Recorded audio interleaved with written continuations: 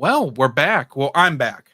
Welcome to the Legends podcast. I'm Jeremy, and today we are talking to General Lotz, one of the OGs of Star Wars Expanded Universe YouTube. Been on the platform for 15 years. Good God, I'm getting old. John has been someone that I've watched off and on for probably a decade. I went from finding him incredibly obnoxious at a time when I was incredibly cringe myself to like really appreciating him. And you're probably the reason I got so into like you're the reason I sought out the Dark Forces books. Awesome. The Aliens expanded books, as well as Predator and AVP, because at the time all I did was read AVP comics, and then I watched your stuff and I'm like, oh, I got all this shit I need to pick up. So Dylan couldn't make it. Saturdays are pretty busy for him. No, John is not replacing Dylan. I know the Discord has been saying otherwise, but I am glad to have you on, John. I'm glad to be here, and I'm just a temp. I don't even have a parking space. Okay, I gotta knock just to get in the building. I gotta sign my name, all that stuff. I don't even have a badge. We'll get you sorted. So typically, when I have new person on Legends podcast, we go through your Star Wars Expanded Universe background. But I also want to get into, since you are, I don't even know what to put it, how to put it. You're OG YouTube. I mean, Sure, you weren't making content in 06, but 2009, I think. Mm-hmm. 2009. How did that come into play? Like, what made you want to start filming YouTube videos? It's two reasons. One that's kind of a reason, the other one that's the real reason. The kind of reason is I watched people doing it, like the Spoonie One, AVGN, all those guys, and I wanted to do that. But the main reason is I wanted something to do. I've always been fairly creative. Like to build like plastic model kits, but eventually you either run out of money or you run out of room, and I was out of both. With making YouTube videos, I didn't have to pay anything. You just buy the camera, you buy the software, or you find the software. And then there you go. You just make the content. And so it was a lot of fun putting together videos talking about all the various things I talked about. And I never was laser focused on any one thing. I wasn't just going to talk about games. I kind of wanted to talk about everything. Mm-hmm. What I wanted to do to distinguish myself from all the other people, and there's even more now, but it seemed like there was a lot back then, is I wanted to talk about books. I remember like Screw Attack, they were making fun of books in like their little YouTube bio. It's like, books, this is the internet, right? I was like, I could do books. And so that's how I kind of started doing that. The games became the main focus of the channel because that's what people actually watched. And so, but I kept up with the books because I wanted to talk about these things. Somebody has to read them other than me. They wouldn't be able to make money without that. And so, like, I started with the Thrawn trilogy because people don't really know Star Wars. They're like, what happened after Endor? It's like, we've known for, at that point, 20 years. It's nothing new, people. Learn to read. Yeah. So let's go into what got you into Star Wars. We were talking a little bit about it before the stream, but what got you into Star Wars in general? Do you remember seeing the original trilogy as a kid for the first time? Do you walk me through this here? Thankfully, I have a very good memory. The year was 1994. The internet was merely the fever dream of a madman, and my mother, for some reason, asked me if I'd watched Star Wars. Now, here I am, like 4 years old, and I'm like, I don't even know what that is. And so that day, we went to Blockbuster Video and rented the entire original trilogy, which was the only trilogy that was out at the time. I don't remember actually watching them except for Empire Strikes Back. I have a tiny fragment of a memory of like Echo Base, and that's it from that first time I watched it. Then I got a VHS tape of the unaltered, because this is before that, because I'm old, A New Hope, and I watched that over and over and over again. Then in 1996 or 97, I don't remember when the special editions came out. Whenever that came out, okay, it was 97. That was a good Christmas. I got a box set of the special editions, and I watched Empire over and over and over again. So we flash forward to 2003. For whatever reason, I don't remember why, I wanted to start reading the Star Wars books. So I started with Shadows of the Empire because I love the game. So I thought, well, I'll read the book. And then I don't know how this happened, but it did. It doesn't make sense that it did happen because I didn't know. I didn't know anything about continuity, didn't know anything about the EU, knew nothing about that. It's just like, I want to read Star Wars books. So I go to the half-price bookstore, get Shadows of the Empire, and then I get the Thrawn trilogy. Now, this sounds like a lie. If someone was telling me that, I wouldn't believe them. But I legitimately got the Thrawn trilogy next, not knowing anything about EU reading orders or anything. Pick that up. Then somehow I got Truce of Bakura, and it just went on from there. At that point, I learned that there was actually a whole continuity of novels, and that's where I got into the EU. Okay. Well, I'm gonna make you feel old right now. When you saw Star Wars, I was born. Oh dear. My first recollections of Star Wars was my parents buying the gold special edition set. And that was what I watched as a kid. And I was probably about 3 when they did that. But I remember Phantom Menace. I remember the Phantom Menace hype. I remember that too. I was not impressed by it. But I will say this, though. I had the toys, and I did have it on VHS. And this is the only place I've ever admitted this. I did not, at that time, hate Jar Jar Binks. Well, no, you were a kid. It's perfectly acceptable to not hate Jar Jar as a child. Like, I get if you're an adult. My friend growing up, his first wife, she's the only person I've ever met. Jar Jar Binks was her favorite character. And I said, you have to divorce her. Because no adult should say that. But like a kid, that's fine. I didn't mind Jar Jar, and he wasn't my favorite when I saw it. But then again, when I saw Phantom Menace, I was folded up in the seat because they didn't have booster seats at the movie theater. So I saw it like 3 times, and I kind of pieced the movie together from that. I think for me though, Phantom Menace is probably my least favorite Star Wars movie of the real Star Wars movies, which is why I also have it on DVD. But whatever. You prefer Attack of the Clones over? Well, I know you like the Grand Army of the Republic and like the Mandalorian stuff.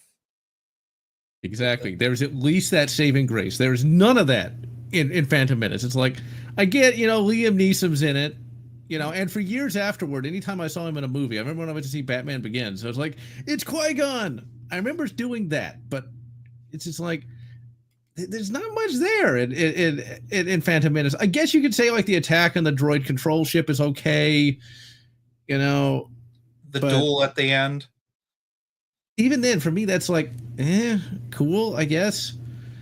And yet, I hate having to be honest, but I will be honest. I wrote a little story back when I was a teenager where I kind of like flipped that fight where like the character, like the hero of this story I was writing, did the Darth Maul thing. I will admit I like that, but the fight itself I still find kind of dull.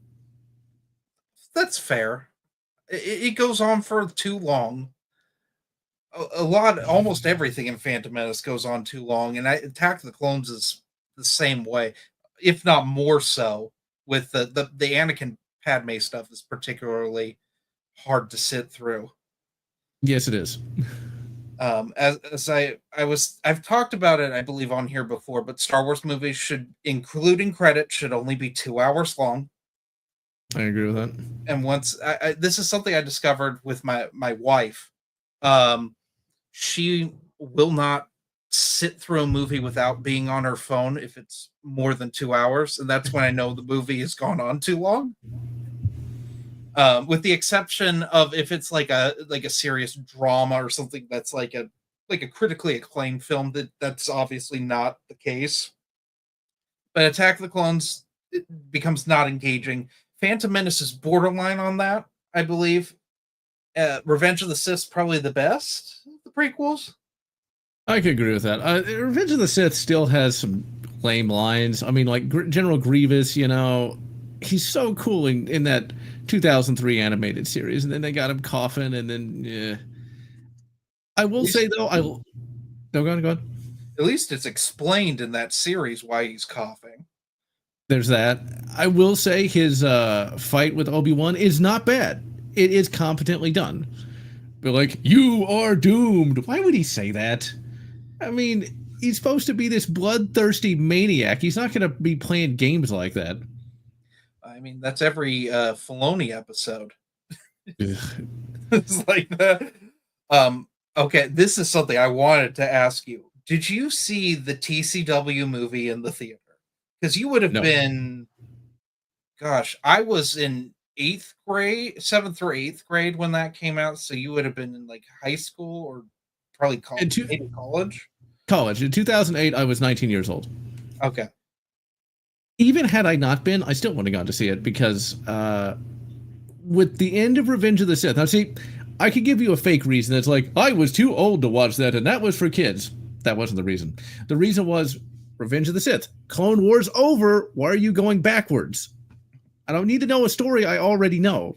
And that's why I didn't go see it. It's fair. That's very fair. It's a hideous movie. Hideous. Terrible idea.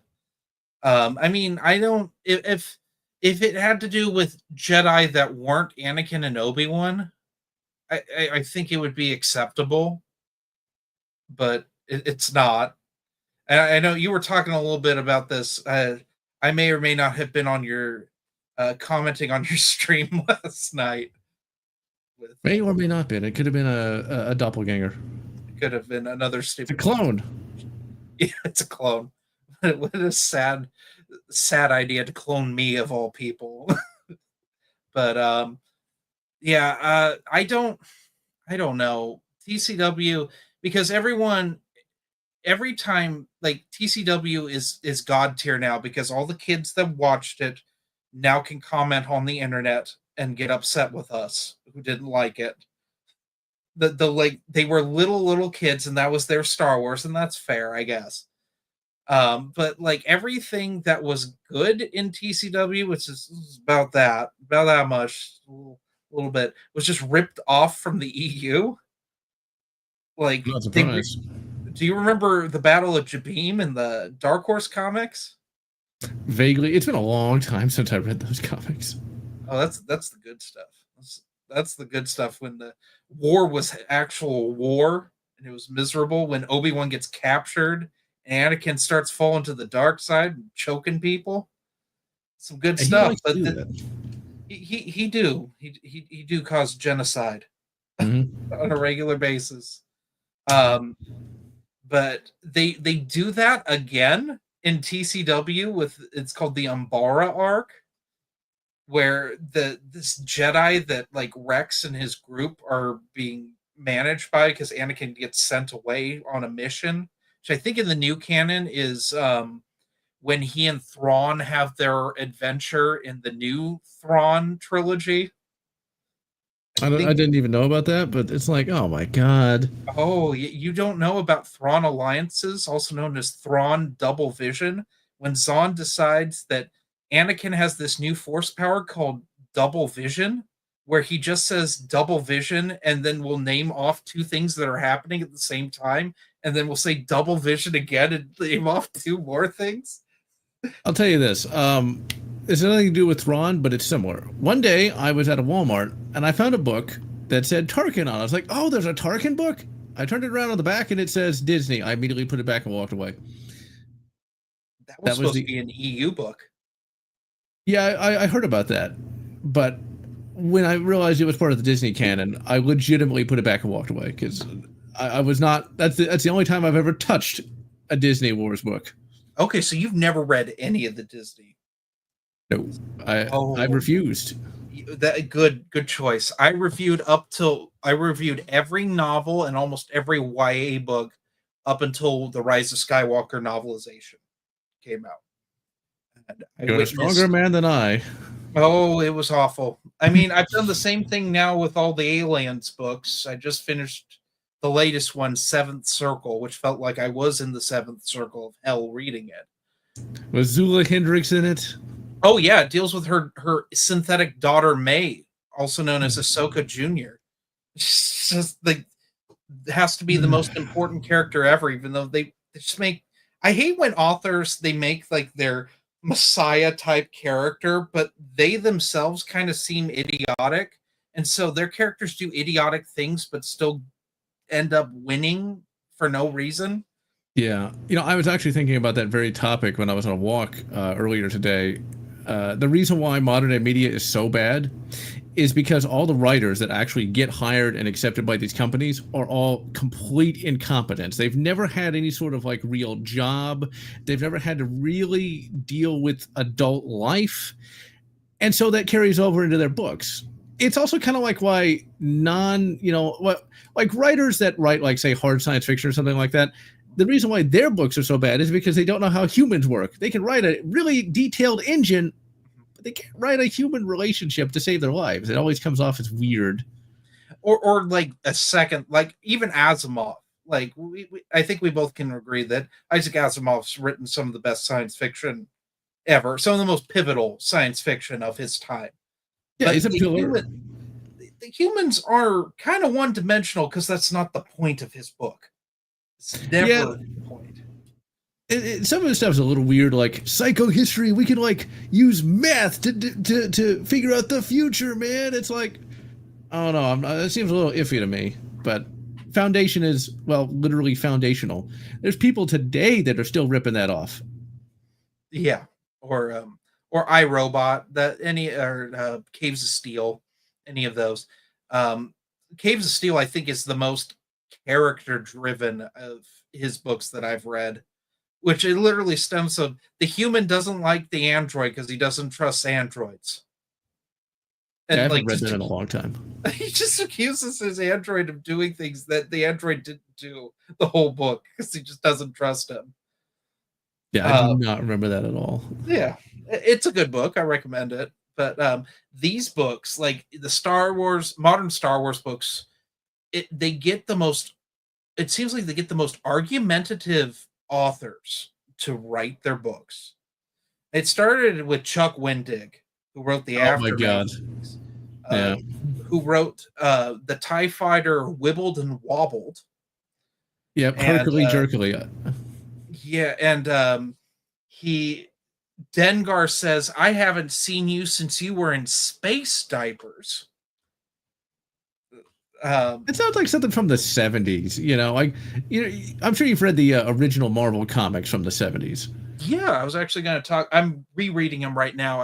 I'm on issue 50 now. But like they would talk like that sometimes. It was very Buck Rogers, Buck Rogers was on Earth. Very Flash Gordon, I guess you could say. Yeah, this just felt like a child wrote it. Well, he wrote it braggingly, wrote it in 45 days. Oh my god! Although competent writers can write fast.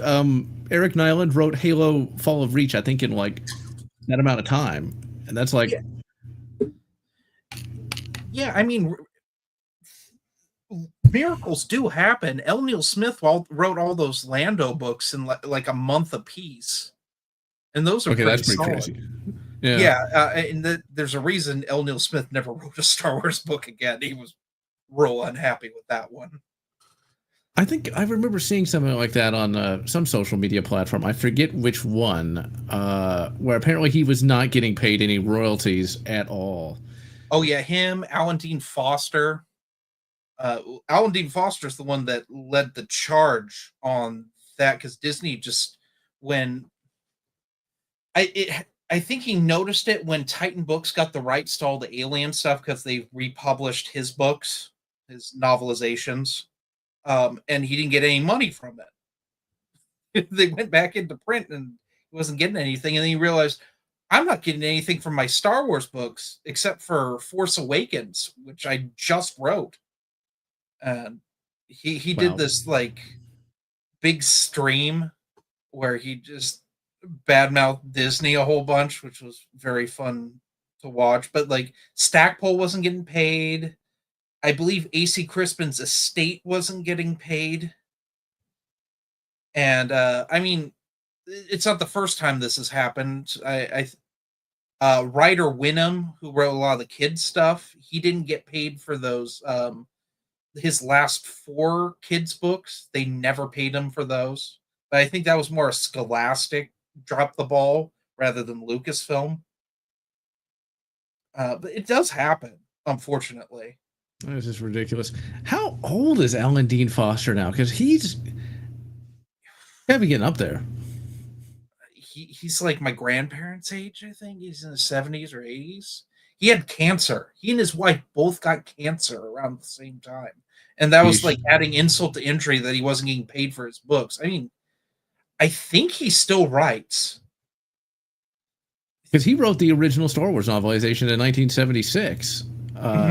So, like, he either must have been really young or he is really old now. I don't know which. I don't think that was his first novel either. I think he wrote stuff in the 60s. Okay, so he's got to be really old now, though. Yeah. At least in his 80s. Yeah. He's one of the few from that original Del Rey era that's still alive. Because, yeah, most of those guys are gone now. Yeah, Brian Daley died a long time ago. L. Neil Smith died a few years ago. I think James Caan is still alive. He wrote Return of the Jedi. I actually forgotten who wrote that after all these years. Oh, yeah, that's a good novelization. That's the best of the original trilogy novelizations right there. I'd actually say the first one's actually... No, I take that back. I have not reread the original trilogy novelizations in a very long time. That's actually... I'm trying to think when I got those. It was sometime after the Thrawn trilogy that I just picked those up. I didn't think I really needed them since I saw the movie. Like, what's the point? But when I finally did... Oh, yeah, I know why I got those now. When I was building my collection of EU books, I wanted to have everything be in-universe chronology. And there were no... I didn't have those books, so I just got those to fill gaps, and I finally did read them. And they're remarkably good for what they are. They're mostly canonical, or at least mostly canonical to the then EU. Boba Fett was supposed to be part of an order of extinct warriors. That got retconned pretty fast. Yeah. No, go ahead. What was that? The early 90s when they decided that? Because the first Star Wars Galaxy Guide from like 85 has that in it too. I used to have that. And as far as I know, it was actually the early 80s that they brought back the Mandalorians. It's in the Marvel comics. Oh, with Jodo Cast? No. There's a guy named Finn Shaisa. Princess Leia is like... They spent a lot of time trying to find Han in between Empire Strikes Back and Return of the Jedi. Oh, it's in the David Michelini stuff. I'm just getting into that. With when they just had guest writers write over and over, like Larry Hannah shows up for an issue, and a lot of it's bad. Luke sometimes has a lightsaber, sometimes doesn't, because people forgot that he lost his hand. Now, see, I have not read that part. I think I kind of skipped through the Marvel stuff. I wanted to see like the Mandalorians, because I read on like Wikipedia back in the ye olde days that like the Mandalorians showed up in this comic, and they do. Princess Leia goes to Mandalore. Mandalore is in the 80s, and it's taken over by the Empire. She meets a guy who she initially thinks is Boba Fett, but it's a guy named Finn Shaisa. He's basically space Irish. He talks like he's Irish. Oh, and the whole plot is around Dengar. Because Dengar apparently knows where Han is. At the end of the comic, they free Mandalore from Imperial occupation. Okay. Also, for some reason, the Imperials are led by an alien, a guy named like Darkspawn or something. I forget what his name is, but Was it he's an Lord alien. Shadowspawn? No, it's not him. It's a Okay, different I guy. was like, I didn't think he came in until later. No, Um, it's a different guy, but it is an alien. They like uh, the Imperial base is literally built into like a mythosaur skeleton. It's very 80s. okay, I look forward to that. Yeah, no, that period of time between Empire and Jedi, I've already 4 or 5 issues into it, and it's the most tedious thing. Um, I mean, they had a Y wing in issue 49 that fit 6 people in it. Somebody's sitting on a lap in that thing. Oh no, it has a cockpit, like it has like a cabin like the Millennium Falcon. It's like the largest Y wing ever, and there's like 6 people in it. R2D2 is just rolling around in the cabin. Wow. And it lands, and it lands like an airplane. Like it's when the little legs for it to land vertically, Yeah, they have wheels on it instead, so of it course. lands like a 747. Wow. It's terrible. But that's the infamous issue. I actually have a review of it coming out in a few weeks, where Leia falls in love with a rando dude, That seems to happen a lot. and like Luke has to dress like a space pirate, and he has like they put a red wig on him and a red twirl like oiled mustache. That is really, really strange, but I'm not that surprised. There's a video I've been wanting to make for years and never got around to. There is a comic from that run called The Last Jedi. That's the comic. Oh, it is? Yes. Okay. It's been a long time since I've read it. That's such a weird comic because like it's literally they go to the planet, I think, to like try to find a Jedi or something, right? Well, they get a distress signal asking it's Luke, Leia, R2, and 3PO are in a Y wing. They get a distress signal from this prince that he needs help from the rebellion to save his planet from the Empire. The prince had crashed there with a force sensitive bug alien who lost his mind, and they call him Jedi. Yeah, that's the thing. That was such a weird comic because it's like, well, it's a brain damaged alien that just keeps saying Jedi like a Pokemon. It's like there's something about horse racing. I have a vague recollection of like there's some kind of horse racing subplot. They go on a hunt on these weird space like lizard horses, and everyone's trying to kill everyone. Luke's hired by the Imperial, the moth of the planet, basically, who's like this hot brunette that like is going to trade. It's implied she's going to trade sex with Yeah, I Luke. remember that. I remember that. But then she schemes with the Imperial sympathizers on the planet to kill Luke once the job's done. And that's when we find out Luke's mechanical hand has super strength. That would have come in handy at some point.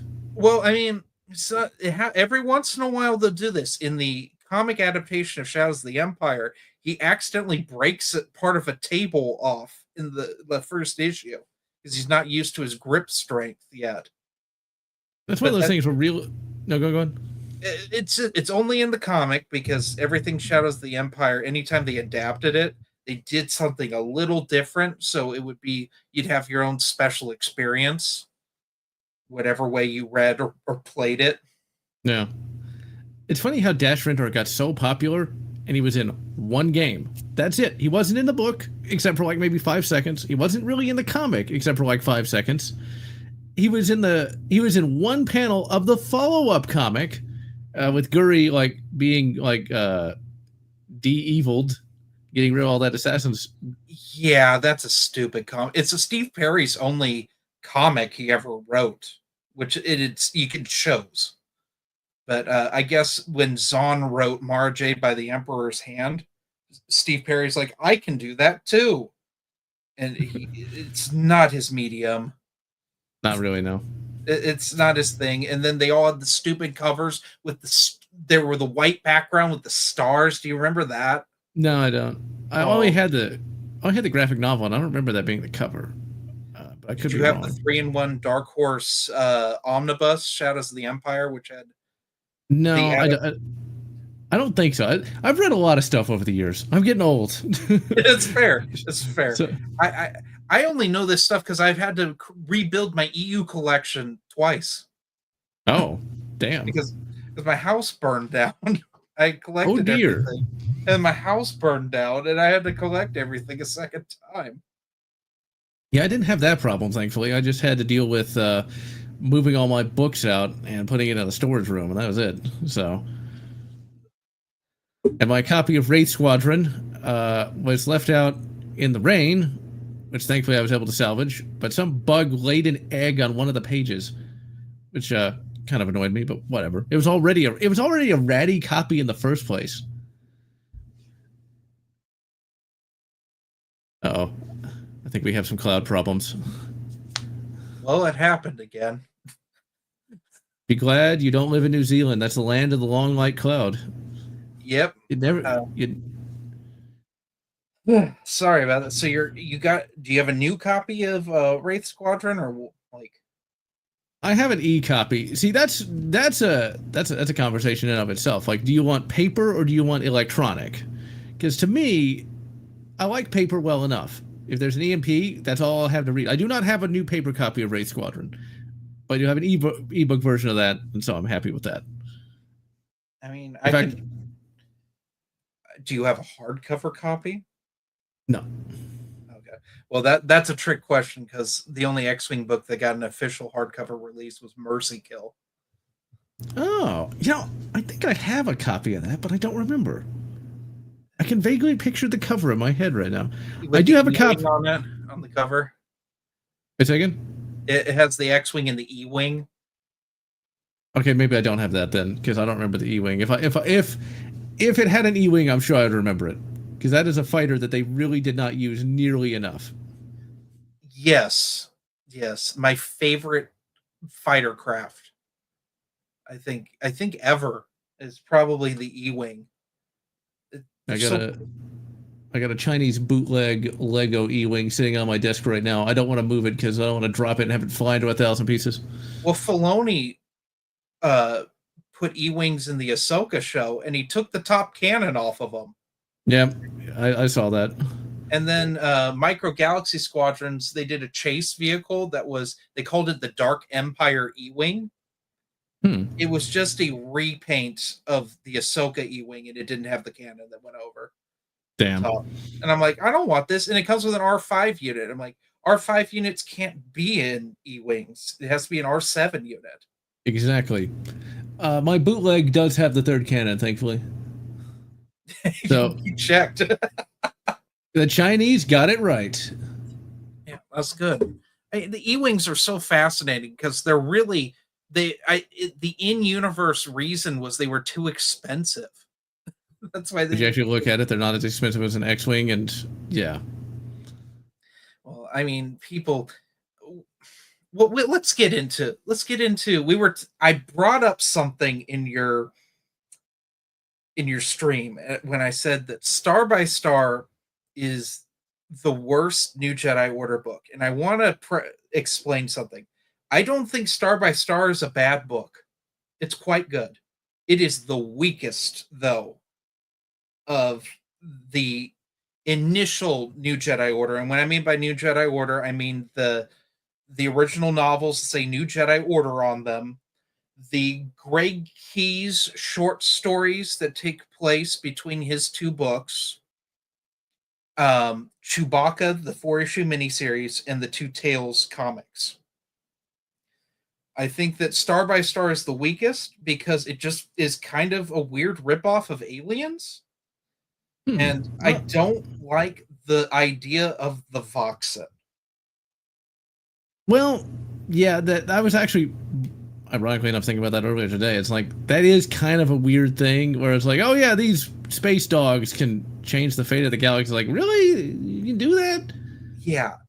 I thought that it was just so tacked on and peculiar. And really, for me, back when I read these as a teenager, and back then I kind of just ignored that part. I kind of with Star Wars, you kind of have to ignore a few things that don't make a lot of sense. The Voxen really don't. The central conceit of the new Jedi Order is that the Jedi Order means anything, which there's 100 of them. That's really going to change the fate of the galaxy? Really? I'm not sure that would really be. It's like, Yuuzhan Vong are tough, but like, wouldn't you need more like battle cruisers and fighters? It's like one guy with a lightsaber is not doing much.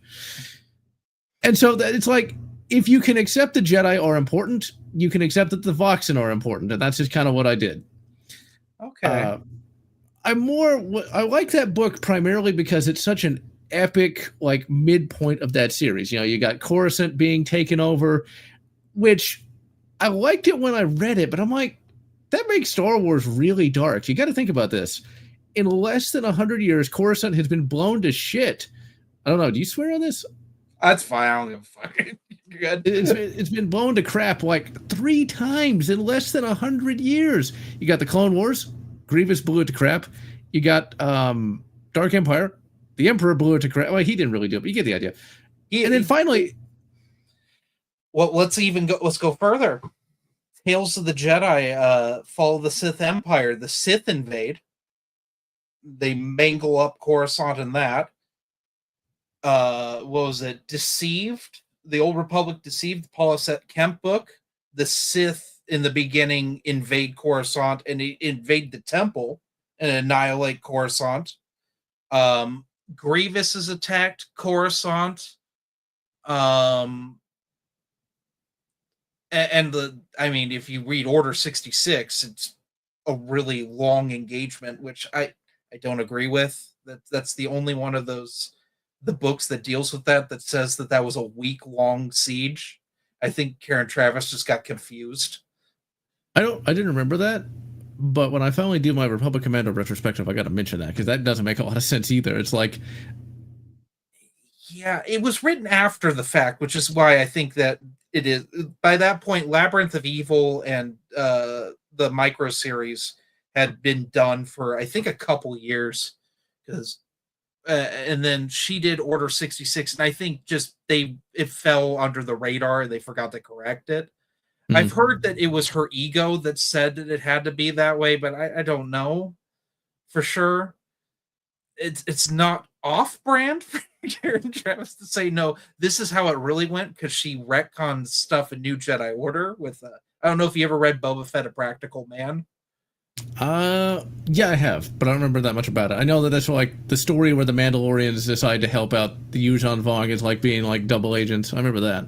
Yes, because there's a Tales story where Han has thought that Boba Fett's been dead for a long time, and he runs into him, and it's like right around Agents of Chaos, I think it happens, where Han's on his like emotional journey because of Chewbacca's death, and he runs into Boba Fett, and Boba Fett's like, yeah, the Mandalorians have sided with the Vong.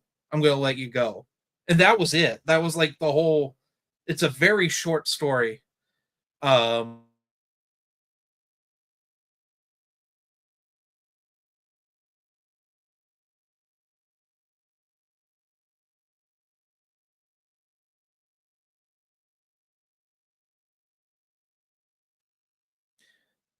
Sorry about that. It happened again.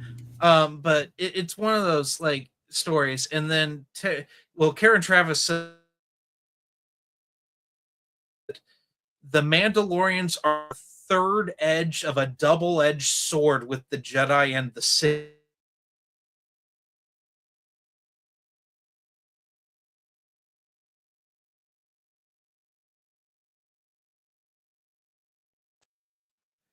Well, are we back? Yeah, we're back. We're back. But yeah, no, I'm not a big Boba Fett, A Practical Man fan, because I get why she did it. It's to make Legacy of the Force make sense. Are we gonna go again? Are we? Okay, good. Oh, you're still going. Okay. But I just New Jedi Order after Unifying Force, we're done. We're done. We leave it alone. It's the same thing with TCW. We don't need it. We're done with Clone Wars. We move on.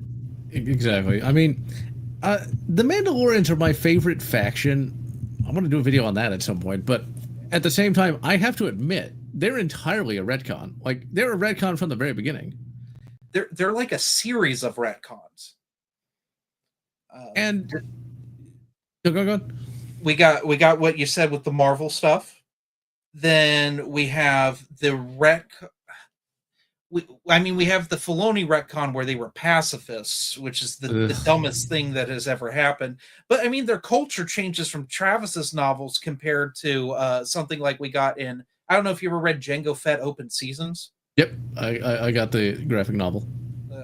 I consider it like one of the best comics that Dark Horse ever commissioned. I second that one. It's perfect. I know people have been wanting me to review it for years. I just haven't quite gotten there. But they act different compared to that. I mean, we have the Old Republic, like Tales of the Jedi Mandalorians, which are different than kind of the KOTOR Mandalorians, if you've ever read the KOTOR comics. I've not read those, but they are different in the games, which I have played endlessly over the years. KOTOR is the greatest tie-in that you didn't realize was a tie-in to a video game. You'd think it'd be about Revan and Malak. Revan's in 2 seconds of like one panel of the whole series. Nice. Malak's a character you don't even realize is Malak at first. It's a comedy book where a fuck-up Jedi and a con artist are like blamed for murdering a bunch of Padawans because these masters think these Padawans are going to bring the dark side because they interpret a vision wrong. It's the Revan vision of what's going to happen in KOTOR. They interpret it wrong, and they blame poor Zane Carrick, and he has to go on this misadventure with this con artist Griff, and I can't remember what she is, but she's kind of like a Zeltron, or she's like a pale like elf alien. That she has her own backstory, and then like there's a whole bunch. It's just and their misadventures, but they're really funny characters that have to deal with really, really dark subject matter, and they get captured by the Mandalorians early on. Guy named Demagol's doing like horrible experiments on Jedi to understand how the Force works, like Nazi vivisection type stuff. Yeah. It's pretty unpleasant subject matter. Yeah, they had the EU went dark on many occasions. I'd say it's less dark than Star Trek, though. I'll get to that later, though. I just Dark Horse.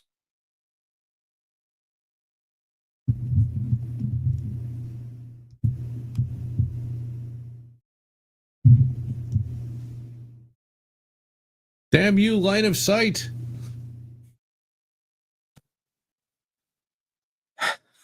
We got LOS back. We did. I'm sorry. It might as well have dial-up internet at this rate. Well, like when you're when the cloud's not in the way, you're actually coming in pretty good. I actually did a long distance relationship with a girl who had like the precursor to Starlink, and my God, that was dial-up. I mean, we're the only ones with Starlink on our street. Everyone else has Dish or DirecTV. It might have been a Dish thing. I don't remember exactly. Dish is the worst. Like my grandparents in Montana, for the longest time, they had Dish, and it was like it might as well have been dial-up. So at least Starlink is a little faster, but yeah, it's getting better. It's a connectivity issue with satellites. They just have to update satellites to like pierce clouds, I guess. I don't know. Yeah, I think as time goes on, it'd be kind of interesting if we had like laser internet. I mean, you could do that. You don't want to be in the way. You don't want to be in the way of the receiver. That's for sure. Yeah, you'd have to put it high enough. Well, that would be a problem with airplanes. Yeah. So it might be as good as it's going to get for a while. Unless we give up on flight in general. Yeah, that's probably not going to happen. Yeah. But yeah, the Mandalorians, all of it's a retcon. And it has to be because you don't ever hear about them. Like the NJO, you don't even hear the term Mandalorian until Unifying Force. You don't even see one until then. And they're there for one chapter, I think, maybe two. Yeah, Boba Fett kind of saves the day, helps save the day at the end. Once. And so you read Republic Commando. My favorite of the entire EU is Republic Commando. It's all a retcon. And even at the time I was reading, it's like, wait a minute. If they're doing all this now, why didn't they help out during the rebellion? Were they sick? Did they all die? I don't know. Did you hear that they were going to do a 6th Republic Commando book and Matthew Stover was going to write it? That would have been a bloodbath. It would have been wild. I would be very for it. But it was when Karen... So I'm sure you're familiar with what happened with between Karen Travis and Dave Filoni. Only recently did I know about that. I thought she just got canned because she was being annoying. No, she tried to play ball, but when he made the Mandalorians pacifists, she could not handle that. Yeah, that is pretty shitty. I mean, come on. Pacifists? It's so dumb. It's the one of the few times Leland Shee stepped in while Clone Wars, that series was going on, to saying, we have to do a holocron fix because the fandom's in an uproar about this decision. Because at that point, George Lucas was so hands-off. He was making that Red Tails movie, that classic. That I've never seen it. Have you never? Okay, it's fine. It's really fine. I don't think he'd realized George Lucas directed it, if that makes sense. Well, like for me, I felt like it was completely unnecessary because there was already a movie about the Tuskegee Airmen, which I thought was better anyway. So well, I think he made it for his wife, his now wife. With he has like a wife that's like 30 years younger than him, and he has like a 10-year-old. I was not aware of that. See, like for me, I never really went into the meta of like Star Wars. I just read the books. That was it. So you're looking at someone who tried to work for Lucasfilm. Oh, but they don't like me. They don't like the Legends podcast. I can imagine. I can't help but be honest when Disney makes garbage. I mean, there's a rumor that like Kathleen Kennedy, as Midnight's Edge would say, had like a dartboard with like Luke's face on it. I don't think that's true, but I could see it happening. Yeah, I don't know. I've heard that she was the one because like she was married to like the producer for like all like the Indiana Jones stuff, the Star Wars stuff. Like she was involved right about the Raiders of the Lost Ark era. Yeah. And I mean, she's in Temple of Doom. I don't know if you knew that. She's one of the dancers in the beginning, in the opening musical. I did not know that. Yeah, she's in there. But she was always the one, as Spielberg's like come out and said that she was the one who had the worst ideas, putting ideas up.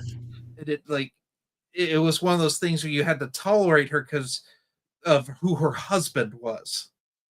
Like she kind of married into this whole thing, and she just I don't know what happened to her, but it really sometimes the fanboy in me gets so upset. Like it's just a blatant vindictiveness with how poorly managed Star Wars is now.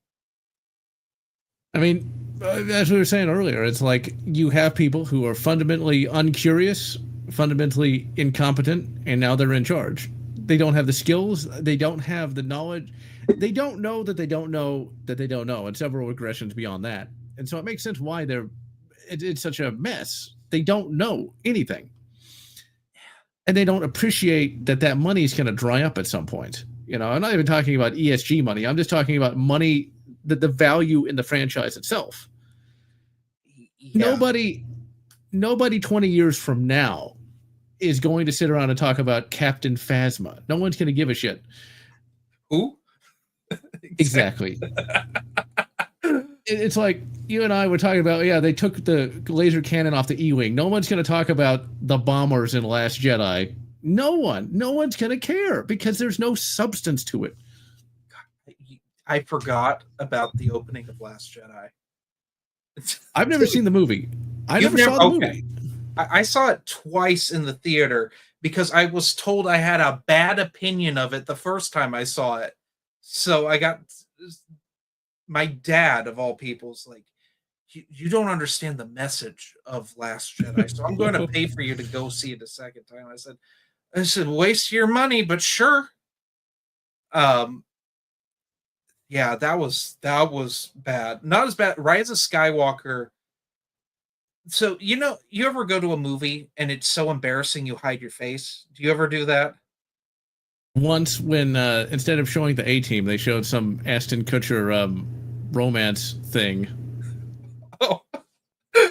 Oh, sometimes it started with the Hobbit movies. I saw the Hobbit movies all in the theater, and I wished I hadn't every single time. But the third one, I went with a group of friends, and they who had never read The Hobbit, Uh-oh. and they were so into it. And it's what's a YouTube safe word? War. It was war corn, as they say. It just felt gratuitous and stupid. I mean, the director's cut of that last Hobbit movie is rated R because Peter Jackson got so CG graphic with it that the MPAA just gave it an R rating. I don't even know why the MPAA bothered to give it a rating, but they did. I only ever saw the first one of those movies, and I thought it was boring as hell, to be honest. Oh, the second and third ones, they have nothing. They had to make up stuff. They took stuff from the Silmarillion and threw it in. There's an elf dwarf romance that happens in the second and third one with an elf that's never been in any Lord of the Rings book ever, that's played by Kate from Lost. Sounds about right. And one of the dwarves that doesn't even look like a dwarf, he just looks like a short human. He had to look like he was in a Abercrombie and Finch Yeah. ad. They had to have their sexy dwarves and the dwarves that actually look like dwarves. Oh dear. I mean, it sounds like that's what led into that god awful Rings of Power, which I haven't seen that either. When I say I haven't seen something, I've seen clips on YouTube, but I haven't sat down and watched the whole thing in sequence. Well, you and I, our algorithms are just full of that stuff. We can't avoid it. Yeah. So like Last Jedi, one thing that's kind of funny is I got messages from people on Steam and YouTube like, oh, you got to see Last Jedi. It's like the best Star Wars movie ever. And I'm like, I'm sure it is. I wasn't going to see it just because of what it was, Disney Wars. Even my aunt was like, yeah, it was a pretty good movie. It looked beautiful. I had no idea what was going on, but it looked great. I will say it had some decent cinematography compared to the J.J. Abrams stuff. I'm not a big J.J. Abrams fan in general. Like, he can't end a movie. Every single one of his movies, they just kind of stop. They fizzle out and stop. It's not even like a definitive end. I can agree with that. But so anyway, to get back to my point. So the third Hobbit movie, I just did this. I'm just covering my face in shame. And my friends are like, why aren't you looking at it? And I'm like, why would you look at this? and like, I thought, okay, a movie can't be this bad again in the theater. And then I saw The Predator, the Shane Black film, which I was complaining to you.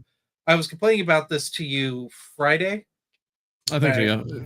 It took me 5 sittings to watch that movie and this rewatch because I'd get so irritated because that movie's so bad. But when I saw it the first time, I hid my face through like half of it because I'm like, I can't be watching this. A Predator movie can't be worse than AVP Requiem. That's a movie I did that with. Oh, yeah, I didn't get to see that one in the theater because I was a bad boy and didn't do my homework, and my mom found out about it. And said I was grounded. So oops. I didn't get to see AVPR in the theater. I didn't regret it after seeing it. I felt bad watching AVPR because there were kids in the audience, and I'm like, who takes their kid to that? It is a mean-spirited movie.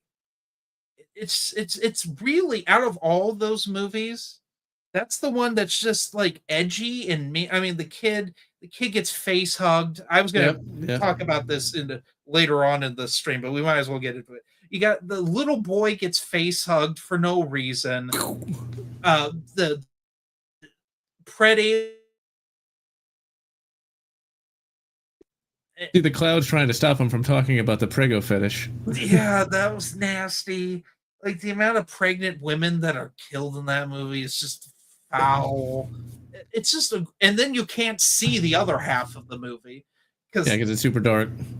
even the unrated version where they lighten up some of the shots so we can have CG blood all over the place. That If I'm it's not, go on. I was gonna say, like, if I'm not mistaken, the director, the brothers Strauss, also did a movie called Skyline that also had a prego fetish in it. I think. I can't remember. I saw Skyline in the theater, and I'm like, oh, this is just as bad as AVPR. And then they came up, and I'm like, oh, of course, it's these guys. And that got a TV show based on it, which I have no idea if it's good, bad, or indifferent. It got a TV show. I know it got 2 straight to Redbox sequels. Or maybe that's what I saw. Maybe it isn't a TV show. I just remember seeing Skyline on Netflix years and years ago. It's if I ever go to Walmart and I see a Redbox, guaranteed there's a Skyline film and you remember it wasn't a Disney, it was a DreamWorks movie, I think, that 2D animated movie Spirit with the horses. I don't think I ever saw that. That's fair. I mean, you would have been older than I was. I was like in 2nd grade when it came out. It was like in 2002. This movie comes out, and it's a very beautifully animated movie, one of the last 2D animated films. And it's just like a horse's life, basically. But they made terrible sequels for Horse Girl people that are like really terrible 3D animation, like early TCW levels of bad. Yeah, and I bet people bought it up though. People love that shit for whatever reason. Oh yeah, it goes straight to Redbox, and someone at Walmart, it's like, I just went to Walmart to get all my peeps, so let's rent the Spirit 10. It's like the Land Before Time sequels, they just kept making them. Yeah. Which if they made Land Before Time movies still, they'd go straight to Redbox, I guarantee it. They're probably gonna remake Land Before Time at some point. It's just a matter of time. Yeah, I mean, and it would be terrible 3D animation. It'd be a sing-along because all those sequels were sing-alongs. That's the reason I hate singing in movies, I think, is the Land Before Time sequels. So how much you want to bet that we're going to get a song and dance number in an Aliens work at some point? How much you want to bet? I don't think we even need, I think it's a given we're going to get some sort of, it won't be like a show tunes thing. I think it will be like, when we have the singing in Return of the Jedi in Jabba's palace. I think it would be something more on those lines if they did do that. So like something like it. I can picture this in Aliens Earth. There's like a nightclub. They spend like 2 minutes on somebody singing, and then I guess people get face hugged. I could see that happening. Yeah. I'm getting a vision from the Force of that happening, Aliens. Well, let's get into Aliens Earth. Why? How long was this in development? I think like 8 years, maybe. It was a bad idea. I remember this being talked about like forever ago, and I'm like, oh, they're never going to do that. It's like when they said they were going to remake Terminator and cast Vin Diesel as the Schwarzenegger role. I'm like, well, they're not going to do that.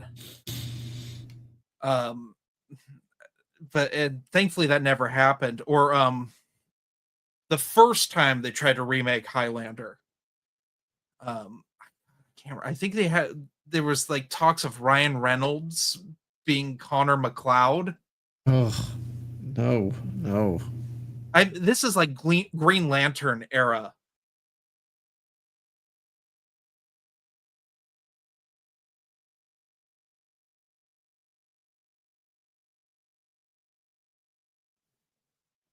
You there?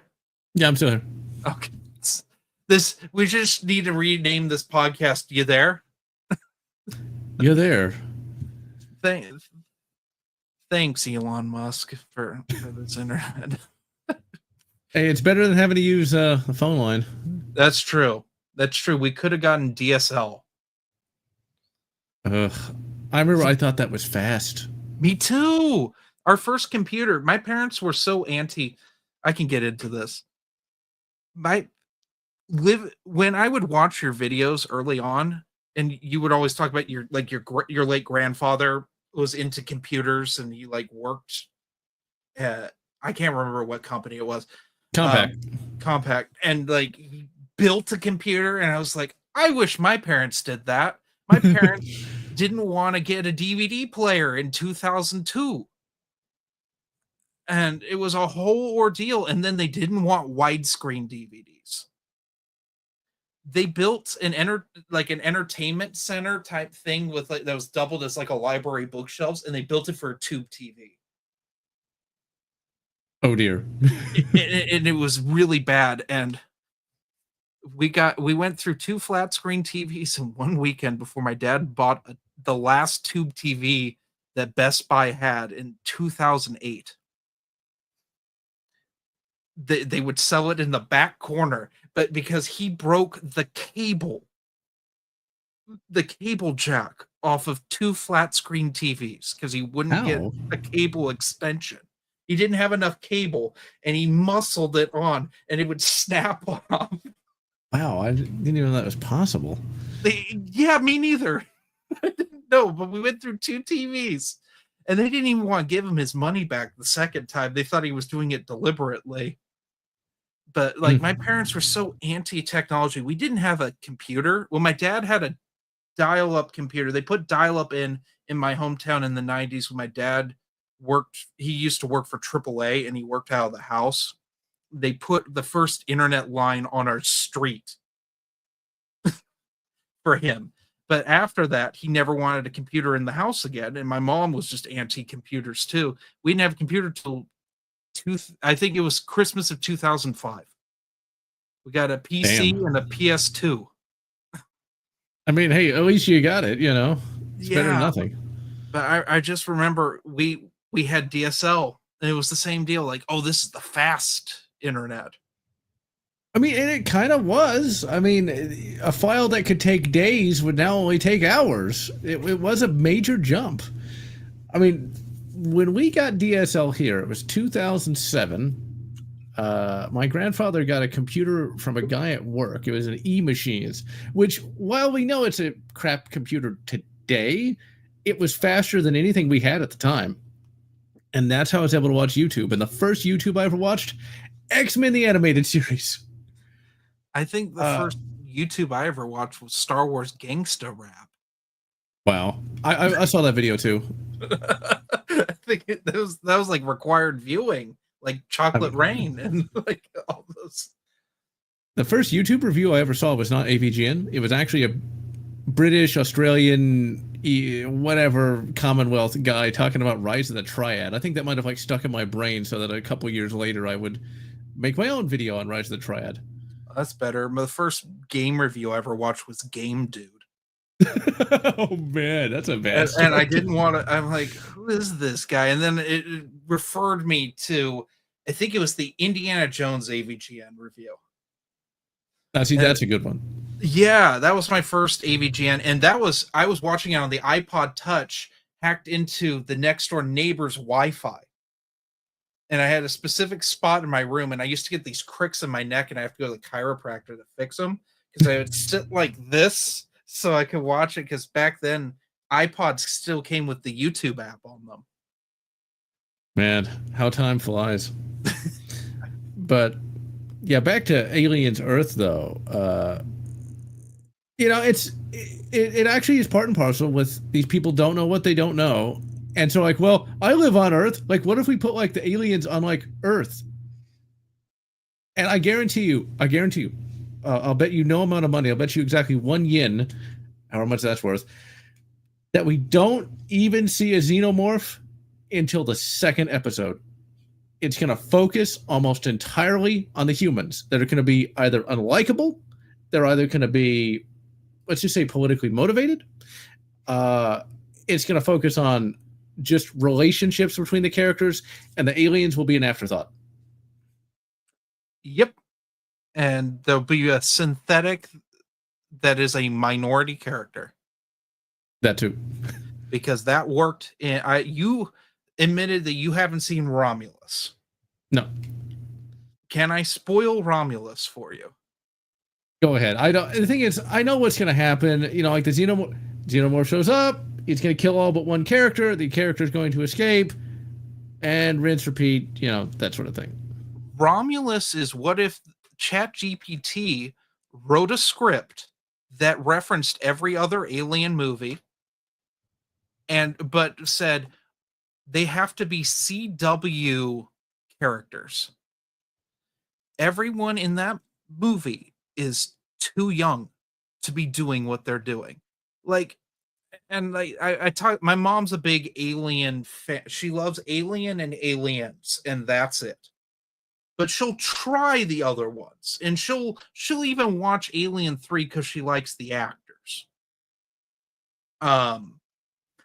But she doesn't like Resurrection. She and I saw Prometheus together in 3D, and that was a horrible experience for the both of us. Because I was born via C-section, and she had some bizarre PTSD thing happen while watching it in 3D, and I'm like, why is this even in the movie? We didn't like. I mean, I was very favorable to Covenant because it wasn't Prometheus, but in hindsight, we'll get into this in a minute because I have a lot to say about Covenant. But Romulus, like the characters are too young to be like minors. Like they're like minors on this nasty planet where everyone gets space lung cancer, and so they're trying to get off the planet. I don't mind that. But they're all like maybe, I mean, the oldest one is like 23, like actor wise. They all look like kids. And I get that in Aliens, like some of the Marines looked younger because in the military, you're young, right? They want, if you're older in the military, like the Apone character, you've been in your career military and you're typically in command. But they're all going to look younger than they did in Alien, where it's like space truckers. But these people try to act like they are the characters like in Alien.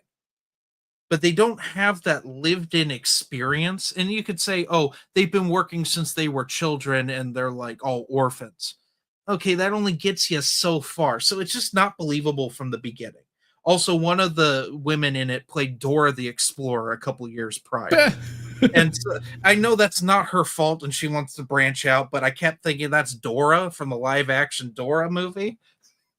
And we do the pregnancy horror thing again in this, because this movie is just reference everything. Member berries. It's Member Berries, the movie. Yeah.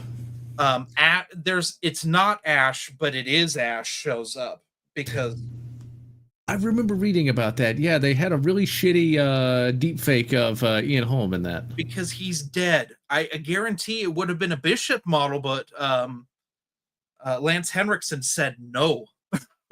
I did AVP. Hang on. I have one of my cats in here. She needs to go out. Oh, now you're running. Oh, you idiot. She just ran away from the door. So, sorry. Please bear with me. So, we have that. The only interesting character is the synthetic, and it's because he has like neurological damage, so he acts kind of like he's like disabled, like there's a little autism thing, which is a different thing. And then he gets fixed, and he's suddenly kind of the villain, which is kind of weird, but then they go back on it. But like everyone else, like asshole. And then like we have like the shortest face hugging scene that has ever happened. This woman gets face hugged, and then they freeze the face hugger on her face with like nitroglycerin, which doesn't kill her, because that's how nitroglycerin works in the future, I guess.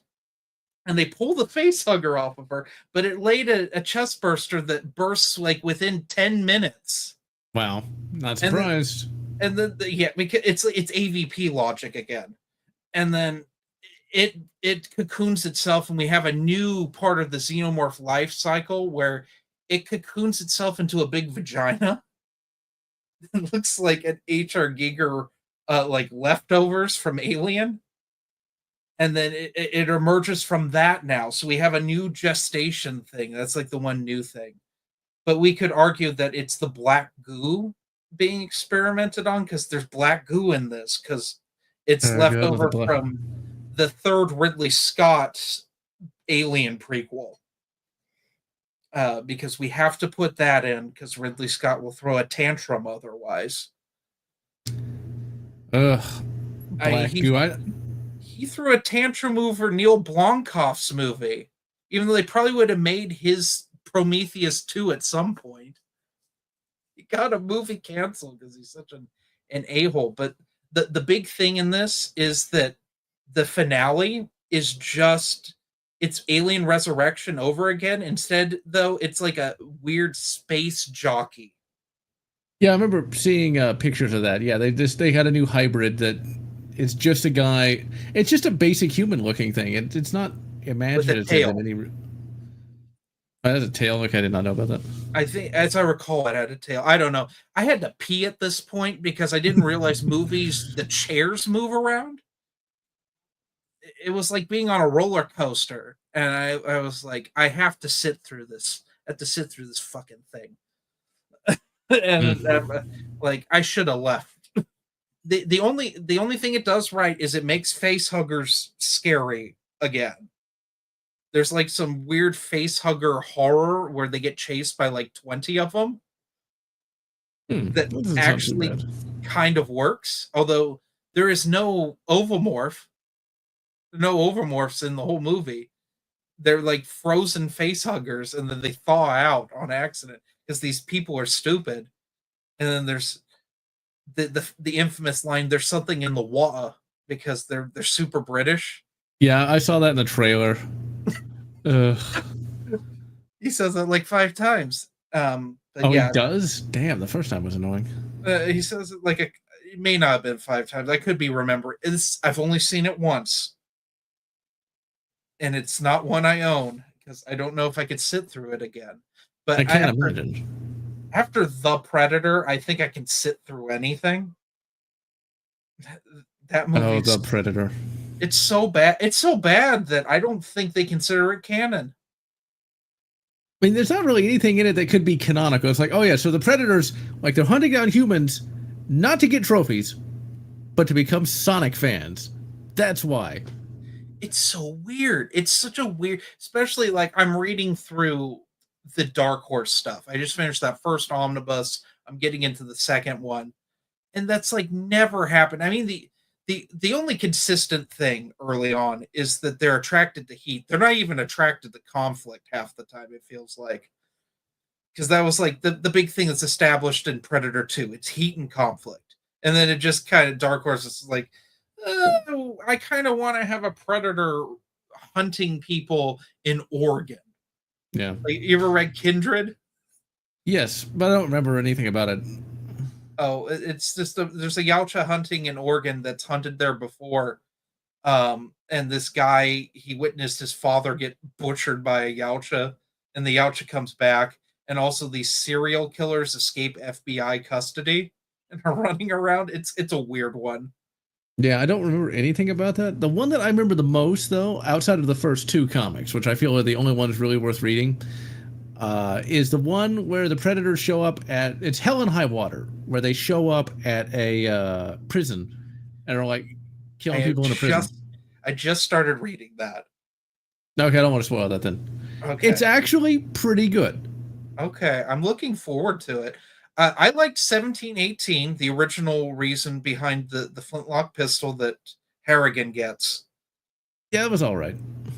I think it's more has to do with the art is just exceptional for a mini story like that. Do you want out now?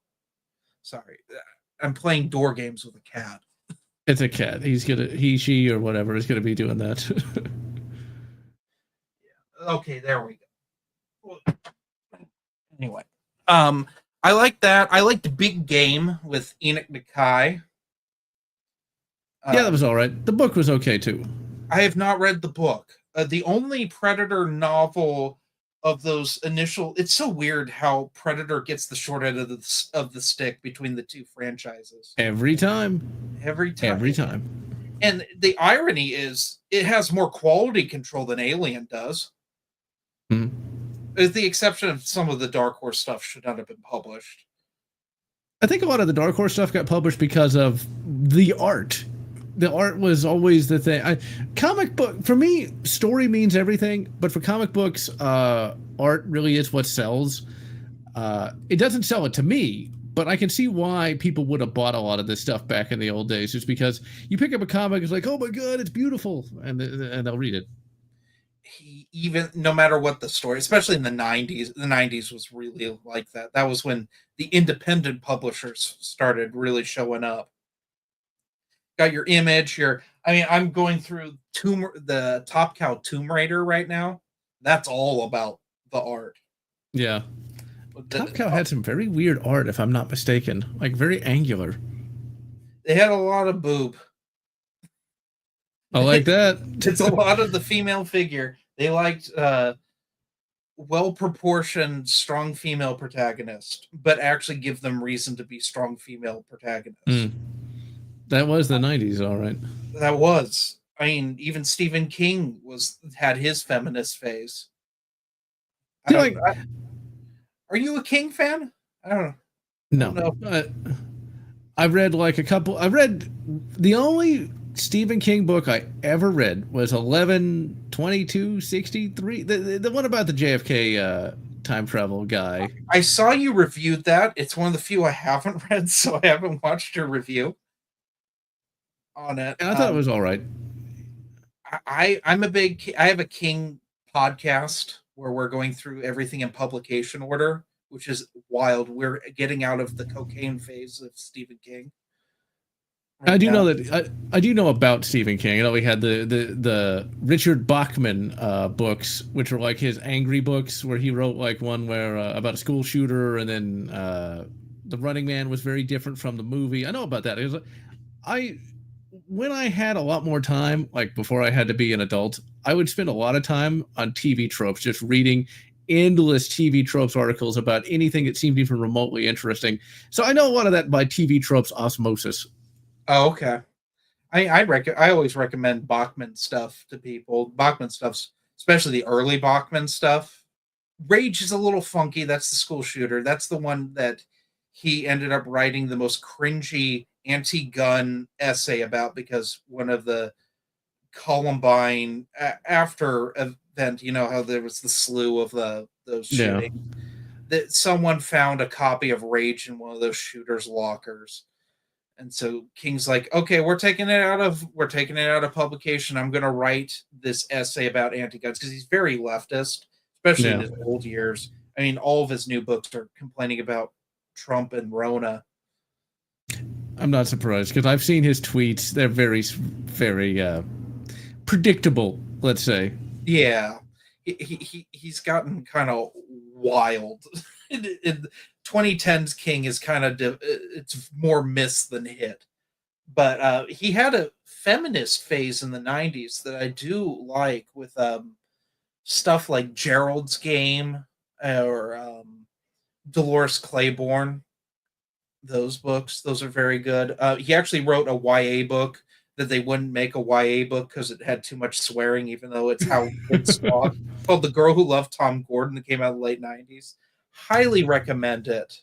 It's just about this little girl that gets lost in the woods, and she's a big Red Sox fan, and she starts hallucinating the baseball player Tom Gordon with her, and like she starts dealing with like this evil entity in the woods. That sounds like, yeah. I'll see about that one. Yeah, I know. I've seen Gerald's Game, the movie. That's an incredible movie.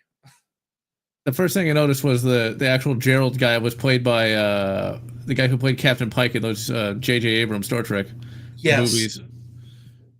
So it's Captain Pike, and he's into bondage. Didn't expect that to happen. Yeah, the book's very good. It's very, you have to be in the mood for that, and it has to be like that's like my fear. It's why I like Alien, the movie, so much, is the claustrophobia, the being trapped in like a small space.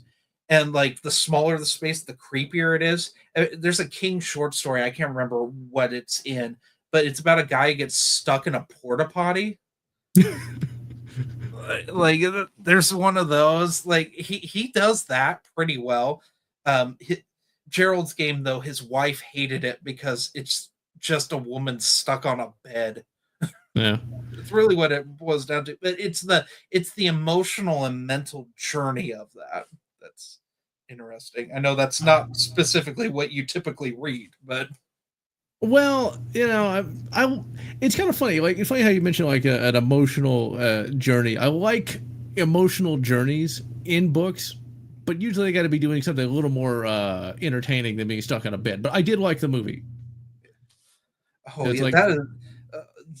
I've never cringed so much because it looked painful that when she has to cut her hand to get out of the cuff. Oh.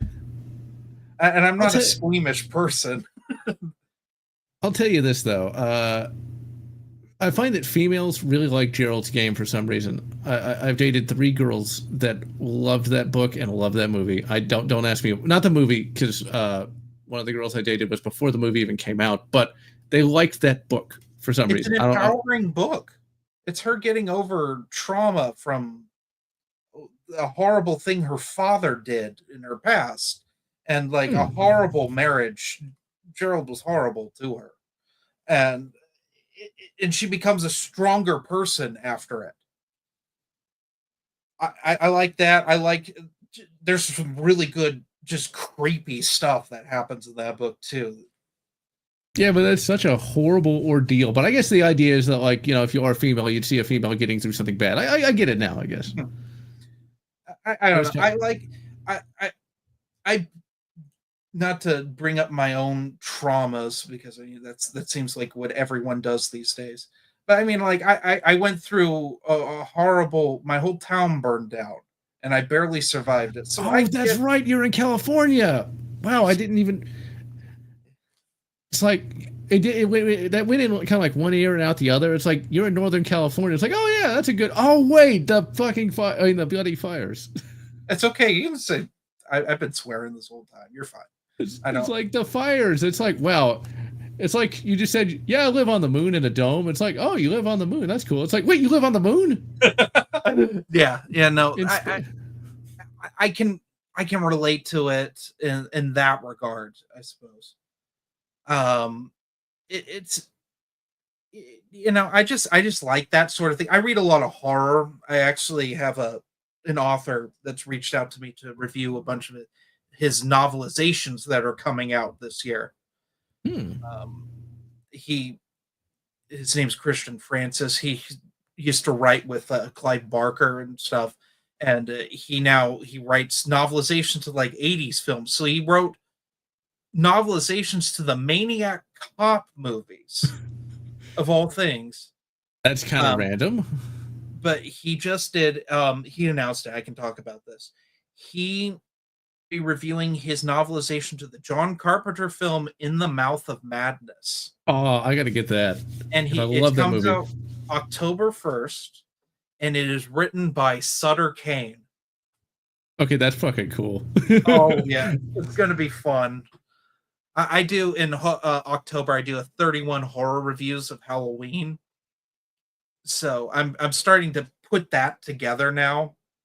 I know this is off topic from Star Wars, but like I'm ahead in my reviews, so now I can start thinking, oh, what am I going to do for October? Because instead of 2 reviews a week, it's a review every day. It's a wild time, but I try to like do a bunch of showcases of other authors, and so that'll probably end up on that. I'm thinking, thanks to you, doing Jurassic Park. Because I argue that Jurassic Park and Lost World are horror novels disguised as science fiction. I can see that. Not the movies. The movies are action movies with a couple. The first one, creepy elements. Yeah. I remember being creeped out by the Raptors as a kid. I got to see that when I was, I think, 6 years old. We bought the VHS, and I was kind of like shaking at the end of it. Did you see Lost World in the theater? Yes, I did. Okay. I I wanted to. We saw Jurassic Park.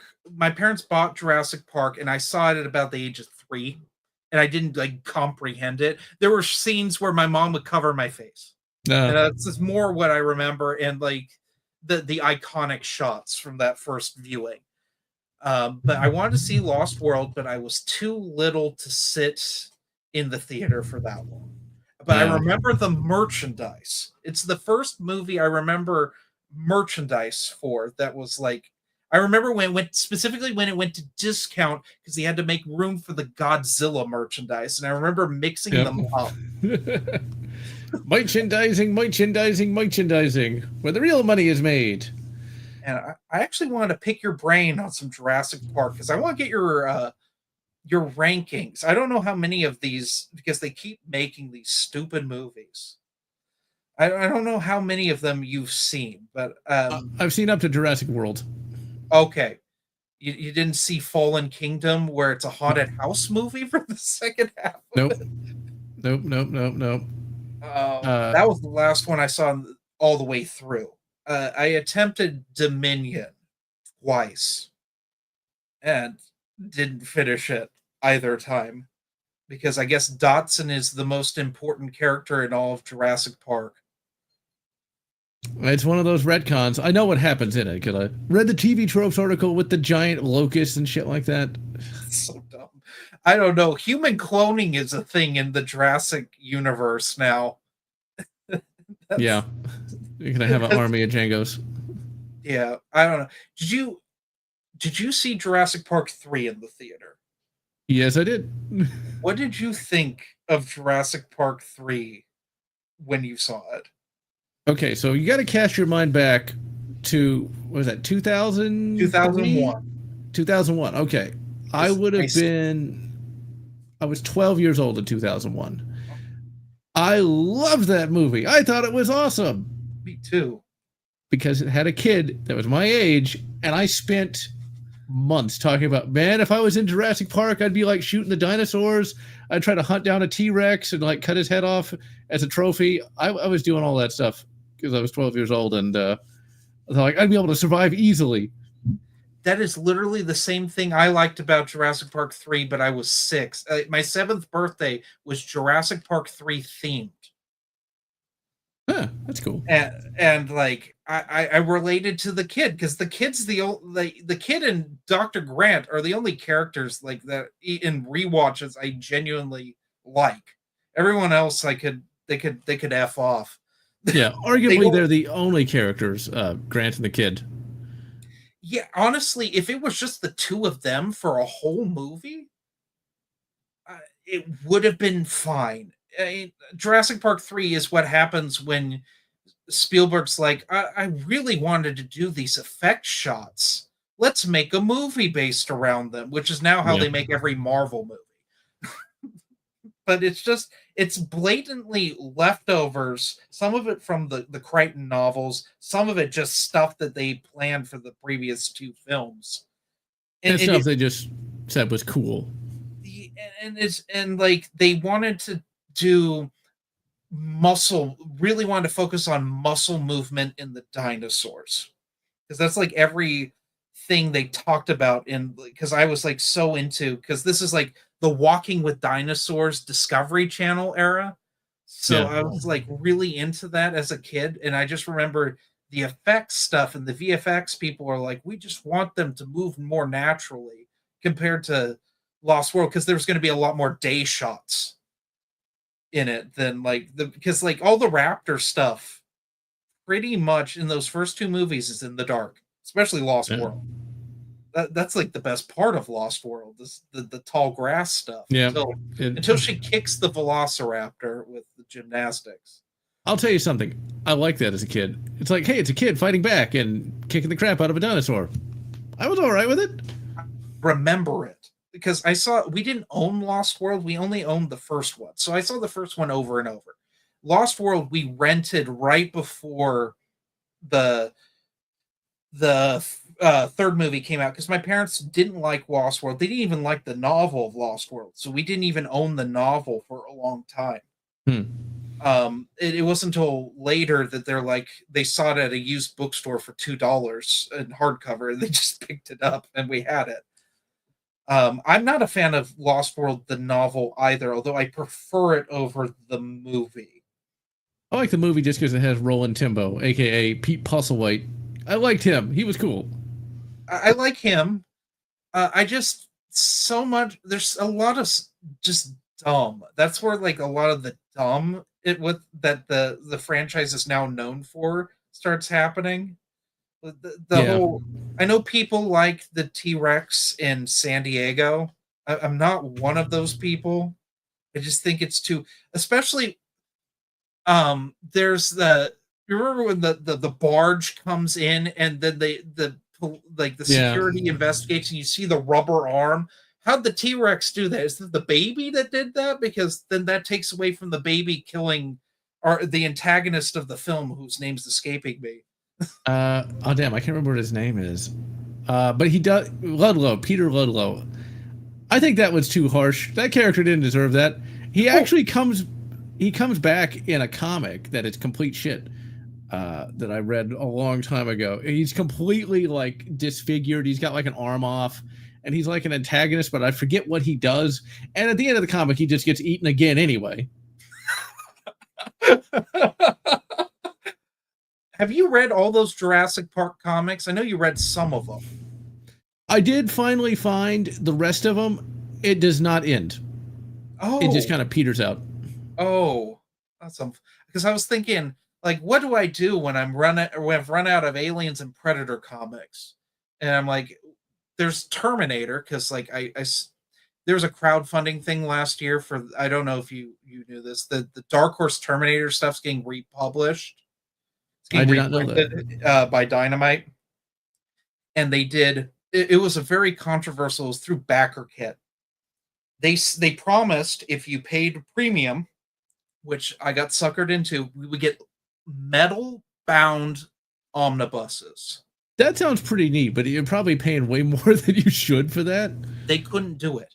So they gave us metal slipcases, and what was supposed to be a 40th anniversary thing is now going to be a 41-year anniversary.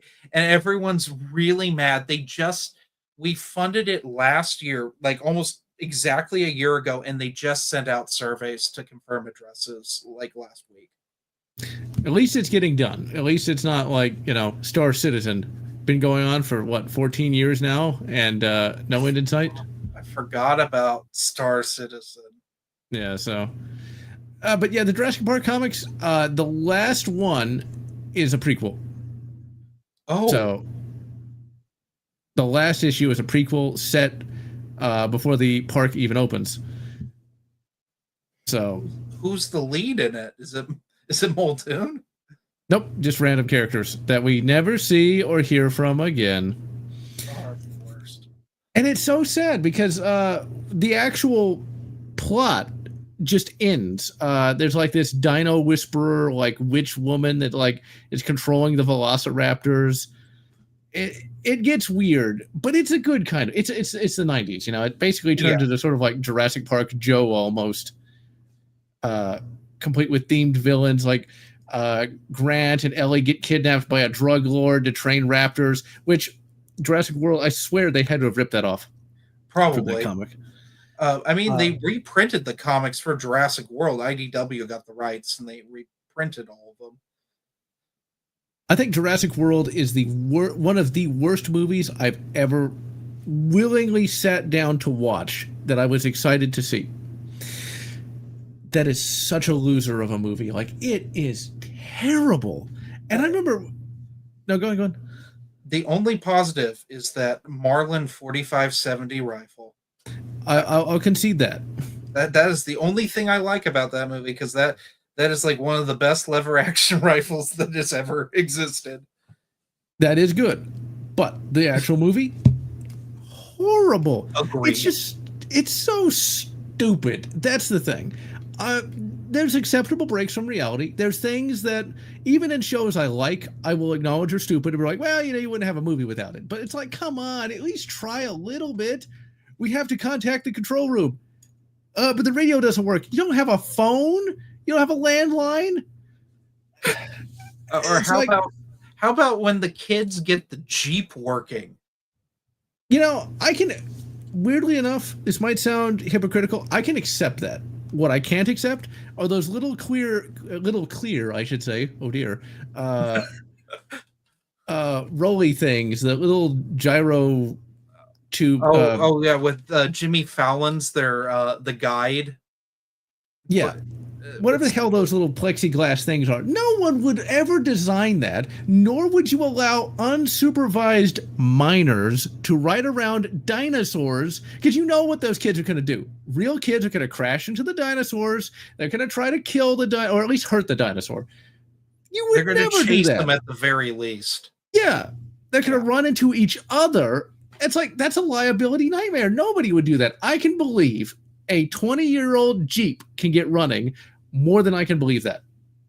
Yeah, there's that. There's the what's her face running away from the T-Rex in high heels, which is ridiculous. I can accept that too, because it's just that's a movie. That's a movie thing. It's like, of course she does it, but you're just gonna let, or like the stupid the thing that really sets off the end of Jurassic World, where all the pterodactyls, petrodons, whatever, flying out. Like, you don't have like a contingency for that. You don't have like an extra net or something. You don't have anything like that. It just we lost it there. Wait, what happened? You lost. We lost contact with you. Oh, what I was talking about was so dumb the internet didn't want to process it. Yeah. No, the scene where like the Indian guy crashes into this aviary and lets all the flying dinosaurs out. Oh God, I forgot about that. I forgot what caused that. Because he can't fly a helicopter, he doesn't know, but they let him fly anyway, and he crashes into this aviary, and all the flying dinosaurs fly out and start attacking people. It's like, they didn't have a contingency for that. It's just made out of glass. I remember howling with laughter, and people were staring at me in the theater because that's when they swarm the crowd, and the guy starts looting the toy dinosaurs. Okay, I didn't see that.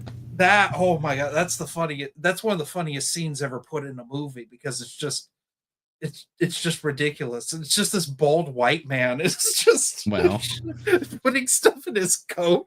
And then the poor secretary, who's been like a little annoying, gets the horrible death of being drowned by a pterodactyl and then eaten by the big whale dinosaur. I can't remember what that's called. That's a mosasaur.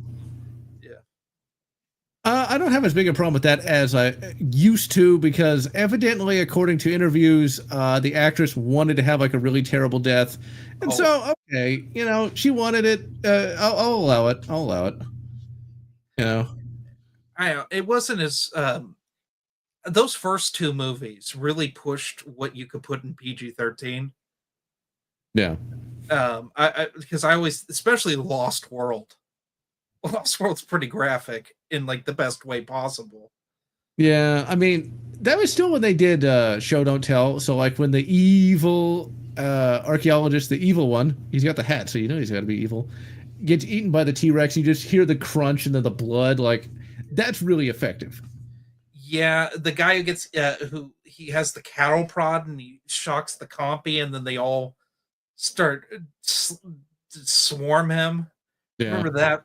That was like, out of all those movies, that was the one thing that gave me nightmares as a kid. Was that?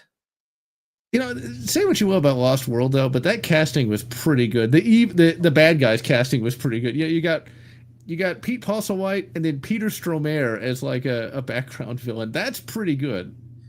Honestly, the acting's fine in Lost World. The only weird thing is, and it's not the movie's fault, it's really the novel's fault, is that Jeff Goldblum's character is just a totally different character from what he was in the first movie, the first book. With Dr. Malcolm's just completely different. Although in the Lost World, I sometimes wonder why Michael Crichton even bothered to put him in. I know that was like his reasoning. If he was going to do a sequel to Jurassic Park, he had to have Malcolm in there as like the because he needed the chaos theory, I guess. But he gets like mangled again in the book. Well, that, and I think it was just Jeff Goldblum. I think Jeff Goldblum. It doesn't matter what Malcolm is saying, so long as Jeff Goldblum is the one saying it. I think that's the only reason Malcolm shows up again. Because it doesn't matter what his character is anyway. He doesn't actually have a character arc in that movie. He's just there. And so I think that's probably why we saw so much of Malcolm, is just Jeff Goldblum stole the show. You know, he was I don't think he was even that young, but I guess he was sort of the hot young thing after Jurassic Park came out. Well, yeah, I'm trying to think because, like, no, he would have been pushing 40 because he's in. Have you ever seen Death Wish, the Charles Bronson movie? Yes. Jeff Goldblum's one of the people that assaults his daughter. Damn, he's old. That's his first movie, and that was in '73. Okay, and but he did like Jughead, and it's weird. But he is like a sex symbol, though. Yeah. After Jurassic Park, he did become a sex symbol. But now I think of it, he was popular because of The Fly, which would have been was mid '80s. And then there was another movie where like he was a blue alien. Earth Girls Are Easy. That's the one. Yes. Man, you can't make a movie like that anymore. No. It's like making Frankenhooker. You can't make Frankenhooker anymore. And see, like, I wanted to talk about that because, you know, most of the time when, like, say, a talking head on YouTube says something like that, where they say, like, you know, you can't make that anymore, they don't really know what they're saying when they say it. They mainly go for the woke. When I say that, it's people don't have the imagination for that anymore. They don't have like the people are too serious these days, unfortunately. You couldn't make something as goofy as Earth Girls Are Easy, where you got these like furry aliens come down to Earth and like they get shaved, and one of them's Jeff Goldblum, and the other I think is like Marlon Wayans of all people. I think so. Yeah. They can't make that because no one's imaginative enough to do it, or just laid back enough to like, okay, well, what if we have like these?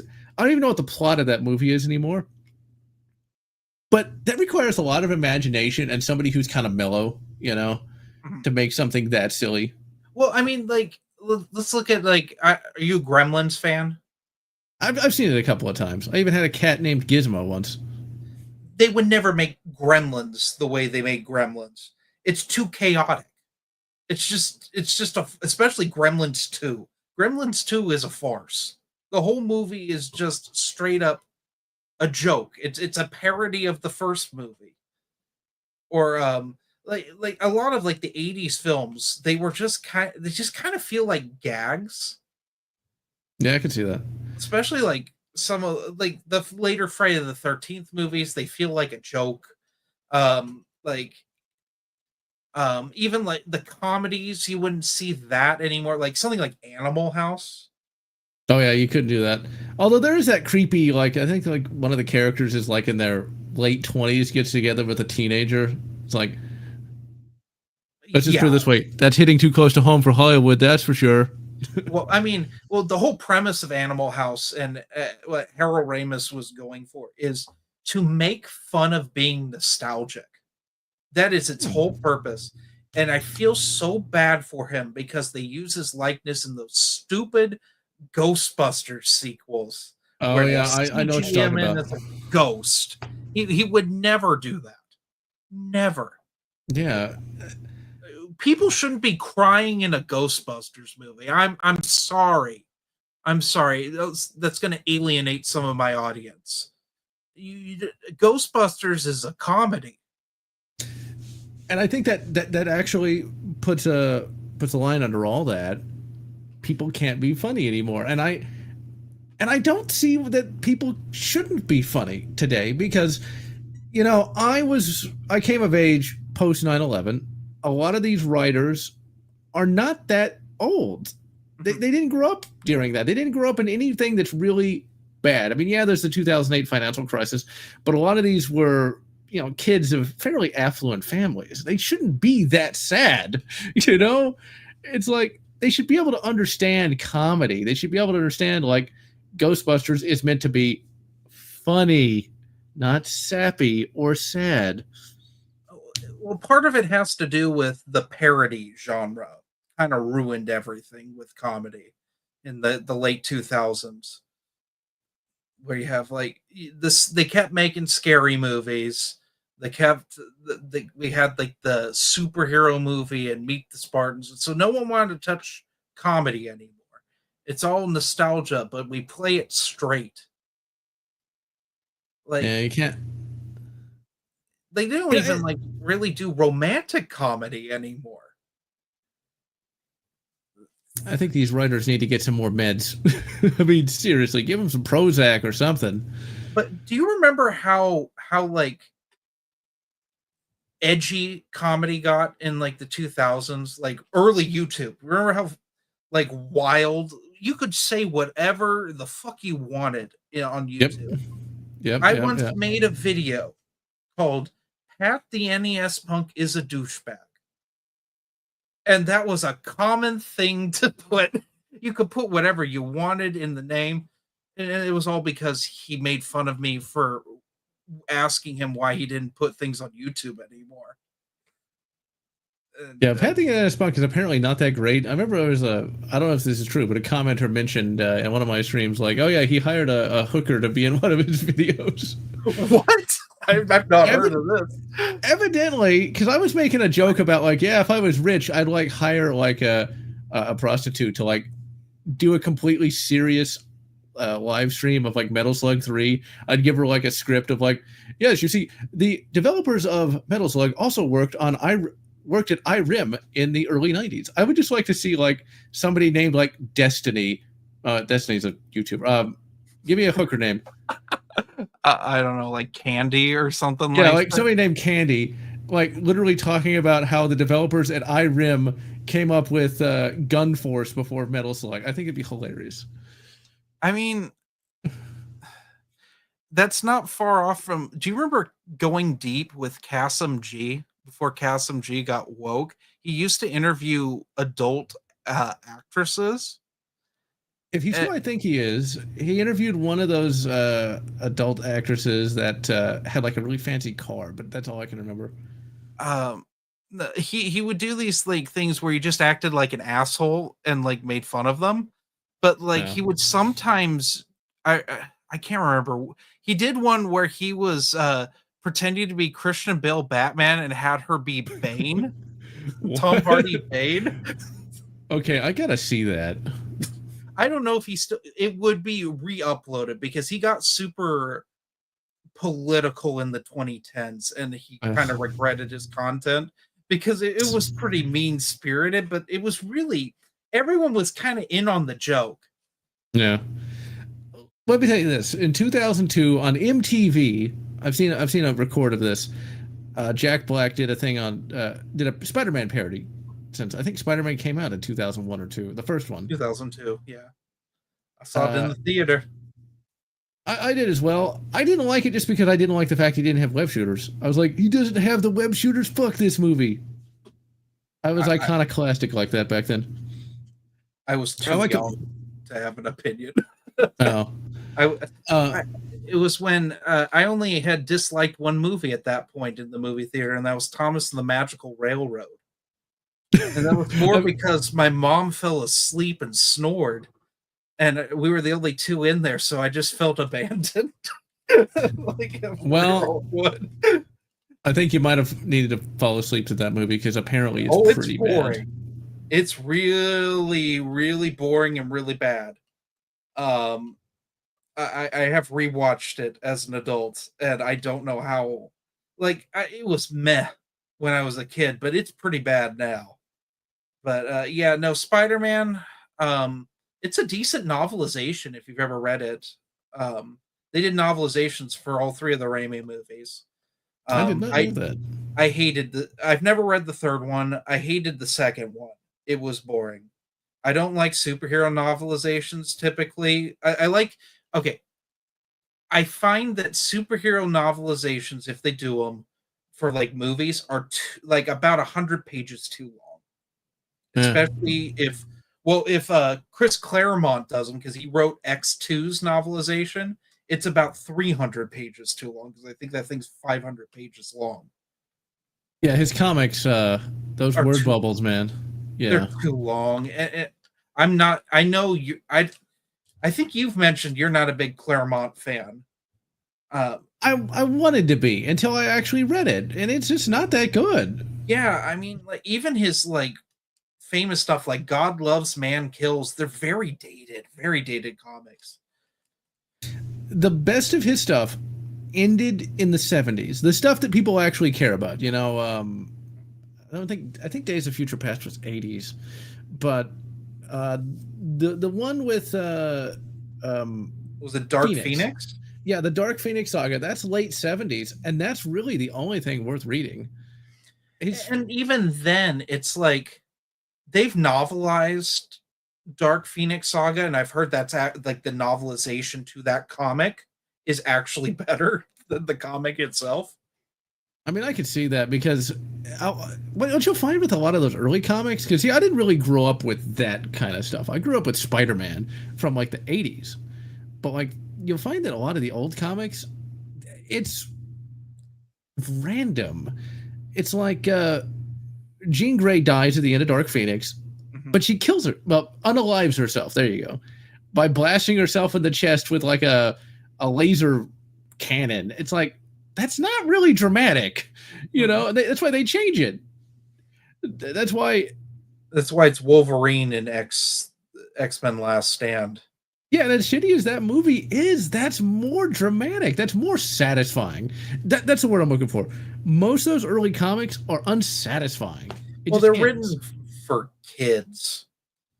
Until we get into the 80s, until you get to like Frank Miller's Daredevil is like the beginning of that change. So I've been reading the Punisher stuff early. There was an old omnibus called Back to the War. It is every Punisher appearance up until his first miniseries called Circle of Blood. So it's mostly Spider-Man. And Spider-Man in the 70s and early 80s, oh my God, the amount of continuing continuity nonsense with Harry Osborn. It's like, you killed my father, but we live together, but I can't speak to you. I'm afraid to see you. It goes on for like 40 issues, but you don't see that. You're getting snippets because Punisher just shows up here and there. Basically, they throw Punisher in if the numbers were down, is what it sounds like. Yeah. There's at one point where Punisher, Nightcrawler, and Spider-Man are all fighting each other. And then Jigsaw shows up. If you remember that Punisher rogue. Oh yeah, no, I do. Okay, as far as like Jigsaw, who the fuck? Oh yeah, that guy. Yeah, goofy Jigsaw before he became creepy Jigsaw. Before they retconned it. There's too much continuity in comics. I mean, and they retcon it constantly. So it like I think the most infamous is Wolverine. Wolverine's origin, especially now that Predator is tied into Wolverine's origin. Which, have you read Predator versus Wolverine? I wanted to, but one of my a friend of mine was like, "Yeah, don't read that because they basically just completely ruin Wolverine. They make him get like completely humiliated, evidently." It's weird. I wouldn't go that far, but like, it's just he keeps running into the same Yautja over and over again, and then finally, it comes to the Charles Xavier's school. A Yautja just breaks in and like holds Jubilee hostage, and I'm like, this is not what a Yautja would do. Exactly. One, he wouldn't do that. Two, that Predator wouldn't. A Predator shouldn't even stand a chance against Wolverine. A Predator's tough, but it's not that tough. I mean, Batman is on the right power level to fight a Predator and have it be entertaining. Mm-hmm. Wolverine, he can heal. So the Predator's going to cut him up a little bit, shoot him up a little bit. He's going to get up from that and then cut his head off. The end. I got the first issue is like when he's in the wilderness and he's like feral still and he has the bone claws. I get not winning from that, but the second issue, it's him with the Weapon X team, and like half of them get murdered by Yautja. Like there's several Yautja in that. Even then, that's not gonna. That couldn't happen. A Predator is tough because humans are weak. A superhero, no. Like I can't remember who's on Weapon X anymore. It was a bunch of randos for this issue, so it didn't even matter. Okay, so it's not like the actual like Weapon X team with Sabretooth was there, and then there was like randos. Okay. And it's like it was just weird. That was weird, but then that made money. So then they did Predator versus Black Panther. Oh God. And now they're finishing up Predator versus Spider-Man. Oh my God. And then Avengers versus Aliens. Yeah, I'm going to pass on all that. I mean, I've been a big AVP fan since I was a kid. In fact, I got to show off swag. Ooh. My Dash and Day NECA figure. I've had this since I think 2019. I found this at a random comic shop. It is a beautiful figure. Dope. I remember when they reprinted AVP in those 2 Dark Horse omnibuses back in like the late 2000s, because they were doing it with Star Wars. So they did it with Star Wars first, and they did Buffy, and then they did AVP first, where they did Aliens and Predator. And I was like, well, it must be good if they're doing this before Aliens and Predator comics. And I didn't even bother with Aliens and Predator for the longest time. I didn't until I like watched a bunch of your reviews, like I was saying earlier. But AVP, that Randy Stradley, I believe, wrote the initial comic, and then Steve Perry and Stephanie Perry did the novelization. But it's so much. It's really the gold standard of versus comics. Yeah, and it's an incredibly basic story, but it goes to show you have people who know how to write a story, and they can write it. If you don't know how to write a story, you can't write one. That's why you'll notice all these things overcomplicate what it should be an incredibly simple story. Yeah, because it's looking like they're going to do Marvel versus DC again. Oh my God. Third time. And I bet you it'll be worse than the last 2 times. And the last 2 times were terrible. The first one was the gimmick where you call in and say who would win in a fight. Like, that's fun, especially back in the 90s when it happened. But and they had the amalgam comics where they had Wolverine, Batman. Yeah, it's so weird. so weird. And then you had JLA versus Avengers, which is just terrible. That came out in the 2000s. I don't know if you ever read that. No, I didn't. I can't stand stuff like that, to be honest. You know, I went down a rabbit hole in the 2010s because a bunch of it got reprinted. Like DC and Dark Horse made a deal, and they just reprinted in like some oversized paperbacks. Their Batman Predator. It was Batman Predator, Batman Aliens, JLA Predator, AVP, Batman, Superman, all those got reprinted. And then they did the Judge Dredd versus Batman hardcover came out around that time. The Aliens versus Predator versus Judge Dredd came out. That wasn't too bad. No, it wasn't. The only ones they didn't do Aliens versus Predator versus Terminator, though.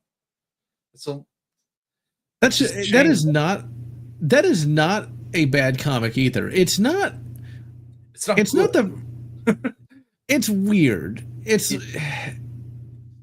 like you're trying to staple continuity onto something that I actually, back in the oldie days, I would actually make the argument that it kind of makes sense. Kind of. And the reason I say this is, okay, let's say for sake of argument, Terminator exists in the Alien and Predator universes. Okay. That's how they get faster than light travel by 2100. They reverse engineer some Skynet technology. Maybe it's the time machine, and that's how they get faster than light drive. Then you could say, like, well, Skynet mined out all the ore, or drilled all the oil, and now you got to go to other planets. To me, I felt like it made a little bit of sense if you look at it in that way. I just don't know how Wayland Yutani would be a company. How long after the humans win does Wayland Yutani come into power? Like, I don't know. I get that. I guess if I can get why like the United Americas would exist if that were the case. I don't know. It's really weird to think about. I like it. I mean, I don't like it, but I like that it's Ripley 8 in there, and it's probably until we actually got a Resurrection sequel last year that was not bad. It was called Uncivil War, and it was basically this author said, I don't like William Gibson's Alien 3. Can I write my own story? And they said, no, but we like what you did. Can you make it a Resurrection tie-in? Even though Romulus was coming out. And he's like, yeah, I don't mind Resurrection. So it's the family dynamic he wanted with Hicks, Ripley, and Newt, but he changes it to where it's a United Systems military retired colonel who recently lost his wife, and he's trying to raise his 2 daughters on his own. And he goes to a planet that is like kind of like turn of the century, 20th century, like colony looking thing, like they're a retro colony. But they are a cult. They're a cult that worships Peter Wayland and his ideals, and they're like creepy and weird. And then Xenos break out, and it's just a wild thing. It shouldn't work, but it does. I kind of want to read that. I would recommend. It doesn't tie into anything because we might as well go into this because Alien since the RPG came out, they've decided that they have to have a continuity. It was right about the time you remember Cold Forge, the first Alex White book? Yeah. The funniest villain of all time because he's so villainous. It becomes a farce. And Marcel Blue, who should be the antagonist, but because she's like a minority character, I guess. Is like the best, even though she's like the most selfish, horrible person. Mm-hmm. So they said, well, this sold well because this resembles what people like in an Alien book. So we're going to make a continuity that ties in like the Covenant stuff and this. And we're going to go forward and we're going to finish up doing stuff that happens between Alien and Aliens. We're going to start building out this event with the engineers are bombing planets with black goo. And we're going to build to this conflict. By the way, they still are building to this conflict. And we're 3 years into this. I was wondering what was blowing up the planets. I noped out after one of those books. I can't remember which one it is now. I don't know. I mean, you've been last one you read was Phalanx, right? Yeah, but that didn't tie into anything. Phalanx does its own thing and it's wonderful. It has a sequel. Oh. It's an AVP short story in Ultimate Prey. Okay, I'll have to look that up. I didn't like the AVP stuff they do now, though, where they retcon the females. Oh, the patriarchy. I just liked it because it was less, quote unquote. It's very woke. Don't get me wrong, but it was less woke than some of the alien stuff we've been getting. It was not as good as the one we got. One decent Predator novel called Stalking Shadows, which is the lead into Hunting Grounds, the multiplayer game. I don't know if you read that. No, I have not. Dutch is in it throughout. Oh, see, now you're giving me a bunch of stuff to read. I'm tackling some fanfics that I discovered yesterday, where they cross over NJO with Warhammer 40K. You ever do any 40K stuff? That's why I was asking you about where I should start, because I've been playing Space Marine 1. I bought it in a THQ bundle pack, Not bad. probably back in 2012, and I never played it. And I was like, well, this looks interesting. And I love the Space Marine memes Yeah. on Instagram and TikTok. Like, they make me cackle when they're like, when it's someone saying something cringy and then the Space Marines come in and just gun it down like it's a filthy Xeno. It's Like my my heresy. buddy my buddy Marcel and I just send those to each other all the time, because I guess there's like a fan made 40K animated movie that people seem to like. Yeah. Um, Astartes. yeah, which actually looks better than a lot of what Disney's coming out with right now, which is kind of wild. Yeah, it was done by one guy. G-Dub hired him and then put it behind a paywall, if I'm not mistaken. G-Dub is pretty bad about that. So, What is G-Dub? GW, or Games Workshop, is a company headquartered in the UK. They're the ones that came up with Warhammer 40K Okay. back in the 80s. Okay. So here's my relationship with Warhammer 40K. I remember sometimes in Star Wars Insider, you get 40K ads for the figurines. And I said, that's really cool. And my mom says, you would break those. So she never bought them for me. She even looked at the price on them. She's like, Yeah. no, those aren't for kids. And I'm like, well, how can that be? It's toys. It's crack for adults. It's crack. Yeah. Well, one of my best friends growing up, we're still very good friends to this day. His parents went through a very rough divorce, and his dad did some things I won't even get into on here because it's not worth bringing up old wounds. But Let's just put it this way: heresy. yes, he did some heresy, and she took all of his Warhammer 40K stuff and threw it in the front yard. And I thought they were doing a yard sale, and I offered to buy it, not knowing what it was. It just looked cool.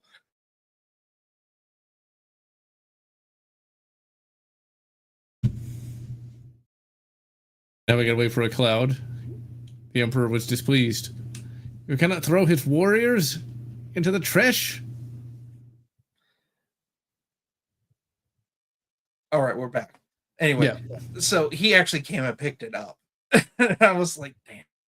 But then I played Space Marine about a year ago. I've been playing it off and on. I don't get to play a whole lot anymore.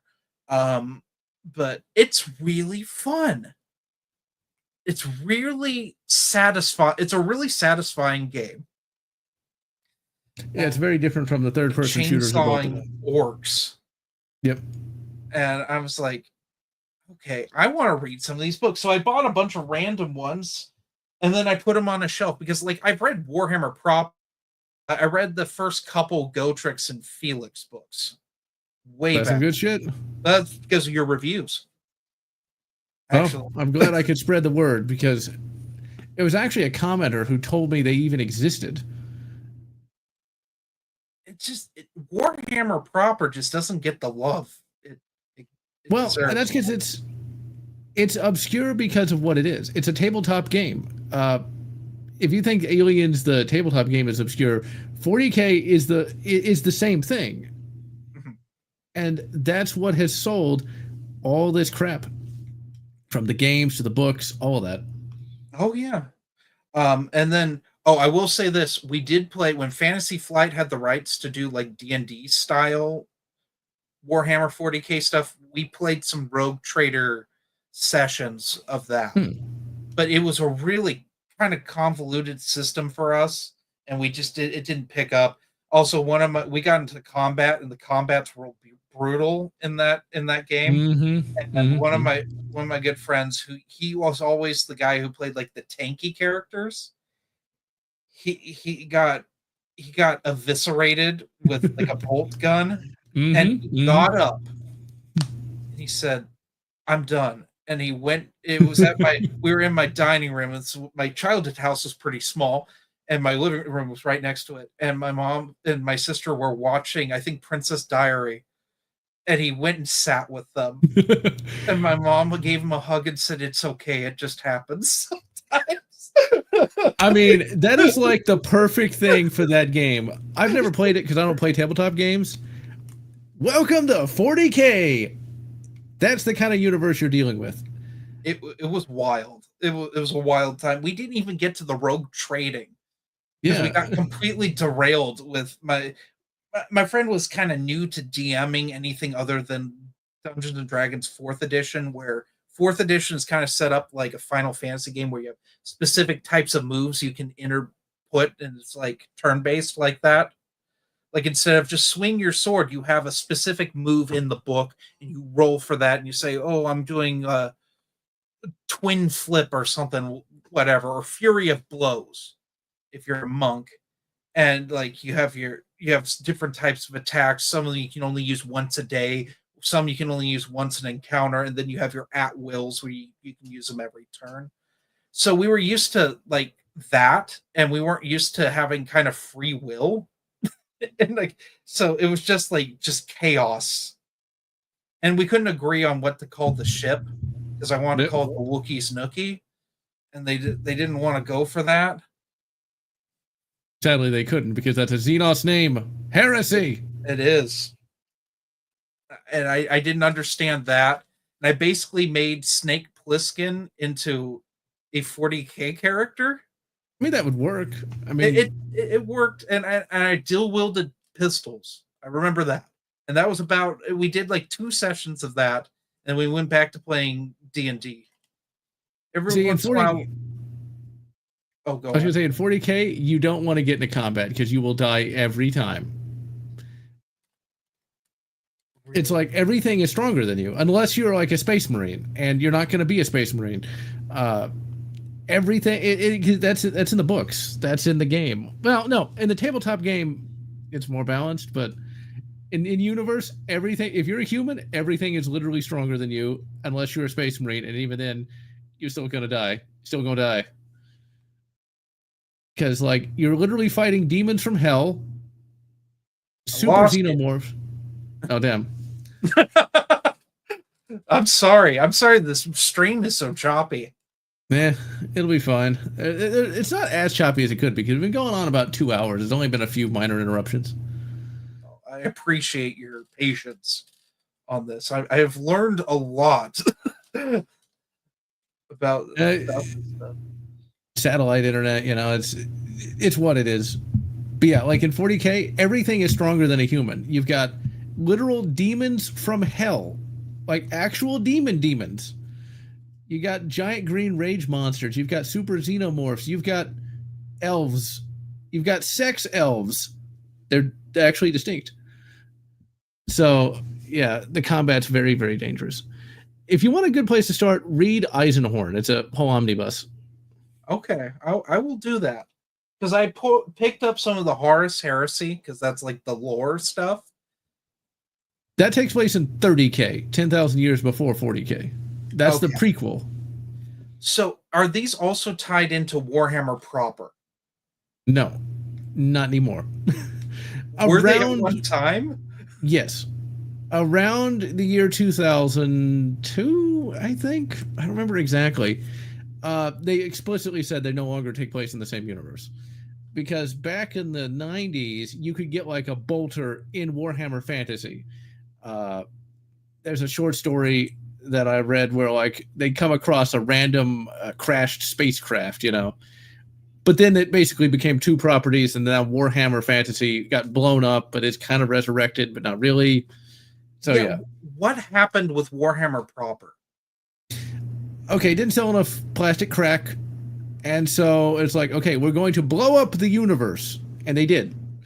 And they're going to reform it into Age of Sigmar, which is basically Warhammer 40K-ish rules in a fantasy-ish setting. Okay. I did a review of a audio drama like 6 years ago. Oh man, it's bad. They want everything copyrighted, so they can't call them dwarves. They call them Duarden, and they live in a volcano. Oh, that's some Dragonlance stuff. I don't know. Have you ever read Dragonlance? I read the first like 4 books in that. Oh, the Chronicles. Yeah. Yeah, I like Dragonlance because it's like, oh, you want to read something really fast? Because they're very simplistic. They're fun, but they're very simplistic reads. Yeah. That's a shit show. You want to talk about a shit show IP? It's Dragonlance, and it's because Margaret Weiss and Tracy Hickman have falling outs with publishers. They're now with Del Rey. We live in the end times. We live in the end Wow. times when I have to deal with, because Del Rey. Del Rey. We can talk about this. This is something I bring up. There is a diversity quota with certain publishers, right? Like it's the politics. The politics, and you're required to put that stuff in. We were talking, I don't know if it was on this stream or before the stream, the William Gibson's Alien 3 novelization by Pat Cadigan, and how there's just there are different political, like, people of certain persuasions in that, and their sole purpose is to be there for purposes for politics, Yeah. because they don't do anything in that book. It's so clearly a publisher's afternote of, you need this, because like there are authors that will do that, and then whether that works or it doesn't work, it depends on the caliber of how good an author is. Yeah. I can tell you for a fact, Christian Francis, he can put some diversity in his books, and you won't notice it. Like, I don't care what someone's sexual preference is in a book. I couldn't care less. What I care about is a good character. Exactly. And that doesn't, like, I was reading Alien Seventh Circle by Philippa Ballantine, and this is her second book, Alien book. Her first Alien book, Inferno's Fall, which the review for that, I believe, comes out this week, but I read it back in January. I'm just that ahead in reading right now. That has the main characters are the most unlikable human beings I have read in a book thus far. It's a group, it's a conglomerate group that mainly a family, but they've taken other people under their wing, and they're a bunch of miners. They act kind of like what we had sharecroppers, but they do it with mining, and they call themselves the Knot. And they're mostly Samoan, mixed Samoan, some Chinese people, stuff, and they're in the Union of Progressive Peoples, because that's now official alien canon. And They're the heroes, I bet, now. Don't even know how to handle dealing with the UPP. It's not like how it was in the William Gibson script, but it's depending on the author, sometimes it's similar enough. But they are the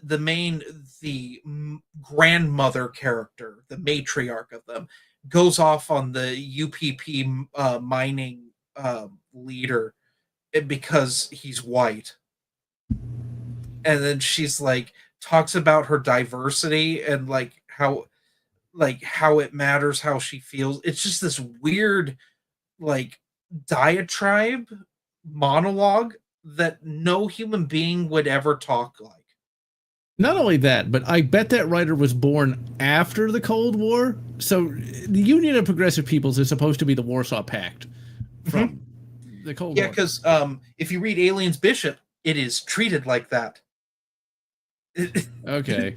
So that makes that even worse then, because there is no way anybody would talk back to like a mining foreman, because they would be arrested and sent to the gulag. Well, the whole point of the new Alien books is they're anti-authoritarian, and they're anti all first world government. Into Cadris, Alex White got a sequel. I don't know if you knew this, and it deals with space Iran. I remember Space Iran exists, but I don't remember anything about like what the plot was going on in that. Oh, well, the main character, Shy, who gets killed halfway through, which is one of the... I was like, oh, this is what we're going to do with our main character? We're just going to shoot her in the face?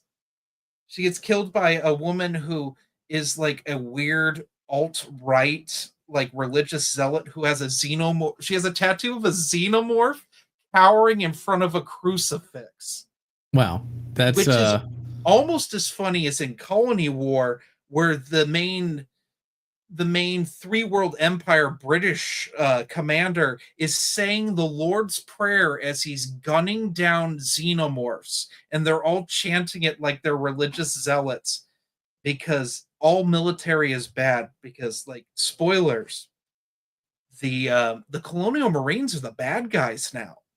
of course they are. Because they're just Trump's America. Isn't that great? That's painful, because it goes to show you once again they don't have any creativity. They just know what Twitter tells them to do, and because none of that makes any logical sense for them to do.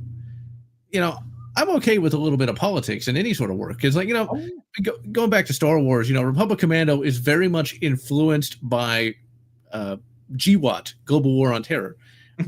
But there's not a billboard about it. It's like, these things I believe. They're not doing that, Yeah, the only one that comes close to that is No Prisoners, which I was telling you about a few days ago.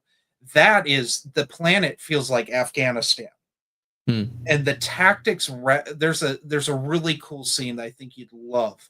It's got some good gunplay, because that's Karen Travis's like bread and butter over like any Star Wars author. Especially like the end of 000, when they go out, they finally hunt down the terrorists. I don't like 000. I don't like that Etain and Darman hook up, because she viewed him as a child the first book in the Force, and that's always weirded me out. And I'm not a big Etain fan in general. I just, See, like, I look at it in a way that they are both. She herself is essentially a kid. She's in her early 20s. She doesn't know anything. He is essentially in his early 20s as well. He doesn't know anything, so it makes sense to me that they would hook up. It's a tragic love story, because it's sort of like, your Romeo and Juliet. That's something they constantly rehash, and it's rehashed for a reason. Young 20-somethings make mistakes, it happens. So they're in a war. They think they love each other. It's a better romance than Padme and Anakin, I'll tell you that. I mean, you're not going to get any like dissent from me, because Lucas had a big no-no on Anakin Padme romance. You couldn't put Padme in like half the books during the Clone Wars era, and it was really frustrating, because like let's think back. How many times does she show up in any Clone Wars media pre TCW? She has her little cameos in the micro series. There's the that 4-issue mini called Revelations, where that's officially before TCW happened. That was where they decided Anakin and the twins were Luke and Leia were conceived in that comic, and Obi-Wan walks in on them like the morning after, because he's like, we gotta hunt Ventress down. Because I don't know if you remember what happens to Ventress in those comics. I know it got retconned like 3 different times. Like, did she die? Did she not die? Well, I mean, they officially, she doesn't die on Yavin 4 when they have their confrontation there at the Manasseh Temple from Tales of the Jedi. The only reason I think she survives that is the Manasseh Temple's affecting them in the dark side, and it's what saves her. But Anakin and her have a confrontation on Coruscant, and that's how he gets his scars. That's the canonical. Yeah, I don't remember that. It's like I said, it's probably been almost 20 years since I've seen any of that. I get it. Like, it's been a long time since I've read it too, but I just remember he ties her up in like electrical cables and electrocutes her and throws her off of a building. And then she survives that, and she gets a robot eye in that series. That's also where they killed Dirge. If you remember Dirge. I remember Dirge. I did not know he died there. I thought he died in the Clone Wars, the 2003 series. No, he reforms, because you can see his little puddles are disappearing. He reforms. He actually fights Boba Fett in the YA Boba Fett books after that. Yeah.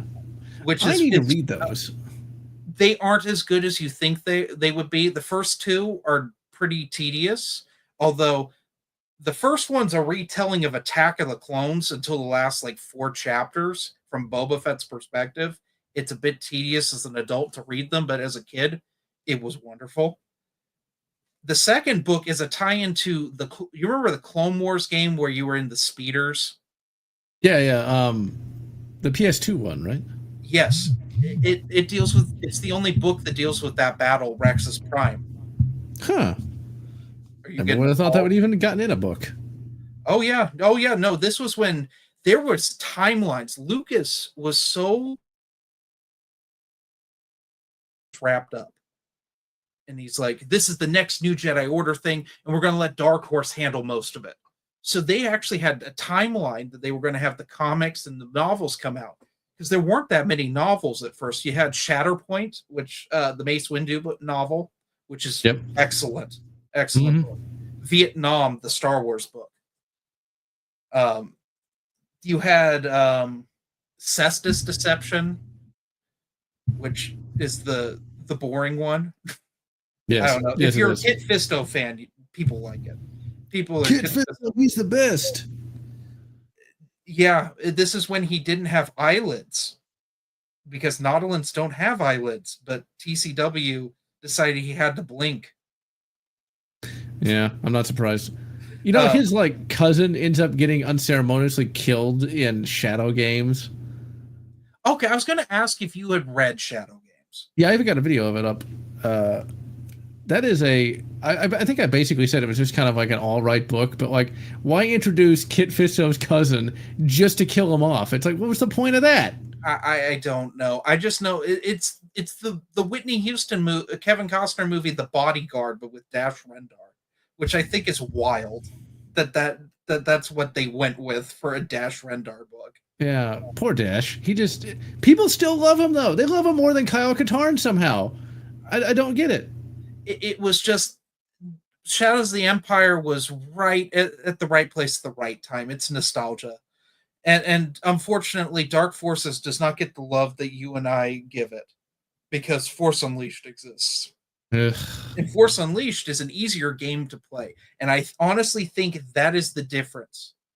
Even though specifically Jedi Academy, but Jedi Outcast 2 have the best lightsaber combat in any Star Wars video game ever. Yeah, I should put it that way. Jedi, if you're coming into the series, Force Unleashed is a lot easier. Like Jedi Outcast, that is a hard bloody game. You gotta master jumping on people's heads. And it takes so many hits to kill one stormtrooper. So yeah, I guess like if you are a kid, I was a kid. Well, I was like an early teen, but whatever. You know, it would be harder to get into than the other one. I never had a console that would play them. I was a PlayStation guy, not an Xbox guy. And we didn't, our PC, oh my God, they bought me, my parents bought me KOTOR and KOTOR 2. No, my grandmother did. She bought them for me. So I was really like, these are the coolest things ever. It would glitch out in the first, like the prologues, and my character would be splayed out like this and would fly across the screen. And because I didn't know that computers aren't all created equal. I thought, it says Windows XP on it. It must work. Yeah, that's something that's not fun to find out. So I ended up building a computer. Actually, I bought a laptop first. I bought a laptop, and I even look at the specs. I saw it had Windows 7 and Beats by Dre audio. And I said, oh, I have to have this. So I was a dumb high school kid, and I was one of those kids. You remember when Beats were popular? Beats. The Dr. Dre made his own premium headphone. They weren't that good, but they looked cool. And when I was in high school in the 2010s.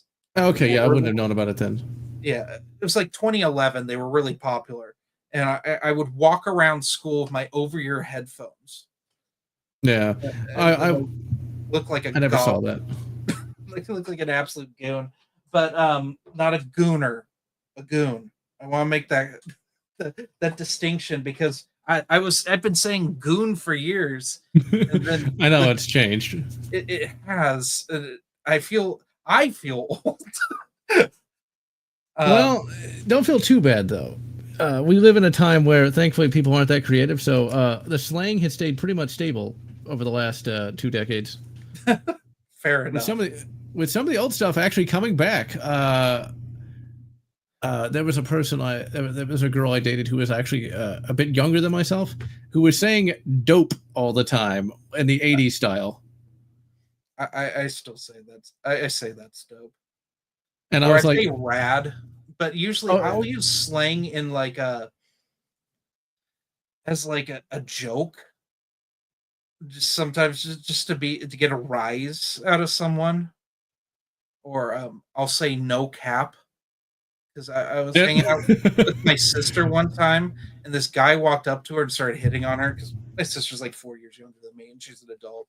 And I just kind of let it happen. He's like, "You're hot, no cap." Wow. And I said, what the fuck?" It's just being said. No She's like, wonder there's a male loneliness epidemic. "Yeah," uh, and she's like, "That's nice," and we like walked away. But yeah, I don't know. That was funny. You went on that tangent last night about the male loneliness. I mean, if that's the best game they have, no wonder they're lonely. Come on, people.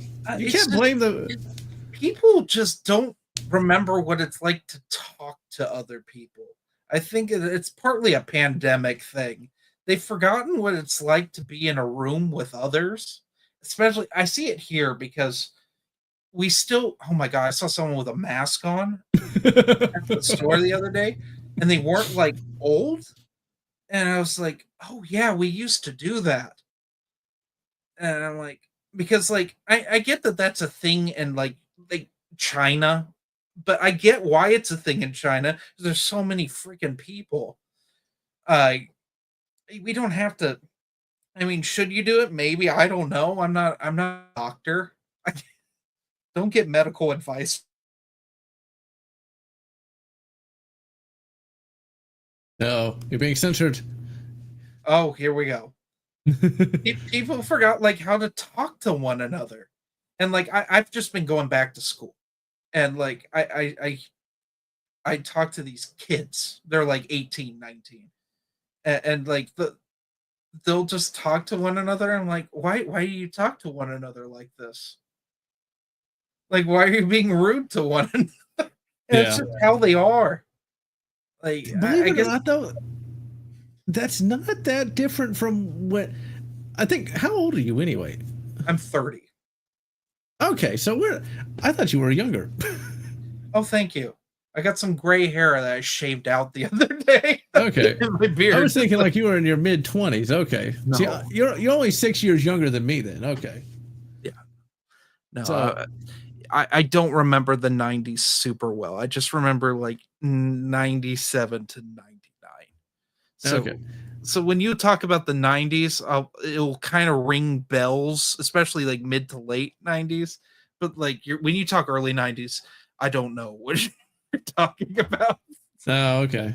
some of the time. I try to educate myself because a lot of my friends are like in their like mid 30s to early 40s on here. So I try to understand when they reference something. And I These watch are, a lot of AVGN and his nostalgia stuff or nostalgia critic. So like I'm aware of stuff that happened. yeah. But like I remember when I was in like college, there were people that'd be rude all the time. I remember there was like this guy. I remember I was waiting for a class. This guy comes up to this girl, and I guess they were friends. But I don't. The only part of their conversation I remember is like he literally referred to her as a semen guzzler. I'm like, and I'm like, I'm not even. This wasn't like an insult. It was just like, yeah, you semen guzzler. As you might imagine, he used a different word, but I'm like, you just talk like that? What? The stuff you can overhear, because I was kind of the nerdy guy in college, and so I was just reading a book like I did when I was in high school. Just reading a book, and I hear these people talking around me, and they say all kinds of weird shit. Like this one person talking about how they did like 3 lines of coke, and I'm like, oh, should you be saying that out in public? I mean, You know, When I was doing that, I didn't keep it a good secret. I just don't know. It's like I was kind of sheltered, I guess, kind of, or at least sheltered from that. So I'm reading up. Where'd you go to college? Uh, I went to Lone Star Community College for 2 years, and then Sam Houston State University for the other 2. Okay, I went to Butte College, which is where Aaron Rodgers, who played for the Green Bay Packers, went for community college, and then I went to the Harvard of the West, CSU Chico, Yep. for 2 years, where I got a degree in powdering my nose from the inside. Oh dear. And then COVID happened, and I'm like, I need to get off the nose candy because okay, this is getting into the weeds, but I made the horrible discovery that I was not snorting pure when I thought I was, and I was cut with other things. And I said, I can't be this desperate. I need to quit.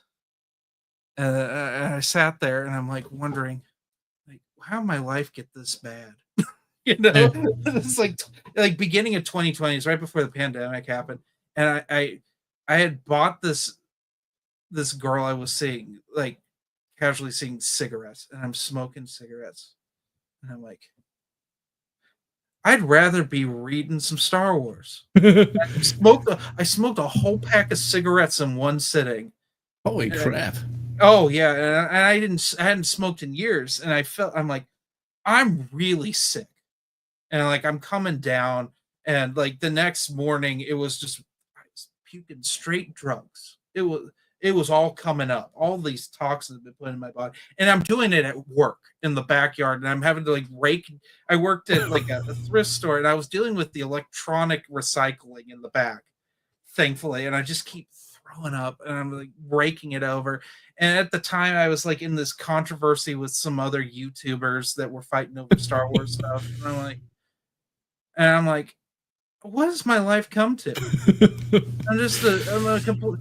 I hate going to school. Like I just deal with miserable people that didn't succeed in Hollywood. So going for a film degree, I'm like, I deal with miserable. You're in people, California, right?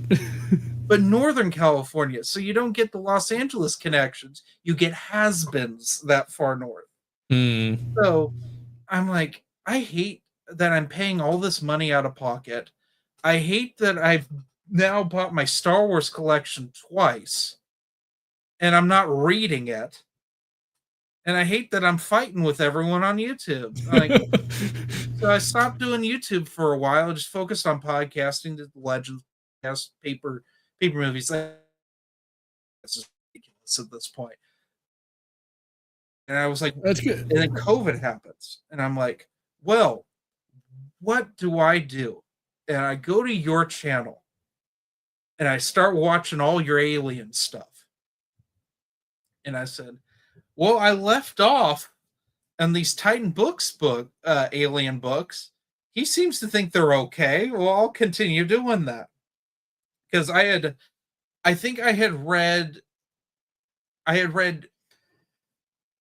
Out of the Shadows by Tim Levin, because I'm kind of a Tim Levin fan, like a casual Tim Levin fan. I like his one Star Wars book, which I'm in the minority about. I champion Dawn of the Jedi Into the Void. That's pretty good stuff. And no one in the Star Wars community really likes Into the Void because it's too weird and it's a real weird writing style. And I read The Rage War, and I liked The Rage War. I know we talked about it, and it kind of goes downhill, but I really liked Alien Invasion, specifically the gunplay. And I remember that, and that's why I went to your reviews, because I always remember you breaking down the guns. Yeah, because you and I both nerd out about guns and the Second Amendment stuff, even space guns. That makes sense. Yeah, I mean, I was like, I remember when you talked about, I think it was in your Earth Hive 10 millimeter, and how everything in the 80s was going to, like, 10 millimeter was the future cartridge, and I'm like, Yeah. I never thought of that. It's kind of funny. I don't know. Do you have any 10 millimeter weapons? I got one. It's a 10 mil 1911. Okay. I don't like firing 10 millimeter out of a handgun. I don't. I'd rather shoot 45, but I love. You ever shot a Chris Vector? No. They're so fun. 10 millimeter is so fun out of a carbine, and like I like understood. This is what James Cameron was thinking of in Aliens. Yeah. Was Larry. No, go on. It's just 10 millimeter. It's so smooth. It's like if you're gonna have a pistol cartridge carbine, which I'm not a fan of those in general. I know that like the 9 millimeter ARs are like everyone loves those. I don't share that opinion. I think it's just a poor choice, like one of the worst choices you could do, other than 300 blackout. You don't want to go. My uncle, he will only shoot ARs with chambered in 300 blackout, and it's just for suppressors. And I'm like, when are you going to use a suppressor? Like, when is it seriously you're going to use? It's the Californian in me, because we can't have them. Yeah, we're not allowed to have them. That's a big no. We can't even have threaded barrels on certain types of ARs, because we have the you can have the featureless AR, which is when they put that stupid paddle on the pistol grip. Yeah, I've seen those. Or you have the break action. I prefer the break action because I have an AR and I use the break action, but you got to clean it. You got to clean it constantly, even if you don't shoot it. It's got to be cleaned like once a month, because it sticks and it won't feed properly. I've seen videos on those things. Yeah, that's so sad that y'all have to have that. That's just wrong. It's a sin, I say. Well, at least we don't have the bullet button anymore, where you had to have a key. Like, people made rings where you had a key to pop the magazine out of the AR. Oh my god, I remember that's what we had. Like, that became a thing like when I was a kid, and that's what I grew up having to deal with. It was worse with the AK. The AK, it had a hook, and you had to hook it under like it's just the magazine, and you had to like jiggle it out. It's bad. I think if I ever had to live in that state, I would just have an SKS. I have an SKS now. My father-in-law gave me one. Okay, I would have that. Run stripper clips. Well, I don't like the SKS in a home defense situation because of overpenetration. Well, it's really bloody long too. I mean, there's that problem. Yeah, I mean, it might as well. Well, they're trying to pass a law that you can't, if you shoot someone in California and they get unalived, it's not self-defense anymore. You just go to prison. Wow, that's bullshit. It's ridiculous. It's getting out of hand here. But I just, your reviews, like you used to do gun reviews, but even like your book and your game reviews, I love how, like, let's use Turok for example. You break down every single gun that is used and what it's going to be used for. It's made like these games where like I couldn't play them when I first watched your channel, but now thanks to like companies like Night Dive, they've been remastered, and I'm like picking them up. That's so good. It's like, why get the Prima strategy guy? I can just watch a General Lotz video. Well, I do my best. Yeah. I'm actually going to be doing a video for June. It's going to come out on June 5th on Medal of Honor Spearhead, which is a expansion pack for Medal of Honor Allied Assault, and I'm going to break down the guns in that. I like the fact that I have most of the guns you get in that game, except for the machine guns, because that's way too expensive. I ain't dropping $30K on a gun. I'm going to buy a house, or no, you can't buy a house for $30K, but you get the idea. Mm-hmm. You could buy a tiny house and put it together. Exactly. It's like, but that was the first game I ever saw a Lee Enfield, a number 4 Mark I, and I finally got one of those in 2017. How you like it? It's a pretty good rifle. It's a bolt action rifle, so they're all going to be pretty much the same. The Lee Enfield's a little better because it's got a 10-round mag. Mine is actually a pawn shop rescue. I got it from a pawn shop for $175. The stock's been chopped, but it was done professionally, and I didn't change it because it still looks like a number 5 Mark 1. We're getting into the weeds here, ladies and gentlemen. The difference between a number 5 and a number 4 is the stock looks different, the barrel's a little shorter, and I like the fact that mine's a number 4 because the number 5's had a wandering 0 because of the lightning cuts. And if you don't know guns, you have no idea what I just said. Yeah. I understand. I'm following just fine. But yeah, the number 4 is pretty nice. I put a scope on it.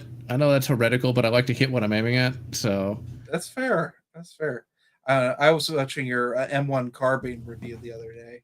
I love that gun.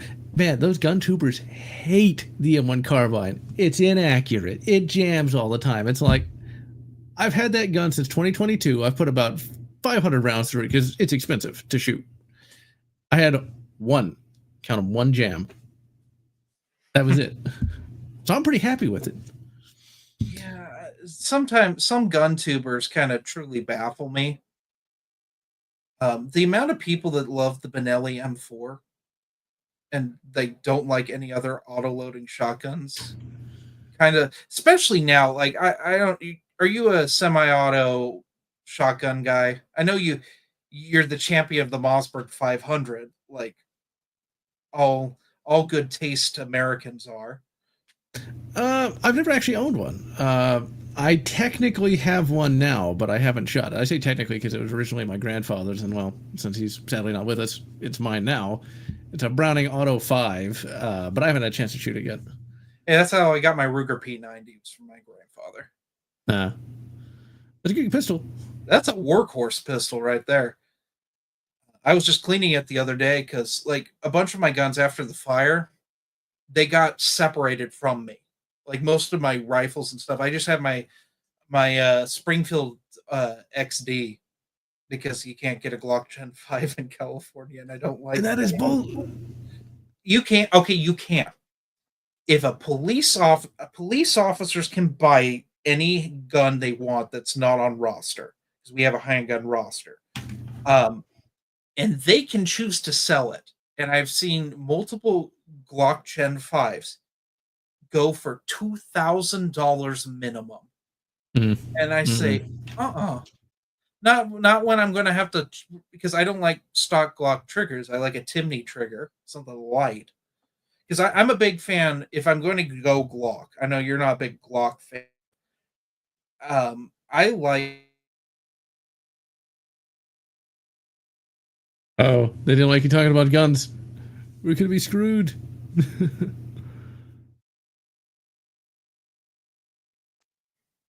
All right, we're back in saddle. I like the Glock 34, the long slide, the competition one. I like a Timney trigger in it, and like the John Wick Combat Master from John Wick Chapter 2. That's like when I think of like primo Glock. That's what I think of. Doesn't have to have the optics cut. I don't need that. I can shoot irons just fine on a handgun. But that's what I want from a Glock. But we can't. I'd have to get a Gen 3 Glock, and I don't want to machine off the polymer pistol. I know how to like CNC and manual machine. Like I've gone to school for that now, but like I don't think it would look nice. And I don't want to have to do like an after like a stick-on stippling thing to cover that up. Yeah, it's wrong. Y'all even have to deal with that kind of crap. I mean, it's weird. Well, they finally got rid of the micro stamping that Schwarzenegger put in as his last middle finger to California at the end of his governorship. I don't know if you're familiar with micro stamping technology. Yeah, it's supposed to like put something on a bullet when you shoot it or something, and it doesn't exist. Yeah, it doesn't. It's just a lie. It's just a straight up lie. And it's been really it's really frustrating. So they got rid of that, but you have to. So they now are adding guns to the handgun roster, like new guns. So you can get like SIG P320s now. You can get SIG P365s. The Springfield Hellcat, the Springfield XDM. I mean, Walther's now putting guns on the roster that aren't just in 22 caliber. Yeah, Walthers have good triggers. That's what I've noticed. Yeah, I love the P99, I think of it as the Brosnan gun. Yeah, that saved Walther as a company, as far as I remember. Oh yeah. Well, I mean, they didn't. I don't know. Are you familiar with Walther's history post World War II? Not really. I mean, I like Walther well enough, but I didn't really do much of a study on that. Oh, well, you're familiar with the terrorist attacks in the 70s at the Olympics? Yeah, and then they came out with the Walther 2000, and that was expensive. And that wasn't that great, but they did the P5, which is actually, that's a primo. That's a nice gun. It's basically a little bigger. They did a compact size, and it was like the Bond films adopted it for 2 movies, but they never called it a P5. They called it the PPK still, but it's a 9mm compact pistol, and it's used in Octopussy and Never Say Never Again. Huh, I never paid that close attention. Well, because Roger Moore calls it "I lost my PPK," and they give him, and I'm like, that's the weirdest looking PPK I've seen. Bond's never had wood grips on a handgun, and I'm like, oh no, it's the P5, and it was a really interesting, innovative. The barrel, it kind of twisted when it would fire, similar to, as I recall, the Beretta PX4 Storm. I've been meaning to buy one of those, but I never got around to it. I that should be the gun of the future. It's like Decker's gun from Blade Runner, and they're really fun to shoot if you ever have shot one. Yeah, they're fun. I like them more than the Beretta 92. Any Beretta 92. I don't like the Beretta 92 at all. You know, you're not the first person I've talked to that said that. Why does everybody hate on the Beretta? I love that gun. My cousin had issues with them when he was in Afghanistan. Yeah, see, to me, that doesn't count. Like, you know, you've got these guns that are like 40 years old. They've never been serviced really in that time. A nice Beretta 92 won't blow up on you. Well, no, it wasn't that. I just don't care for, if you shoot the PX4, the PX4 Storm, and then you go shoot the Beretta 92F, you're gonna want to shoot the PX4 Storm. Just take my. It's just a better option, and quite frankly, the U.S. Armed Forces should have gone to that. We shouldn't have been using the 92s in the desert.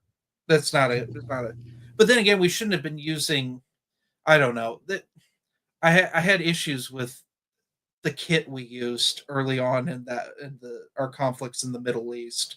I think it was they just redid Vietnam again. Yeah, but you know, you fight a war with the guns you have, so that's fair. That's fair. It's what they. Did your grandfather served, right? Yeah, U.S. Marine in the 1960s. Okay, was he in Nam? Was he in early on in Nam? He got it. It's kind of interesting. He got in and got out just before Vietnam happened. Now, my stepfather, who's sadly also no longer with us, he was in Vietnam. He was a helicopter mechanic. Okay. Manned the door gun on a UH-1 Iroquois. He related to me once a story where he ended up getting shot down, and then took like 3 pistol rounds to the chest, I think. But he survived. Obviously, he survived until 2021. But yeah, my dad's dad, a trooper at Special Forces.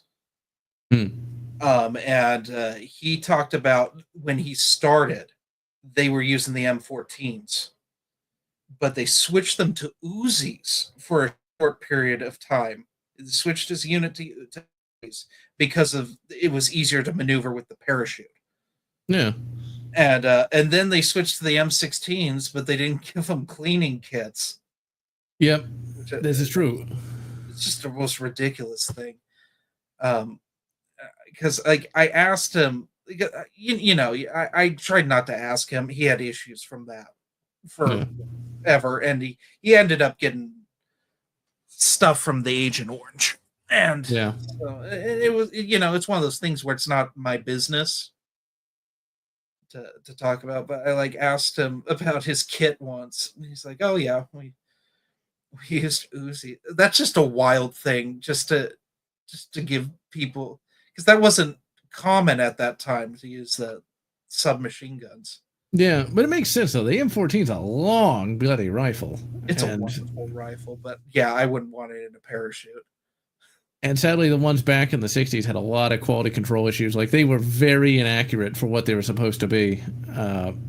There's a video from Forgotten Weapons that talks all about that. The main reason the M14 wasn't a good rifle at that time. Like the ones we have today, of course, are going to be better with modern manufacturing, but it had a lot of QC issues. Most notably, like the barrels just weren't accurate. We're talking like 6, 7, 8 MOA with the good ammo. So it was ridiculous. Do you have an M14? I don't remember. No.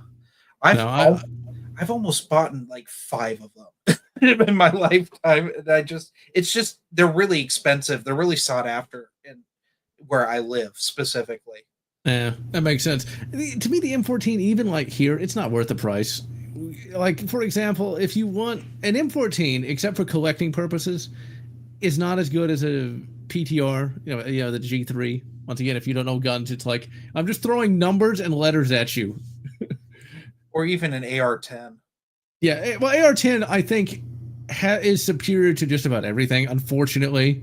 Stoner knew what he was doing. But, I got a PTR because I have style. I remember when I was growing up, I saw a Commando on TV once, and Schwarzenegger's like, wrong. Oh, yeah. I was like, had, I'm like, he's not using that in the climax. Oh, I'm like, oh, the beginning. Yep. It's Commando's an awesome movie, and the PTR is a pretty nice rifle. That's one of those things that gun tubers like to hate on. They're like, it's not accurate, it's not reliable. It's like, what are you shooting? Yeah. What are you just putting it in a mud puddle for 3 days and then firing it? It's a really durable rifle.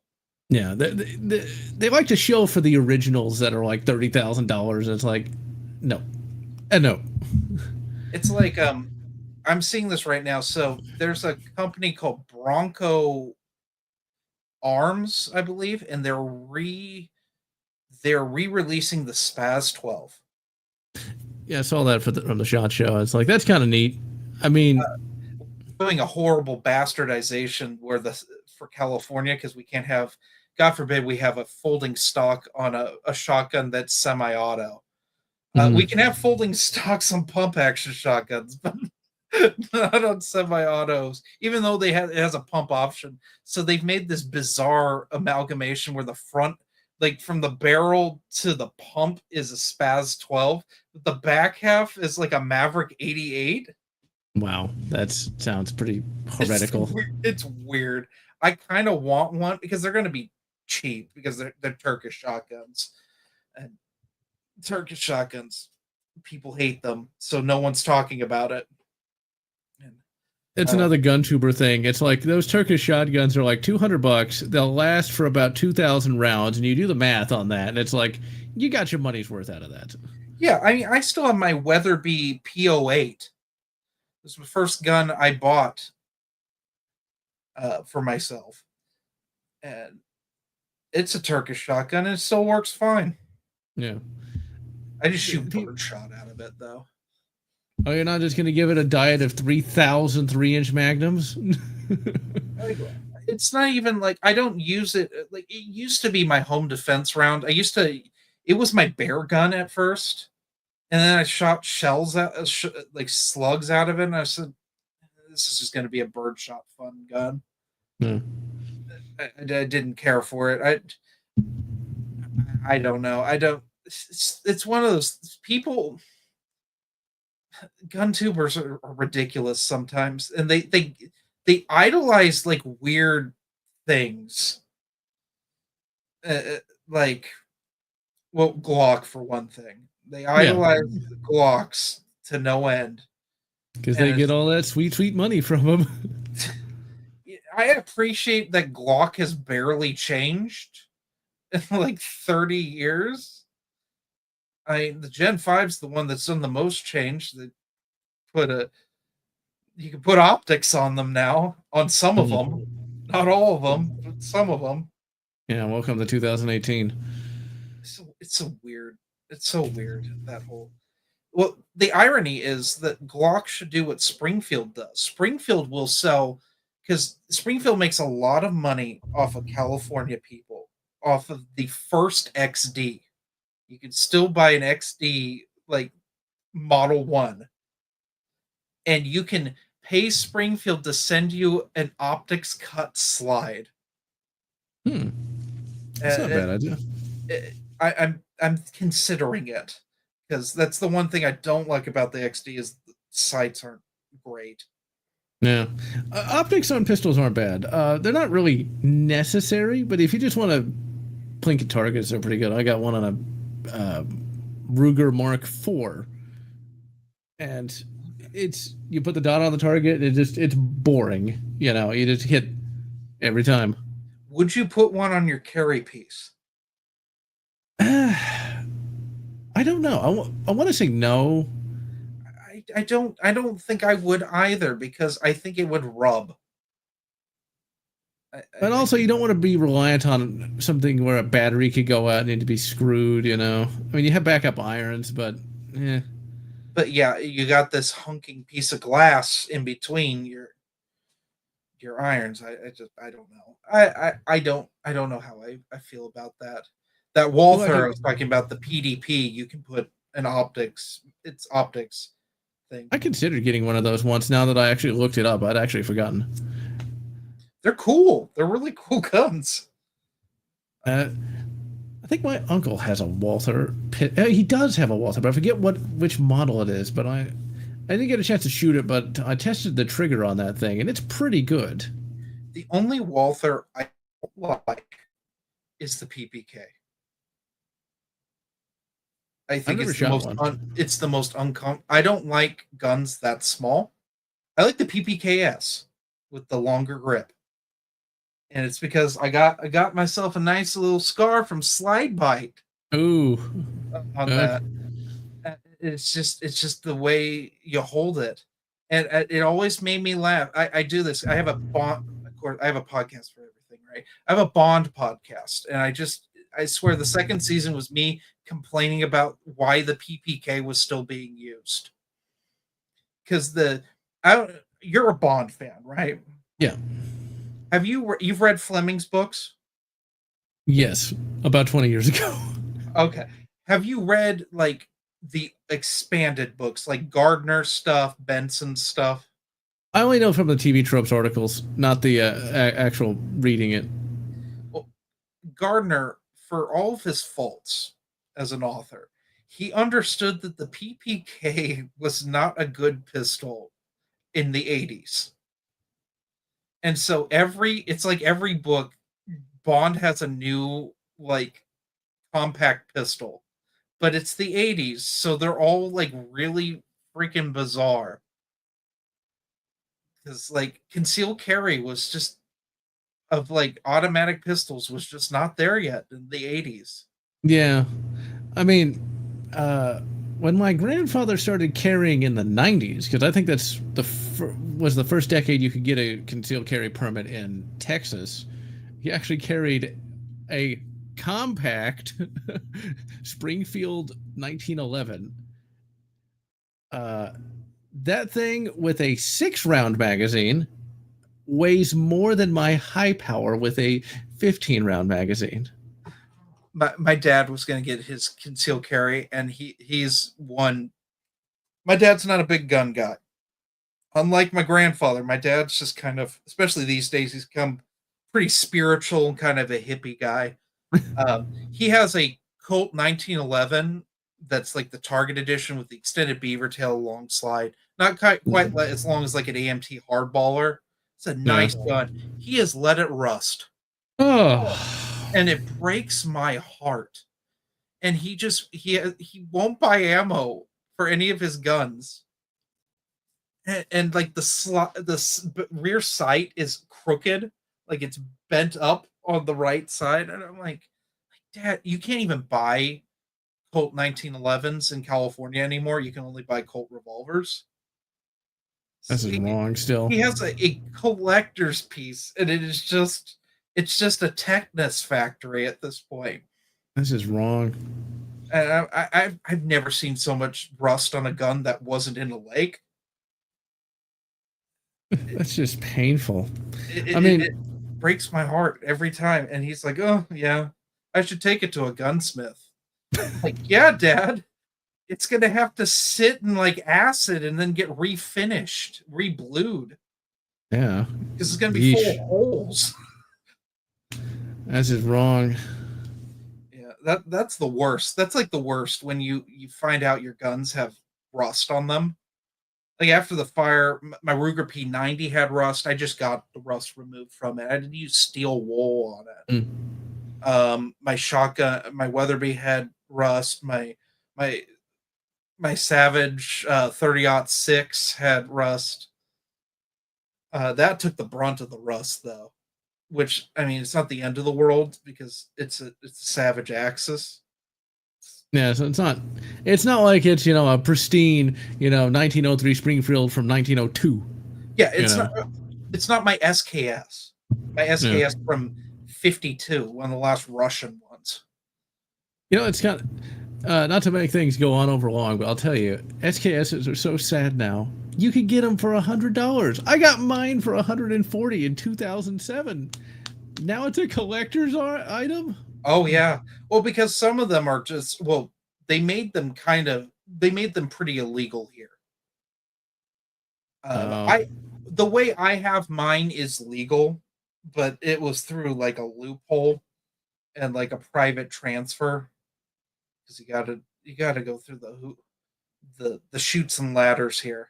yeah. Man, we've been going But for 3 hours. oh yeah, oh yeah. No, legends will go on.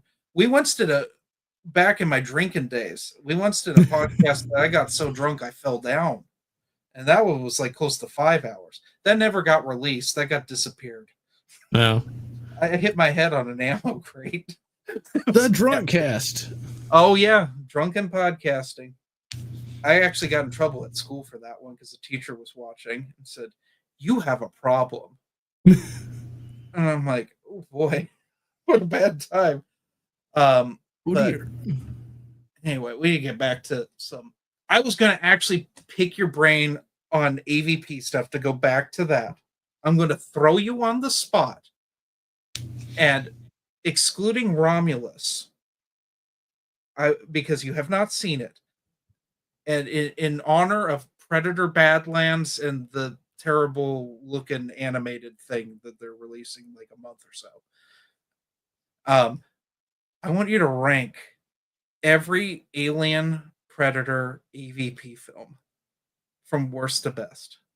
Okay, so let's see. The best, of course, is going to be Aliens, if only because, from an objective standpoint, that had the most impact on popular culture. Then you would go Alien, because it also had a huge impact on popular culture. Then Predator. Then Predator 2. Okay. Predator 2 is much better than people give it credit for. Agreed. Then Predators.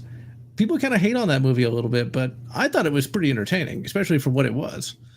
I liked it when the samurai dude was cutting up the Predator. I like that. Then after that, Alien Resurrection. Alien Resurrection is a fun movie.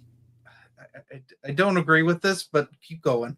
I mean, it's fun. You got the guy in the wheelchair. He's a French guy. You've got the weird sex alien.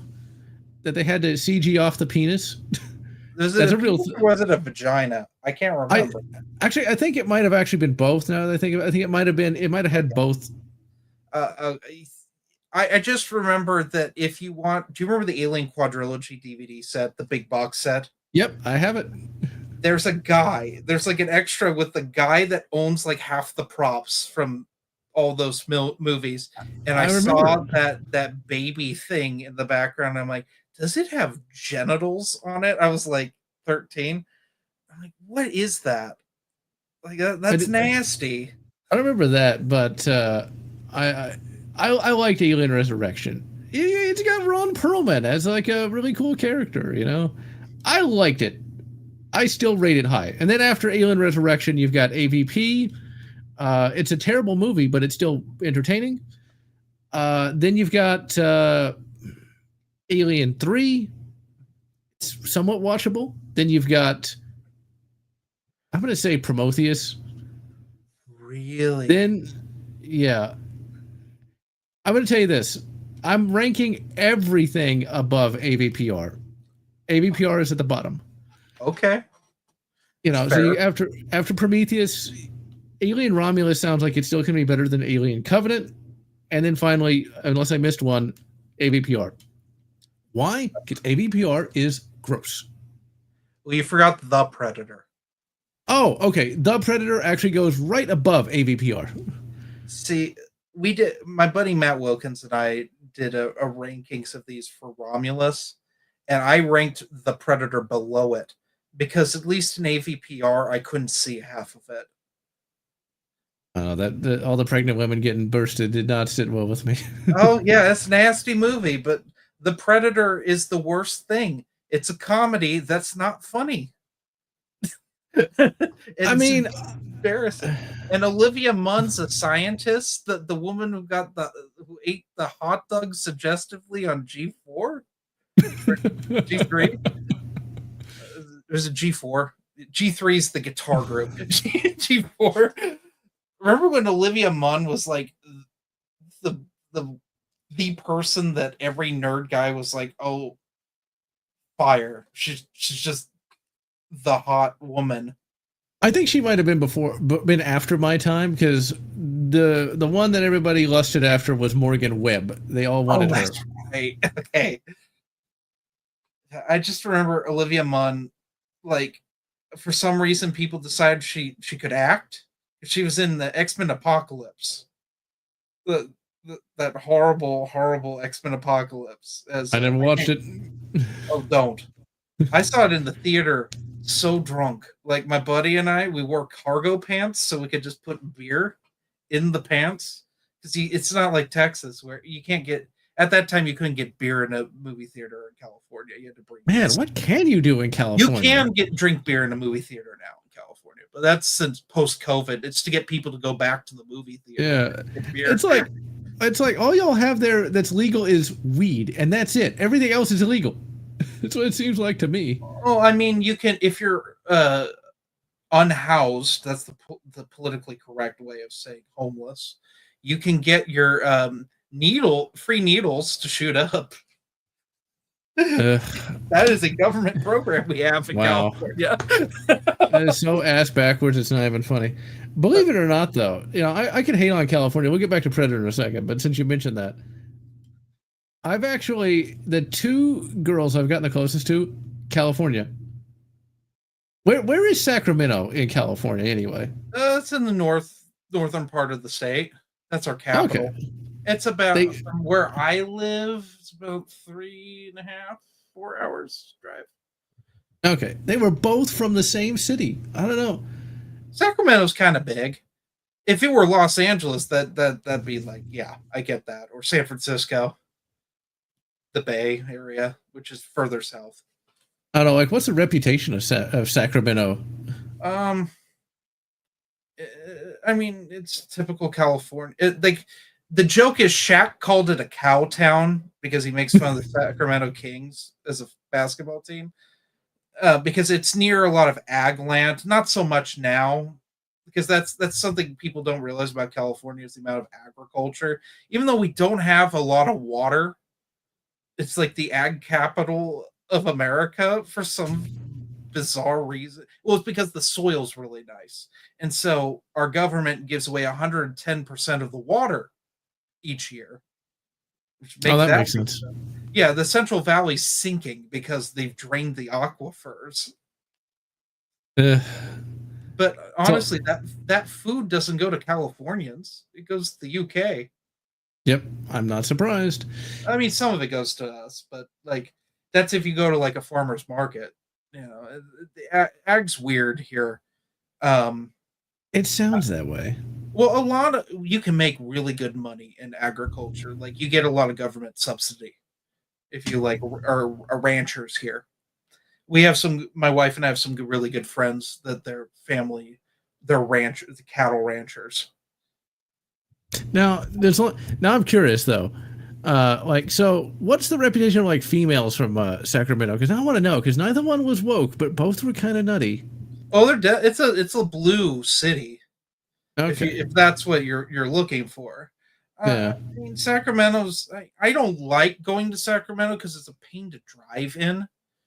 Like any city in California, they've overdone the freeway. Oh, it sounds like here. Oh, it's a little. You don't understand the pain of driving until you've driven in California on their freeway systems because there's too many people living in California, so you have to do weird things. But then you get to San Francisco and they just make up street signs because they don't want people driving in San Francisco. If they could have it their way, you park outside of San Francisco and you take BART, that's their ferry system, into San Francisco. That would be what they'd want, and then you poop on the sidewalk and notify with your app so a government employee can scoop up your feces. Gross, but I have heard about that. So San Francisco's like, if you're at Sacramento's not as bad as that, but like I wouldn't live there. But I have some very good friends that like living there. Okay. The capital's beautiful. It's full of tyranny, but I mean that makes sense.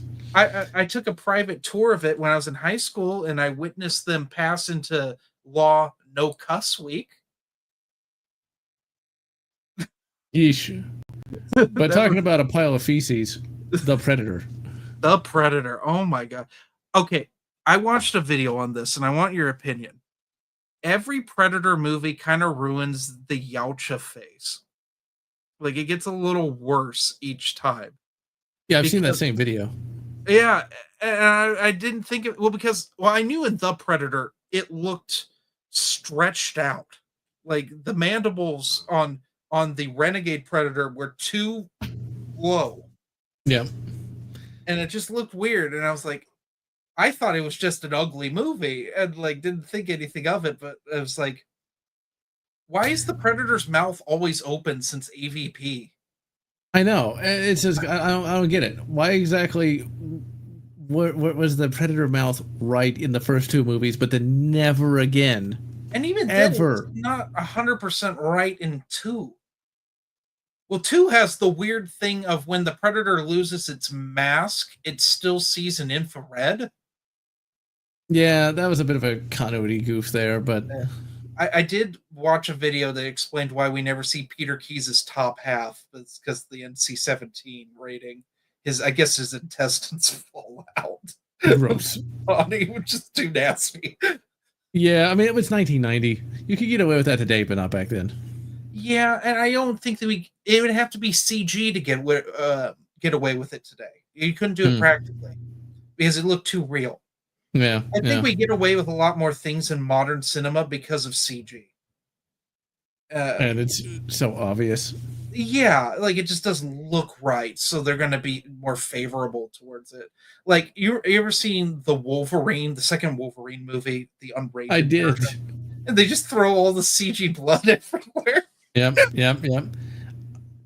But like, I mean, you read the Dark Horse comics, you'll find the Predator face gets bigger and bigger and bigger and bigger as it goes along. It's like, I guess it's the same thing with why the xenomorph changes every time a different director gets in. Well, even the same director, because the xenomorph doesn't look right in Covenant compared to Alien. Well, see, they would call that the neomorph. No, the neomorph's the white one. It's not the Deacon. That's the weird thing that comes out of the engineer at the end of Prometheus. Yeah. Which no one gives. a crap about anymore. That was stupid in the theater, but no, Covenant. Oh my, what a dumb movie with Fassbender making out with Michael Fassbender.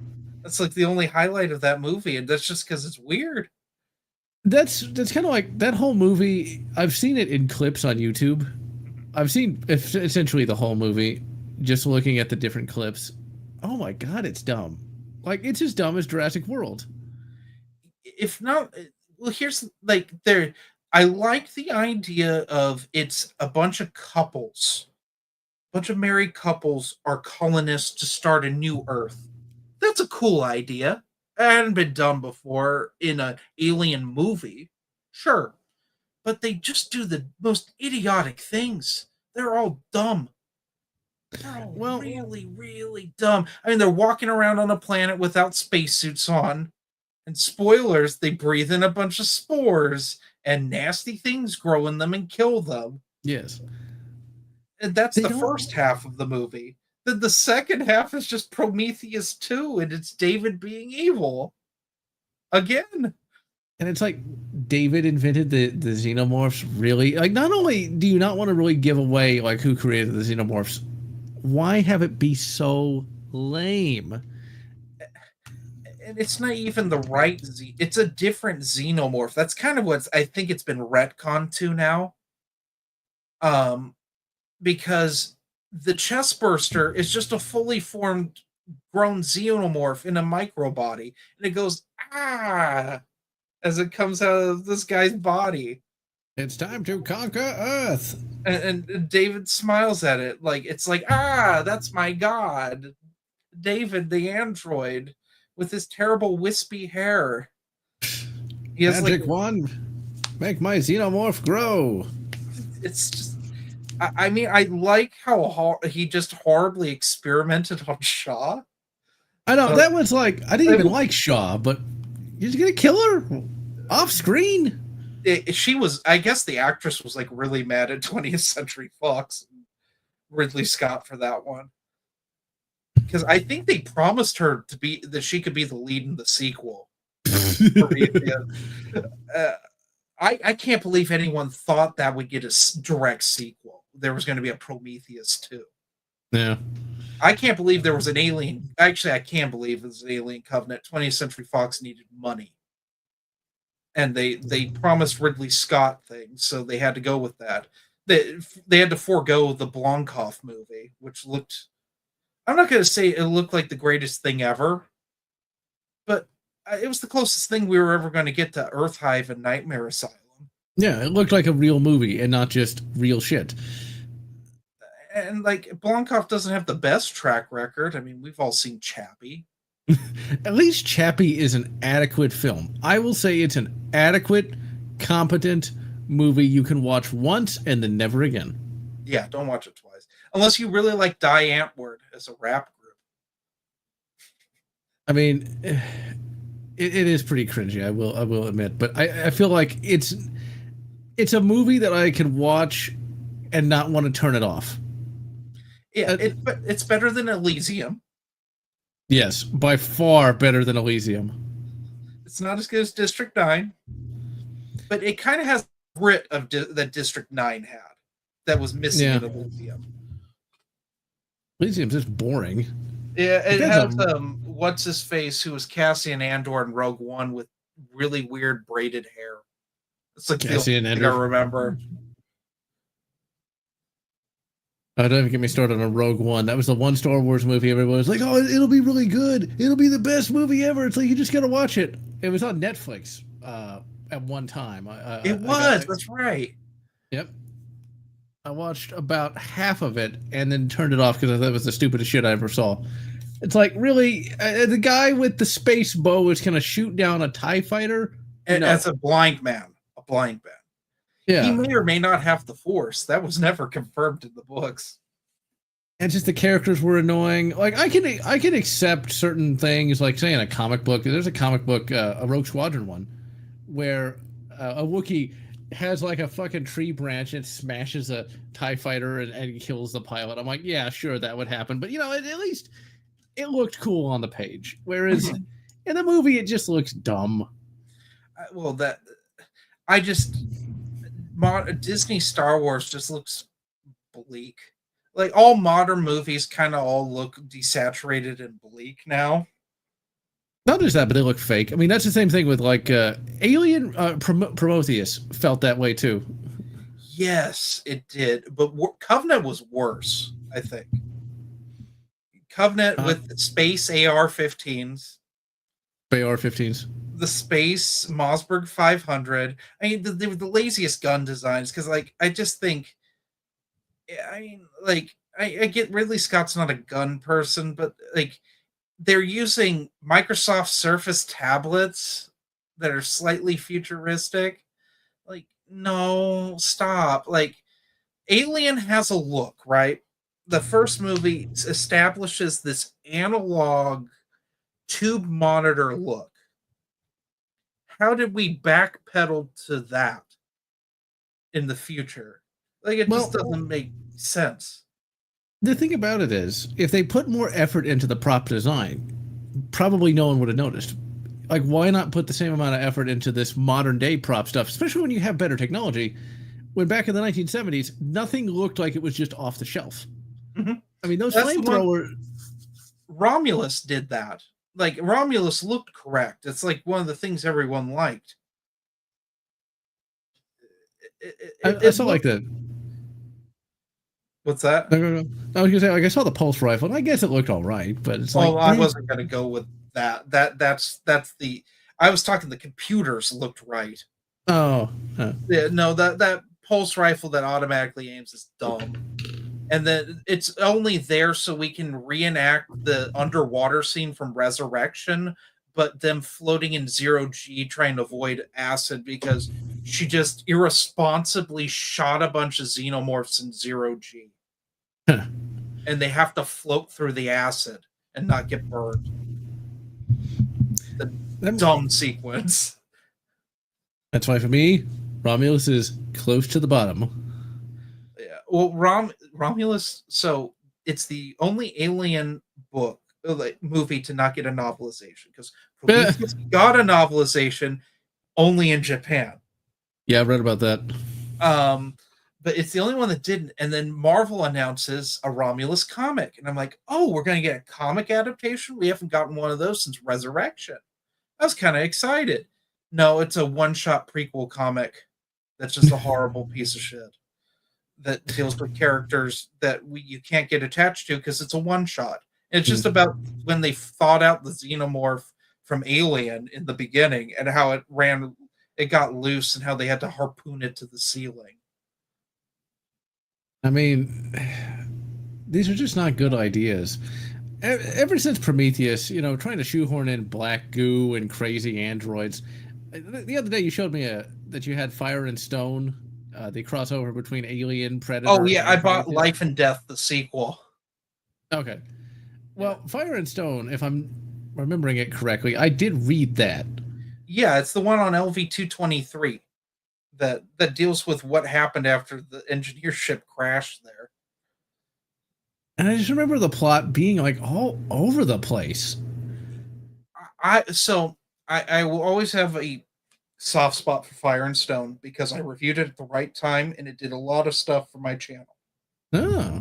Like it was some of my best reviews are dealing with Fire and Stone. And I liked the Aliens prequel, although it doesn't make sense with the modern canon and it was written after oh gosh, what is that?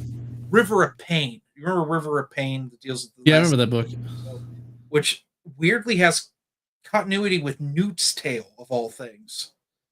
Yeah, which is for those who don't know what Newt's Tale is, that's an obscure comic that was sort of like a prequel to Aliens. That showed what happened.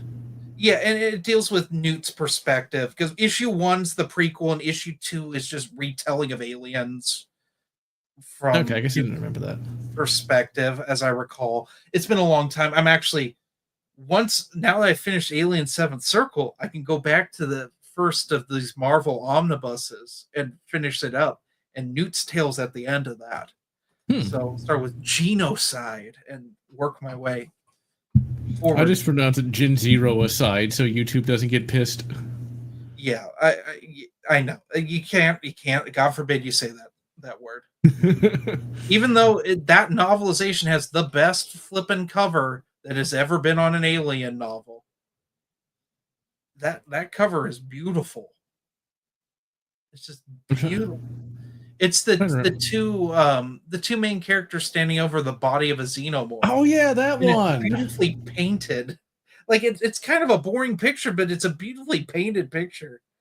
They did have pretty good covers on the original Alien novels. Well, yeah, because Bantam cared about covers. It's not something Titan Books give two craps about. Every once in a while, they come out with a nice cover. Seventh Circle actually had a really nice cover. I think it's AI, but it's AI painted, but I think someone touched it up personally in Photoshop so it looks correct. Hmm. It's got a good cover. But yeah, that aliens, it's like a bunch of people from LV 426 escape and they happen to crash land on LV 223.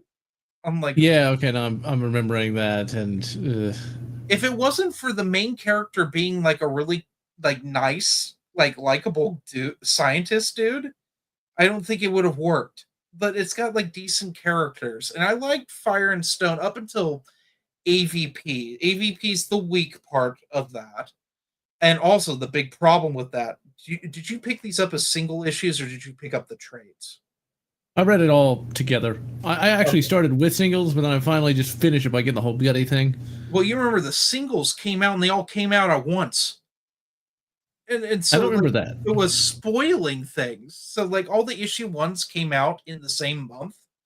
And it's like, well, no, you can't do that. So with Life and Death, they just Dark Horse said, well, it'll be a year-long event. And so for 12 months, we got four issue minis. Actually, 13 months, because we also got they end with those Omega one shots. Life and Death's kind of it's fun. It's dumb fun. It's like, well, now we have two engineers to fight, and there's Colonial Marines. Yeah, it's just the sad part about Predator and Aliens and AVP in general is they never could get an overarching plot for any of it. Mm-mm. Aliens, the first three books started that, but then it just kind of petered out into nothing. Yeah, I think it had to do with the movies.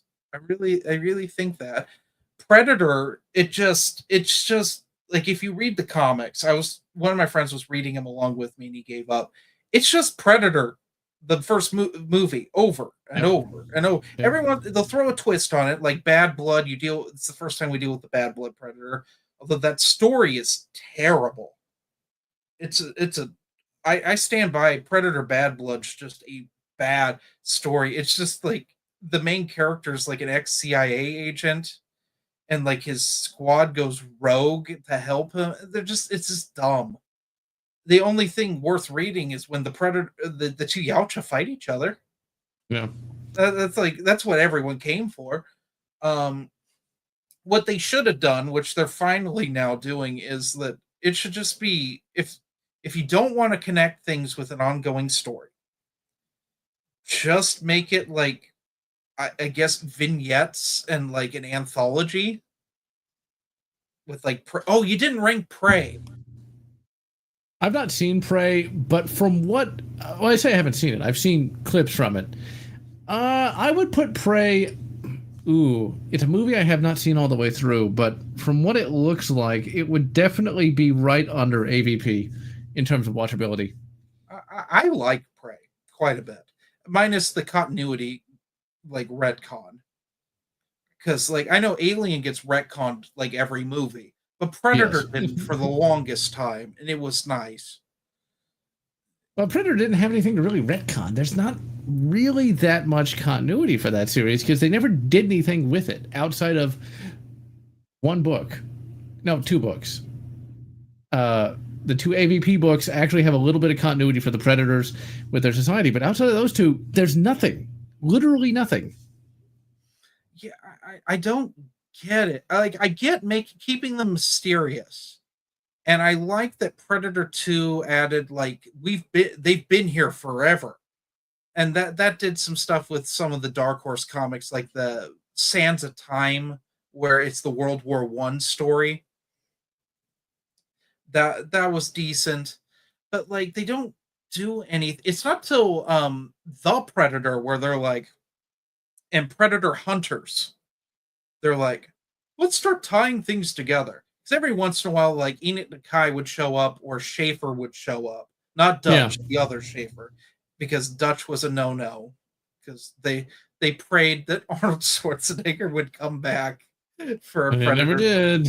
No, wasn't that like the original script of Predators was like Dutch and Harrigan came back? It was actually kind of like what we got, except it was Dutch and Harrigan were in a Coliseum kind of thing on a predator planet, and they had to fight a bunch of different predators, sort of like the Roman gladiatorial games. And I mean, we kind of got that with Predators, kind of. What? Okay, let's. I Predators confuses me, and it's one of the things that bothers me. The super predators, the bigger ones, the main antagonist ones, are they females that are bad blood? No, I'm sure that the director didn't even know that there were even female predators to begin with. But my headcanon for that was like they were. Yeah, have you ever heard of Predator Forever Midnight? I own it. I've never read it. Well, that's a big retcon, but I like to pretend that it's in continuity with the rest of them. They retcon the Yautja into the Hish-Q-Tin, and they make them completely villainous. They actually have technology better than what we've ever seen, where like they can mind control humans. Huh. It's a trip. I always like to think that like the super predators were like the Hish-Q-Tin, a different species entirely, or a subspecies. Okay, because like that's kind of how I was like viewing the upgrade Predator in the Predator, because that's just I don't even get into that canon. Well, because that like Stalking Shadows, which is a book that I do like quite a bit, deals with that, and it tries to tie in the other movies into the Predator, because there were three.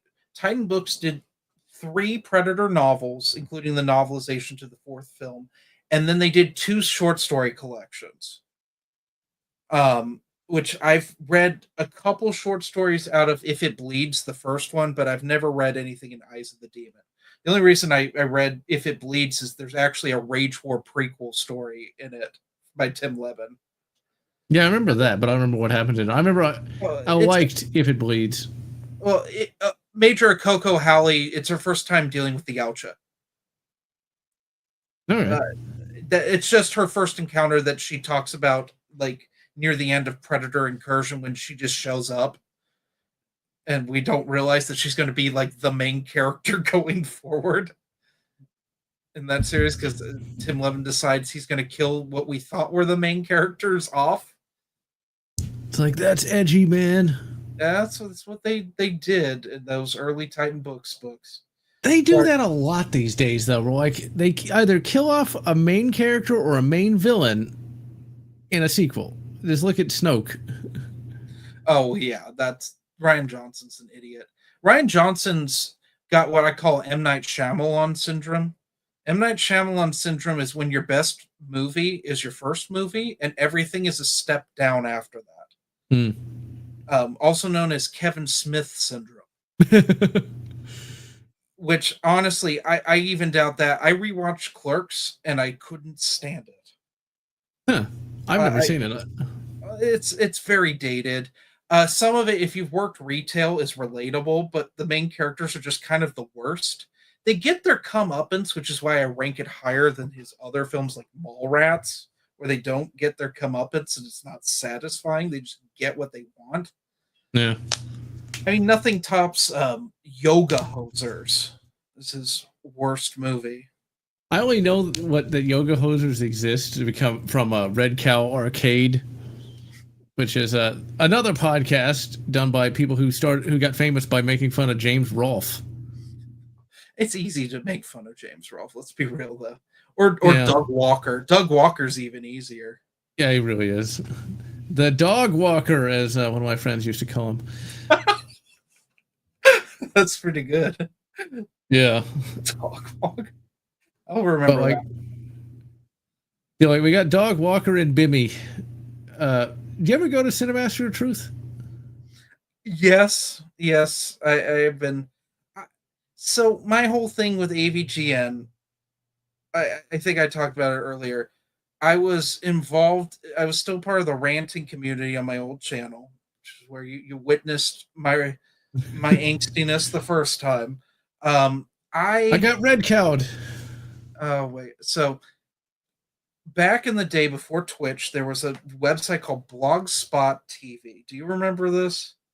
I don't think I ever used it, but I am aware of it, or at least was. Back in the day, every once in a while, you go on Blogspot TV and you just complain about things, and people would watch it. It was a weird like thing that was kind of a thing in like 2011, 2012. And this guy, he still makes YouTube videos, the Archfiend. I vaguely recognize that name, but I don't. Oh, he had all sorts of YouTube wars with everyone from Shane Dawson to Irate Gamer. It's probably how you know him. He was the number one hater of Irate Gamer, and he ended up being the number one hater of AVGN. But I'll get to that. He was like back. You remember back in the day when e-begging, like anything, would constitute e-begging? Yeah, I remember that. Because Amazing Atheist ruined it for everyone. It would just be like, I need wedding gifts. Give me wedding gifts. And it just put a bad taste in everyone's mouth. Yeah. Well, when James Rolfe did his Indiegogo to fund the AVGN movie, it rubbed a lot of people the wrong way. Because people like me that didn't understand how money works for producing movies thought that he was whoring himself out. He was being a YouTube whore was the term we used. And Archie was complaining about it. And I said, well, shit, it's the perfect time for me to make a video. And so I made a video called AVGN Whores Again. And my mic broke. And I was using the webcam mic. And this is 2011, so you can imagine the 720p webcam sounded like. It sounded like a freaking potato. And I filmed it, I uploaded it, and like deleted my internet history because I was not allowed to make YouTube videos in high school. Because I was an asshole, and it was probably for good reason that I wasn't allowed to do the things I did, but I did them anyway. And then the next morning, I wake up to all these comments telling me to go kill myself, unalive myself. I'm sorry. We got YouTube demonetized for a channel that doesn't make any money. And the AVGN thing happened from there. And I would complain. I made fun of the fans. They called me a bunch of names. It went out of control. And then the Cheetah Men 2 scandal. Do you remember the Cheetah Men 2 scandal? Yeah. I made a video about that. I made fun of Mike Matei's Inspector Gadget review.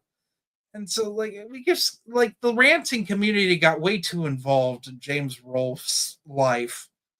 And, like, we just kind of stopped after a while. So, by the time Cinematic Truth happened, like I found out about it around COVID when I realized that James Rolfe still made videos. Yep. and that there were new people on the channel that I did not recognize. The slobs. Yeah. And yeah, the one guy that dressed himself as a Klan member for edgy humor at one point. Crusty Justy, as they call him. Yeah. Kieran, the one who now like is against them but's trying to make money on Patreon because he was once on there. Justin from who is it from Hack the Movies? I don't remember, to be honest. It's Tony. I don't know. The one that had a problem with eye gouging. Probably Tony, I think. That sounds more. Yeah. I think it was Tony, and they had rental reviews, which was straight up just ripping off Best of the Worst from Red Letter Media. There was only, that. only with people that don't have any chemistry. And if you think that's bad, just wait till you read James's book. Oh my god, I've listened to it. He did an audiobook for it. Yeah, I've heard some of that. Oh my god. So I have always talked about, if I ever were to do another Cinemassacre thing, I would do a deep dive, and I would do like a 10-part series breaking down everything that has happened. And then I would try to interview him, but I don't think he would go for it. No, he would not want to admit to any sort of faults. See, the thing about AVGN is he was sort of one of us at one time, in a way that nobody else was. You know, podcasting and stuff like this is still a fairly recent medium. It's only been around for a little while. Yeah. And what really drew people to it is you're actually talking to real people. You know, I'm not some highly paid fake ass celebrity from Portland, Oregon, you know, coming up here hawking my latest candle or whatever, you know. I'm actually a real guy, you know. And so, I didn't think you would do this. Yeah, I like talking. So that's fair. I enjoy talking to people who have similar interests and such. But no, it's like AVGN. He was the first to really get popular, and he was a regular person. He wasn't like Adam Sessler and Morgan Webb or something from X-Men. He was a real guy, and he sounded like a real guy. But he also had the skill to pull it off, which other people. I mean, you remember you were involved in that movement of the angry game reviewers. Yeah. Do you remember, like, I mean, half of them used like Microsoft, the editing. Windows Movie Maker is what Windows it was called. Movie Maker, and they would film their TVs like DSP's videos, Dark Side Phil. You used to just film it. You did it too. Well, like, we've all done it where you film your television with a camera. James was the first one to not do that. In my defense, I didn't do that for very long. I got a Dazzle DVC 100. I got to shill this because you have no idea how hard that was to do back in those days.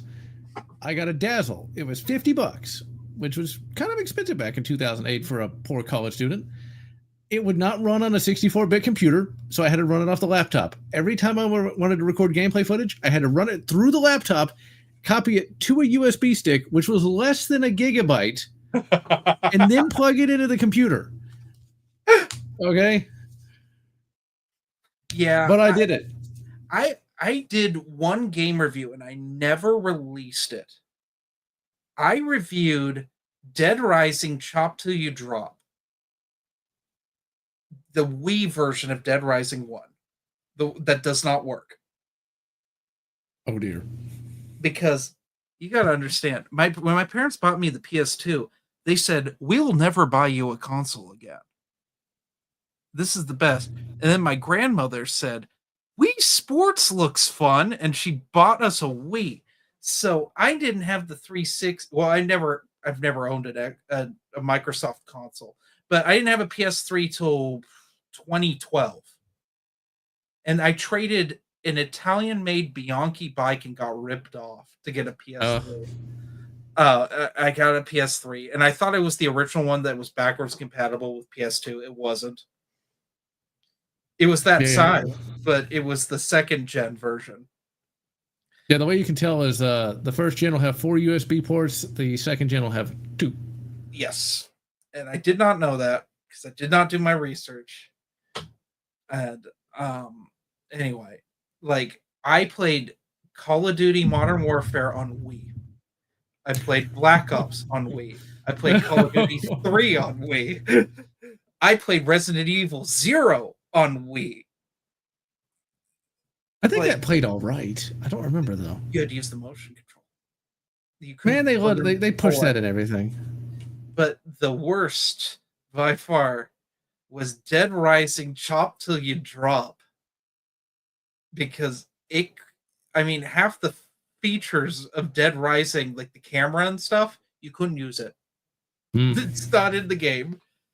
And it would just like took forever to load, crashed, and I shot a review for it, and it was horrible. I made a joke about how bad Resident Evil Zero is because I just think it's a dumb game. I even think the novelization of Resident Evil Zero is dumb. Haven't read it in about 15 years, so I couldn't tell you. It's just like it kind of contradicts from what I remember the first Resident Evil because they're all written by S.D. Perry. It kind of contradicts like how those characters are in the first one because like she explains them, they show up. Well, one of them shows up in that first novelization to the first game. The woman character, I can't remember her name. That's in Zero. Rebecca Chambers. Yeah, Rebecca Chambers. She shows up in the novelization for Umbrella Conspiracy. Yeah. And she's a completely different character than she is in Resident Evil Zero. Let's see. If she was... Okay, so Rebecca Chambers was 18 years old in 1997. You want to know how old she'd be now? Old. She is almost 60 years old. Oh my God. I just realized something. I dated a girl that old. Was 11 years older than me. She was 46. Wow, I dated Rebecca Chambers. Oh my. I didn't realize that until just now. It's wild. I don't know. You were the one that like again, it was you. You mentioned the Resident Evil novels one time. I was like, because I knew they made movie novelizations. I didn't know they made game ones. Yep. They were popular in my middle school, believe it or not. You could literally rent them out for like a couple of bucks and people would pay it.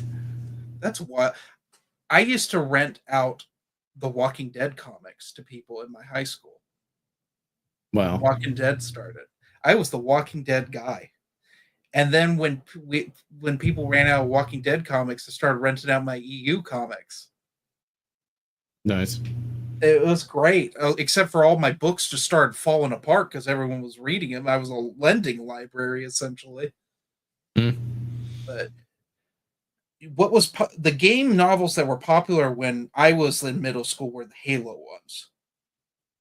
Yeah, it was for me. For me, that was high school. They loved those back then. I mean, so do I. I used to treat my books so bad, though. Yeah, I feel like almost every kid does that. I've only met one guy that like has always like treated his books really well. I mean, we all treat ours fine now because we're like collectors basically at this point. But I want to ask you, what is your opinion of Troy Denning's Halo books? I couldn't even get through one of them. They were so boring. So there's a good chunk of my audience that just hates Troy Denning. I'm not one of them. I don't care for. He makes weird sexual jokes in his Star Wars books that just I find off-putting. Like Leia I've heard about her this. own daughter about having a threesome in one of his Legacy of the Force books. I don't remember that, but I could have just skipped over that because I'd have been a late teen and maybe I didn't get it. It's his books. Legacy of the Force is weird. It's a weird series. Well, Dark Nest is a weird series. That retcons the whole meaning behind New Jedi Order and has a bug orgy. I know. I remember that. I did not forget that part. Ugh. Dark Nest should not have. Dark Nest solely exists, and I stand by this, to kind of set up that there's something wrong with Jason Solo. That's like its whole purpose, and to realize that he's more powerful than they initially realized. I can see that. I really don't like the Jason Solo stuff, like where he had to become Darth Cadet. I hated that. Yeah, where he's just like an emo edgelord. Yeah, it's like what the, and it's just they're just retreading the prequel trilogy. Oh yeah, I mean Aura Singh shows up. I did not remember that, but it's like she shows up in it, and like I'm like, why do we have her She went to space prison, but I guess she's out of space prison because Vader has her track down Jack's Pavan in Coruscant Nights. Now that I think about it, But like the Corellian Confederacy, it's like, okay. well, I mean, like, let's just make Tahiri awful. I know, and I like Tahiri. I'm reading the Junior Jedi Knights. It's like they're gonna make her want to get together with a younger guy. Oh yeah, when she seduces Ben, that's terrible. Yeah, it's like I after torturing him. I don't know. I guess Ben's in some weird shit. I don't know. I think they were trying to be like he's as forgiving as his father. I think that was the idea because Luke is the most forgiving character in all of Star Wars. Yeah, Space Jesus. Species. Yeah, I mean he's forgiving Cade Skywalker from beyond the grave. Like I don't know. Luke needs to be a little less about that. But I'll tell you this about Dark Nest. It has one awesome moment in the third book. I remember I was in high school and I couldn't wait to finish it when Luke and Leia finally learn about Revenge of the Sith. When apparently R2D2 was recording that the entire time. I was like, oh my god, they're finally gonna learn. They're finally gonna know. Yeah, I don't know how I feel about that. R2D2 is such a brat. You think by now he would have shown at least Luke. I like the idea that maybe R2 knew how painful that would be to see and wanted to spare him all that pain. I like the idea of that. And like, I don't know if you remember, like R2D2 was like fucking up. He had like some kind of space dementia or something, robot dementia. Oh yeah. And that's really the only way they're able to find that data. I like that R2 didn't want to tell him. Because did Luke really need to know? Now, for us, the audience, we want him to know. We want to know what Luke thinks about that. But imagine you're in the Star Wars universe. Do you really want to tell Luke, like, yeah, remember like all those years ago, you forgave your father? Well, guess what? He killed your mother. Mm-hmm. It's like, would you really want to tell him that? Well, I mean, that was... You remember Truce of Bakura when Anakin's ghost shows up to Leia?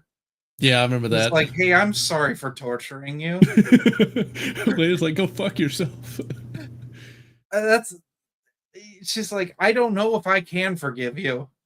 And I was like, oh, that's a neat scene because like that's like one of the few times they show up. Like Obi-Wan shows up every once in a while. That's the only time I can think of Anakin's ghost showing up, other than in the Maw.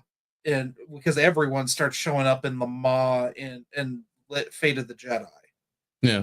But that's when Mara shows up. That's when Jason and Anakin show up. Anakin Solo, I should say. The good one. The good Anakin. The one everyone loved that George Lucas said had to die. Yep. Thanks, George. Thanks for that. Troy Denning has the sad... He has the moniker of killing solos. He's killed 2 of them. Mm-hmm. I was shocked that he didn't kill Mara. They gave that to Karen Travis. Yeah, I'll tell you this. That's when I stopped reading the EU for a while, is when they did kill Mara. I was like, no, I'm out. I even had the hardcover for that. I couldn't wait for Sacrifice. And it's like, nope, done. Bye. Complete.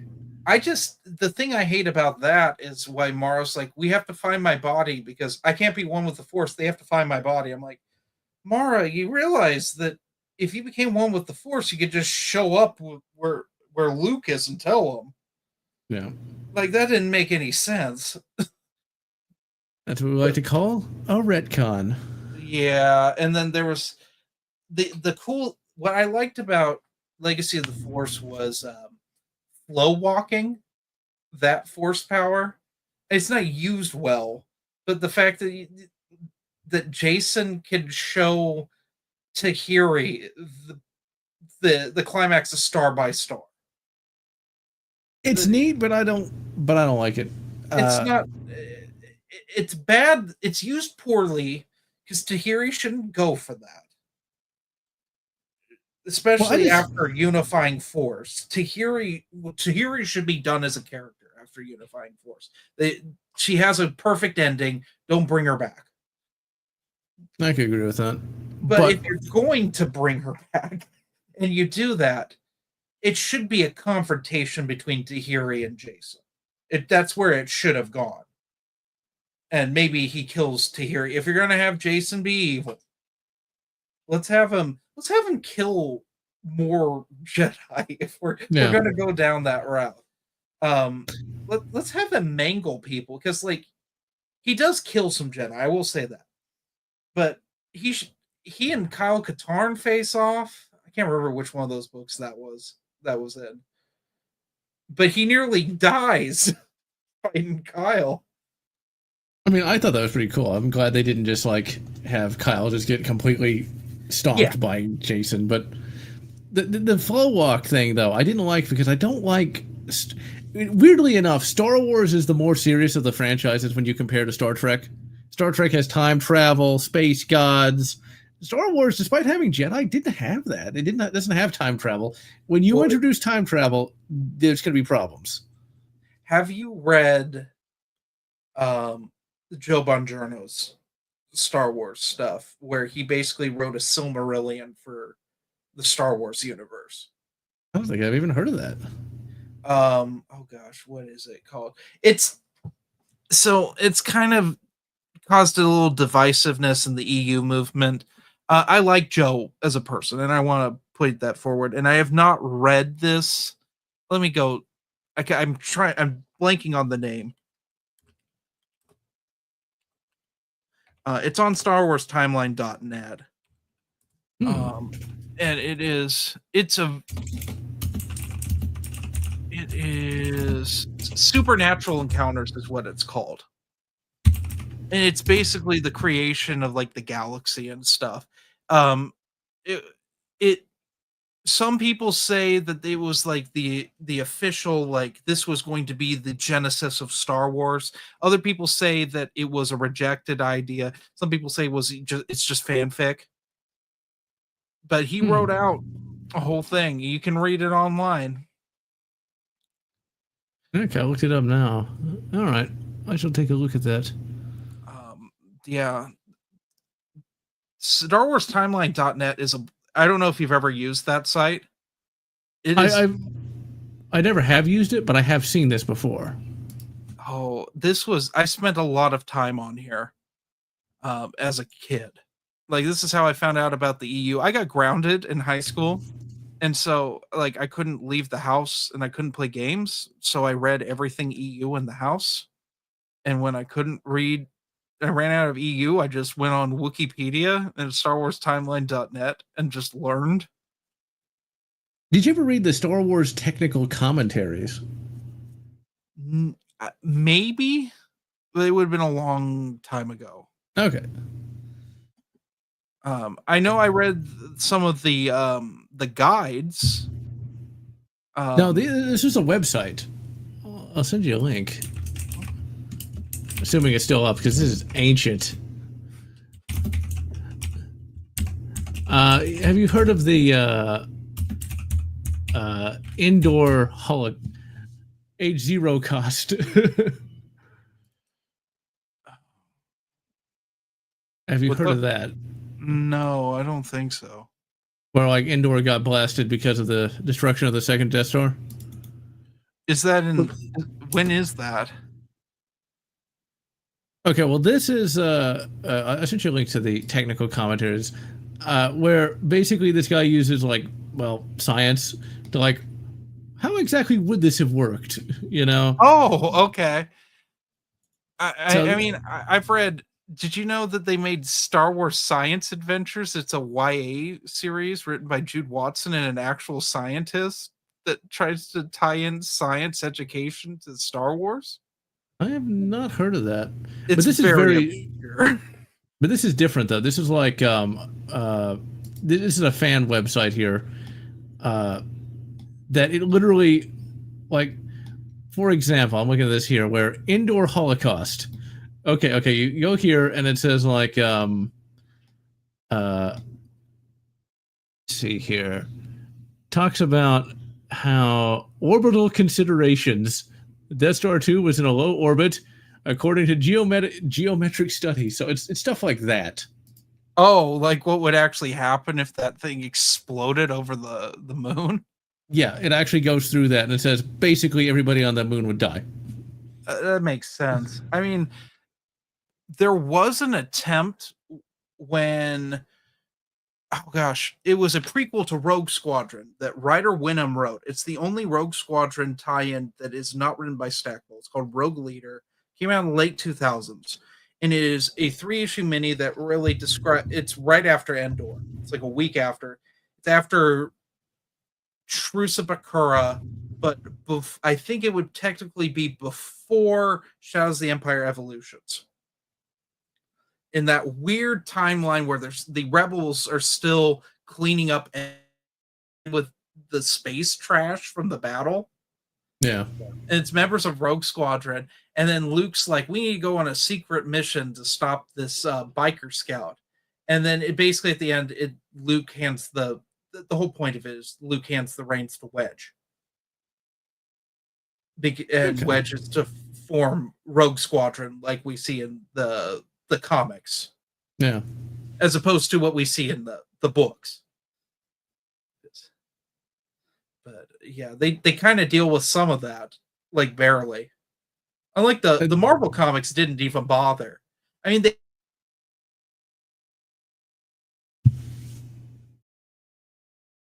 Come on, satellite, you can do it. Reconnect.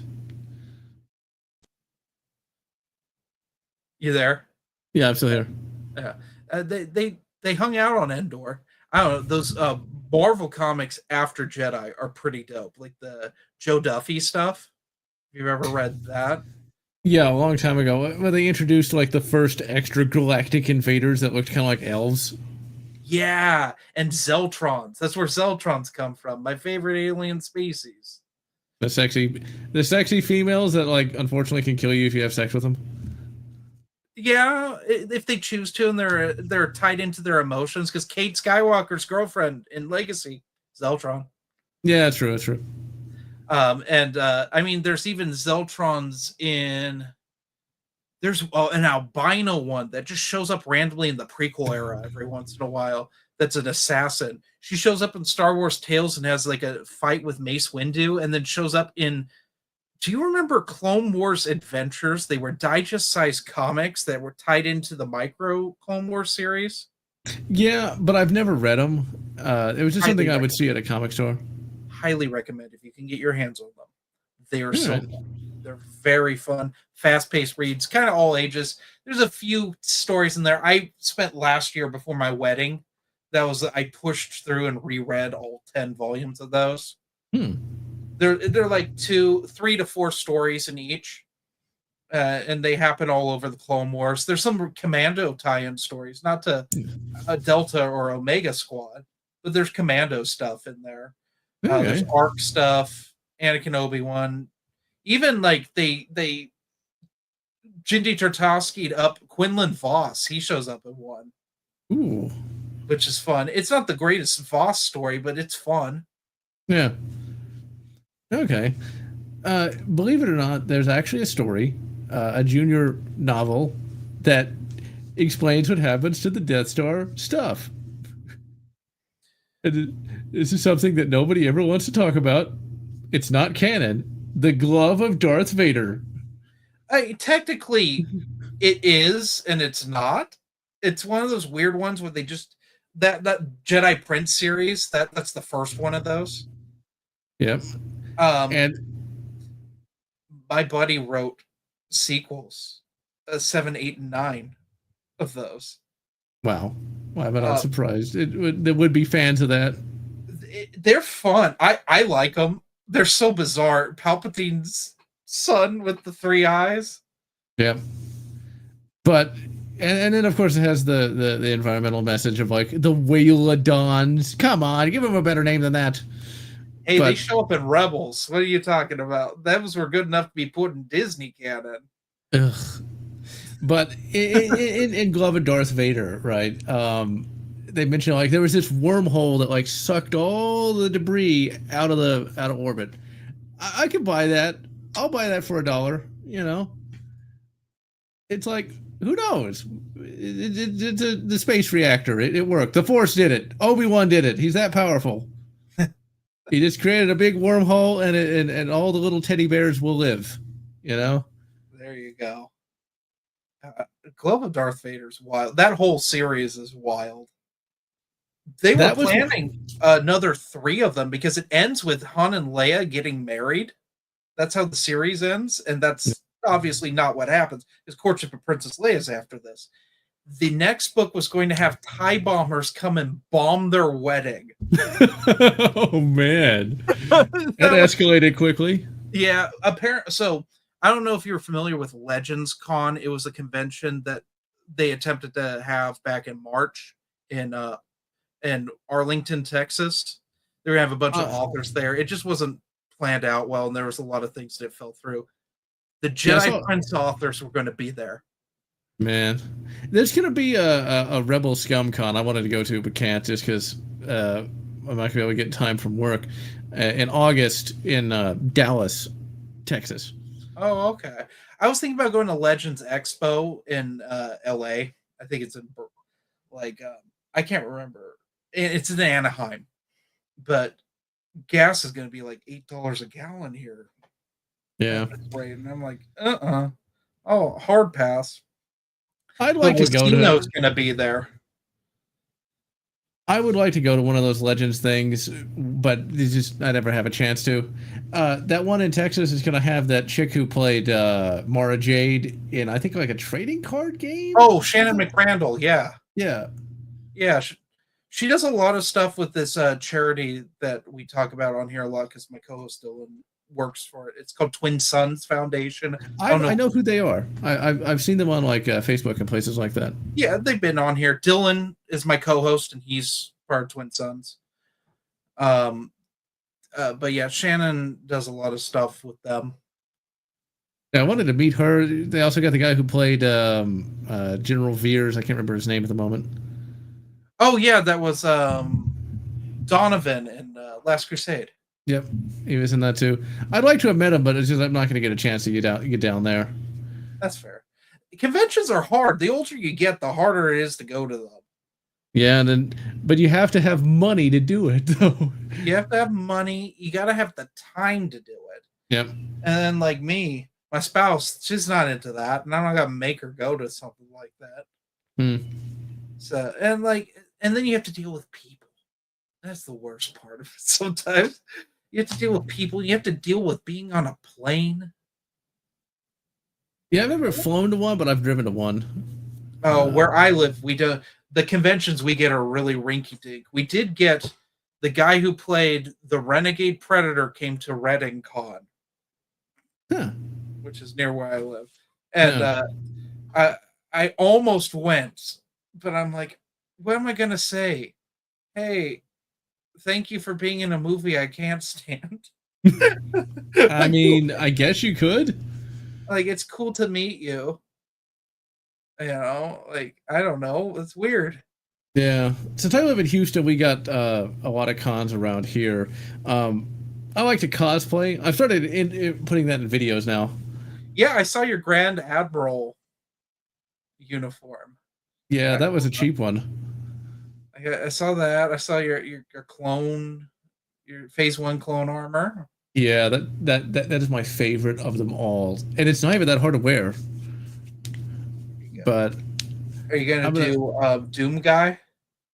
No, it's too expensive. I don't have the skill necessary to make all that detailing.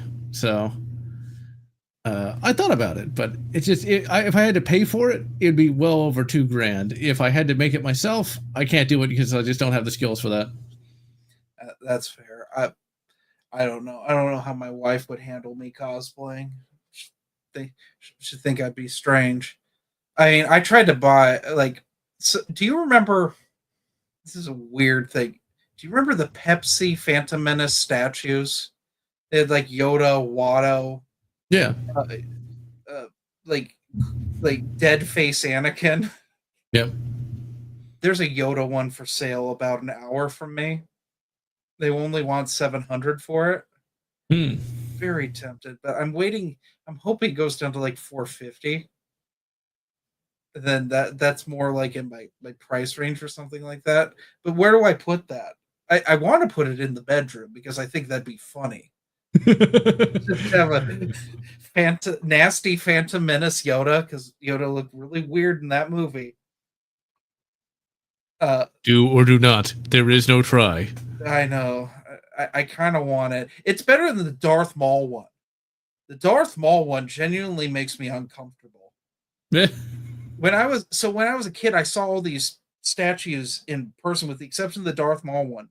They had them at our mall, and I had to take every year. My mom made us take Christmas card pictures at Sears. Like you remember when Sears had like a photo part?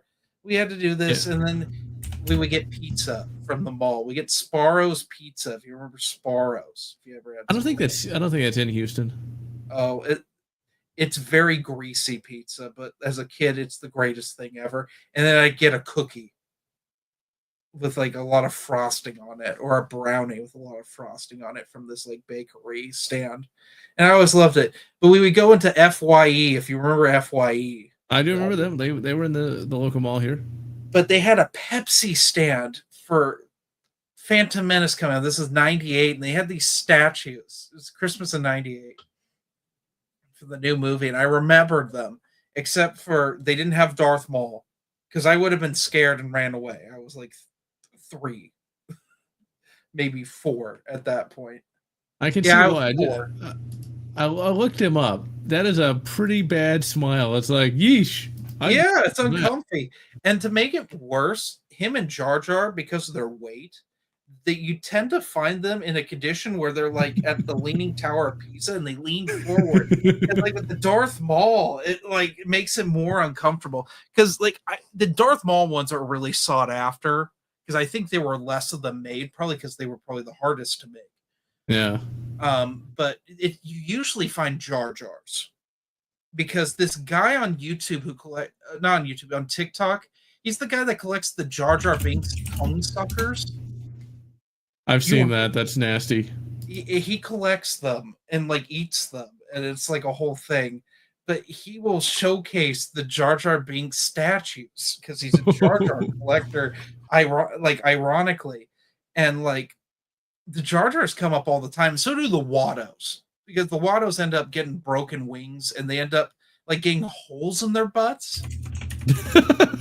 Okay. I don't know what these are made of, but like the ones I've come across personally, in person, I'd seen all of them except for Maul, and that was back in like end of 98, early 99 sort of thing. In my area, we've had Yoda's. This is the first Yoda I've seen that, because they actually made more of those, and you could get them from Blockbuster if you rented Phantom Menace enough times. You get entered into a sweepstakes to win these life-size Yoda statues. But like, someone like up in like Oregon on the border was selling an Anakin, and it went really quick for like $1,500. 1,500. Okay, now I got to see what this looks. I've been looking at these while you've been mentioning it. It's like Jar Jar looks pretty bad. Darth Maul looks like he's a molester, and Watto actually looks somewhat normal. Yeah, Watto is the one that looks the most. Yoda looks fine too. For what Phantom Menace Yoda looked like, it looked like that, which makes sense because it was a puppet, so it'd probably be the most accurate. Okay, I'm not seeing one for Anakin right now, but. Yoda looks pretty good. Jar Jar also looks kind of creepy. Anakin has just a dead face, and he has the pod racing helmet on, which makes it a little better because he probably has dead eyes. Oh, I have a funny Jake Lloyd story. I worked with his cousin at one point. I worked with one of his cousins at my current job.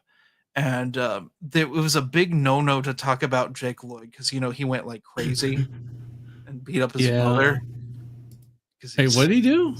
He beat up his mother. He destroyed. He said George Lucas ruined my life because they didn't know he had schizophrenia.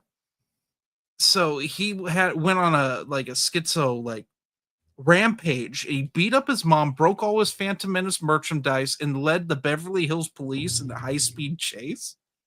This is like in the 2010s. Holy crap! And he ended up getting hospitalized, and he's thankfully seems to be doing better. But yeah, he got bullied relentlessly for being in the Phantom Menace. I mean, I bully him more for Jingle. I'm kidding. Jingle All the Way is a worse movie than Phantom Menace. I mean, he was the voice of Anakin in like all the. It wasn't just the movie, but it was like all the games. That's him in Episode 1 Racer. He wasn't that bad in Episode 1 Racer. And Jingle All the Way, that is a Christmas classic. It's turbo time. It's like it's not my least favorite Arnold movie. It's probably my least favorite 90. No, I can't say that. Batman and Robin exists. And honestly, I'd rather watch Batman and Robin than. Have you ever seen the Schwarzenegger movie Sabotage from his awful post-Governor filmography? No, I've not seen that. Nothing but bad movies. You know it's bad when Terminator Dark Fate is the best movie you've made since leaving the governorship. Wow. I mean, I think for me, my least favorite Arnold Schwarzenegger movie would be Junior, just because it's so boring. Well, Junior's just the unofficial sequel to Twins that's not funny. Are you a Twins fan? No, I don't think I've ever seen it. Oh, Twins is hilarious. It's Danny DeVito and Arnold Schwarzenegger are twins. And like they were separated at birth, and that's the joke. And it's just a goofy movie. Yeah. Them being twins. I really like Twins, but I'm a big Danny DeVito fan, especially of his directing. If you've ever seen any of his movies he directed. I didn't even know he did direct movies. Or Hoffa. He made a Jimmy Hoffa movie starring Jack Nicholson. That's pretty interesting. Not as good as The Irishman, but I mean better effects than The Irishman. There's no Robert De Niro being in his 30s but moving like an elderly man. Yeah. I rewatched Irishman this year for the first time since it came out, and because I read the book. I don't know if you ever read I Heard You Paint Houses. No, I didn't even know that was a book. I know the movie though, because I saw a YouTube video on that. It's a really long movie. It's just Martin Scorsese just really wants to make long movies now where people talk and improv. And there's like a whole improv thing. And I love it. It's Al Pacino complaining about a fish in a car. And they're all complaining about this fish in this car. Because Al Pacino plays Jimmy Hoffa in it. And he's acting like Jimmy Hoffa. Like eerily similar, ad-libbing this thing about a carp. Because they left the carp on the seat, and who's going to sit in the seat? And like in a normal Hollywood movie that'd be released in the theater, they would never have that scene in there because it goes on forever. But because it was made for Netflix, Netflix just let him put whatever he wanted in there. Jimmy Hoffa fish. I'll have to watch that after this. Yeah, it's funny, and also like it's just a good acting scene. It's just a good movie, but it's really long. You got to really devote time to it. It's not as good as like Casino or Goodfellas, but it's still really good. Yeah, it sounds very 70s, where it really is based around characters talking. Oh yeah, well that's where he's got his start. I don't know if you're a Scorsese fan or the Prime thing. I'm not really a film bro, but I'm aware of like the importance of Martin Scorsese. I never thought of myself as a film bro. I guess I am. I went to school for it. That's fair. See, I'm film bro adjacent. Okay, I was in a relationship with a film bro female. They exist. Yeah, So I I've know. seen. I went to school with some. I know they exist. So like I've seen, Memento. I thought it was all right. I've seen. What was that other one that all the film bros like? Oh, Donnie Darko, stuff like that. Darnie Darko's a little overrated. But like I said, I was in a long lasting relationship with a film bro, and I watched all the film bro movies and thought they were all 100% all right. It's just Yeah, that's how it is. Like they all think, a lot of them think the same. I liked being a contrarian in school, in film school. I liked upsetting people. Um, although I was the Quentin Tarantino fanboy. oh yes, let's not forget him. I mean, I think his stuff's all right. Kill Bill's all right. I like I Kill love Bill Part Two more. Oh yeah, part two is the better of the two parts. That's all the dialogue and stuff. Part one's got the end is really fun and graphic and wonderful, and I love the anime like segment. That's kind of wild in like a Western film. I don't know. You're not. Are you an anime guy at all? A little bit. I like certain animes, like the typical stuff from my generation. Cowboy Bebop, Outlaw Star. I'll watch anime, but I don't normally just watch it by myself. Do you watch the Studio Ghibli or Ghibli? Not by myself. I dated a girl who was a big weeb, and she introduced me to the Howl's Moving Castle, uh, uh, My Neighbor Totoro. That was another one she was fond of, and so I kind of got it through that. They were 100% okay. I like Studio Ghibli. I like some of their stuff. The was it Night of the Fireflies? The anti-war film is like the most depressing thing that has ever been. Other than Come and See, the Russian anti-war film, which is I stand by is the most horrifying thing I've ever watched. That's why I haven't seen it. I know what it's about. I've heard that all the time, and I don't think I want that buzzing about in my brain. Oh yeah, and don't eat an edible and watch it. It's a bad time. I used to. Oh God. So here's a degenerate thing I used to do. I When I was a kid, I used to drink the cough syrup and not sleep, and would just like force myself to stay awake. And I would drink codeine cough syrup, and I would watch like Pink Floyd The Wall, and just freak out, or like just like or Requiem for a Dream. If you've ever seen that. I'm aware of it, but I've never actually seen it.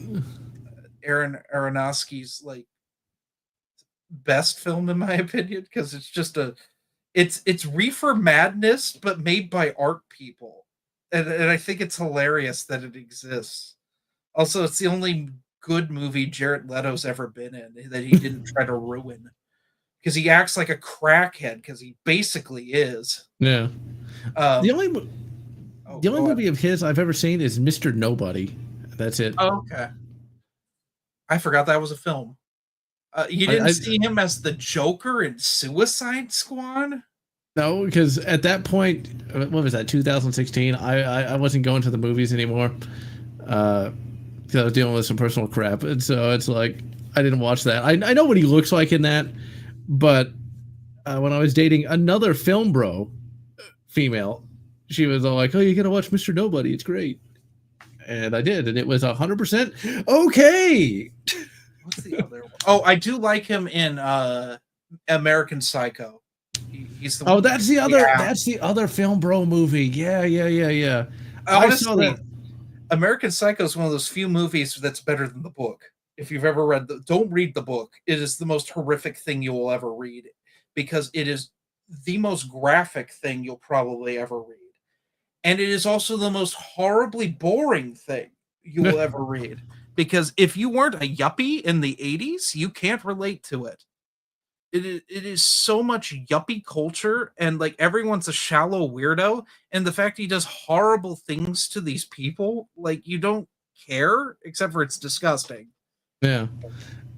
I've only seen the movie, and I saw that. Have you ever heard of the Alamo Drafthouse? Yes, I have. Sadly, they've been bought out by Sony, but they used to show uh, classic movies, and I did get to see American Psycho and Memento, the two great pillars of film brodom, in an actual theater. And I thought American Psycho was all right. I actually got a comment a long time ago, like implying that it was like crazy or something, and I just responded with "hip to be square." I wonder if they got it. Okay, I gotta ask though, what cut of American Psycho was it? Was it the I'm R sure. cut or the NC-17? Like, well, now it's the unrated, like, kind of director's cut because I'm they sure it had was to. just a theatrical. Okay, because they had to trim down the threesome scene. It was too graphic when they showed it at Cannes. The Yeah, I'm sure it was MPAA. just a theatrical. Okay, I I, I have the 4K remaster of it, and I very much. It's one I like. I hate the. I like Bret Easton Ellis's books. I just don't like American Psycho. The only thing I like that I think the book does better than the film is it deals with his closeted homosexuality a little bit more in the book, and like does it cleverly, where Huh. it's like one really awkward scene in the movie. Yeah, I don't. It's been a long time since I saw the movie, so I don't remember that. See, now we're really entering into film bro territory. We're now on the film bro podcast. Oh I yeah. guess I believe that RoboCop represents man's attempt to conquer the machines in which he has surrounded himself with. Oh, you mean the hip 2014 film? Uh, the Yeah, the movie that made RoboCop 3 palatable. It actually kind of did. I mean, but the thing is, I'll tell you this about RoboCop 2014. If it was like CyberCop, Cop of the Future, it would be okay. But by giving it the name RoboCop, you're making a statement, It's and it's the same as Total Recall's remake. They're both adequate enough on their own, but the fact that they call themselves by this classic title, yeah, it's garbage. they're writing checks that their story can't cash. But that original RoboCop is a wonderful film. Yes, it represents American Jesus. You see, he dies and arises from the grave. I didn't know I was interviewing Paul Verhoeven. I just like. Go on. I just like the fact that it's that I can kind of see the American Jesus angle, but like to me, it's always been about the triumph of the human spirit. I just think it's just a satire of the 80s in action films. I mean, I can see that, but like, I like the my favorite scenes in that movie aren't even the action scenes. I like the human moments with Murphy. You know, when he's starting to remember who he is and what he is, and then the ending is just absolute perfection. And there needs to be no more RoboCop after that, except for the game. That's a damn good game, but That is a great game. Did you see the DLC that's coming out? yeah, I'm gonna have to see about acquiring that. Yeah, same. I like I meant to ask you. I watched your Terminator Resistance review, but you did not talk about Annihilation Line, the DLC. I'm not sure if it was out yet when I did that video. What is your opinion on that? I haven't played it yet. Oh, I don't like it. I don't like it. I mean, it's fun to play. So, do you want me to say some things about it, or do you want me to abstain? I Abstain. I remember hearing that Kyle Reese was not voiced by Michael Beanbine. Doesn't even look like him. No, they probably couldn't get the likeness right, so I wouldn't hold that against him. But he's just like it. The second half of the DLC is better than the first half. They do a lot of Salvation tie-in, which is yeah, the weird rubber Terminators, the rubber faced ones from Salvation. They have the miniguns. Yeah, They're an enemy type in Annihilation Line, and it doesn't really make sense. And they try to explain it away, and it doesn't work. But you don't keep your levels that you had in the game, so you have to re-level yourself up to like mid-level.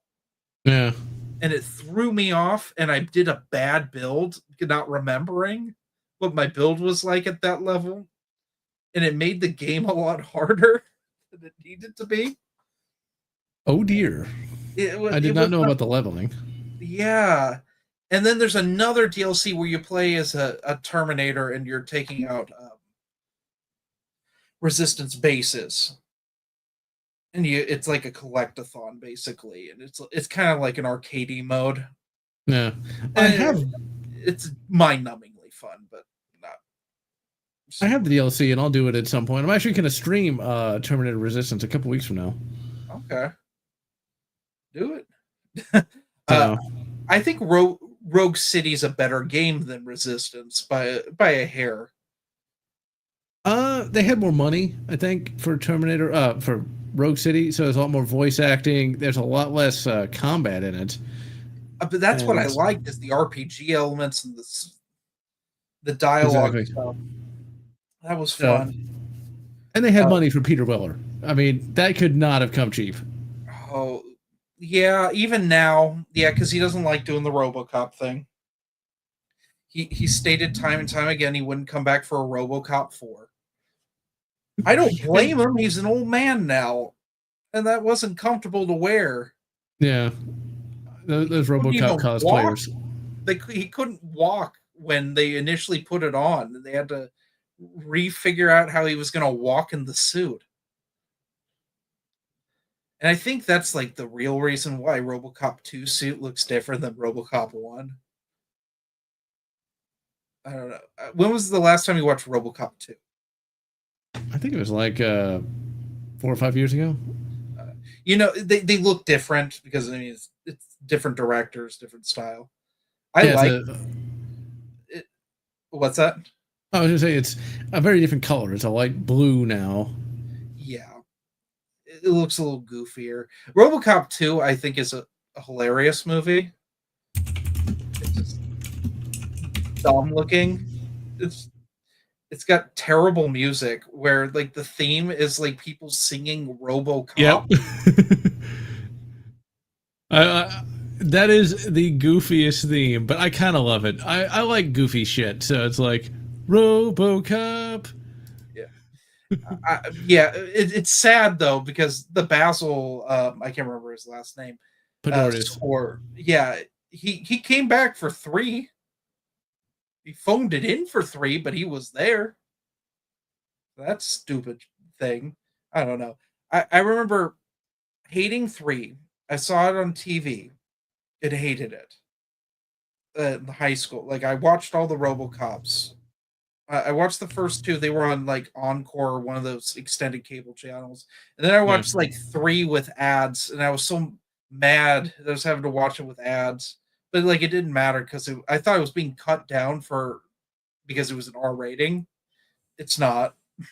Nope. It is basically a TV pilot almost.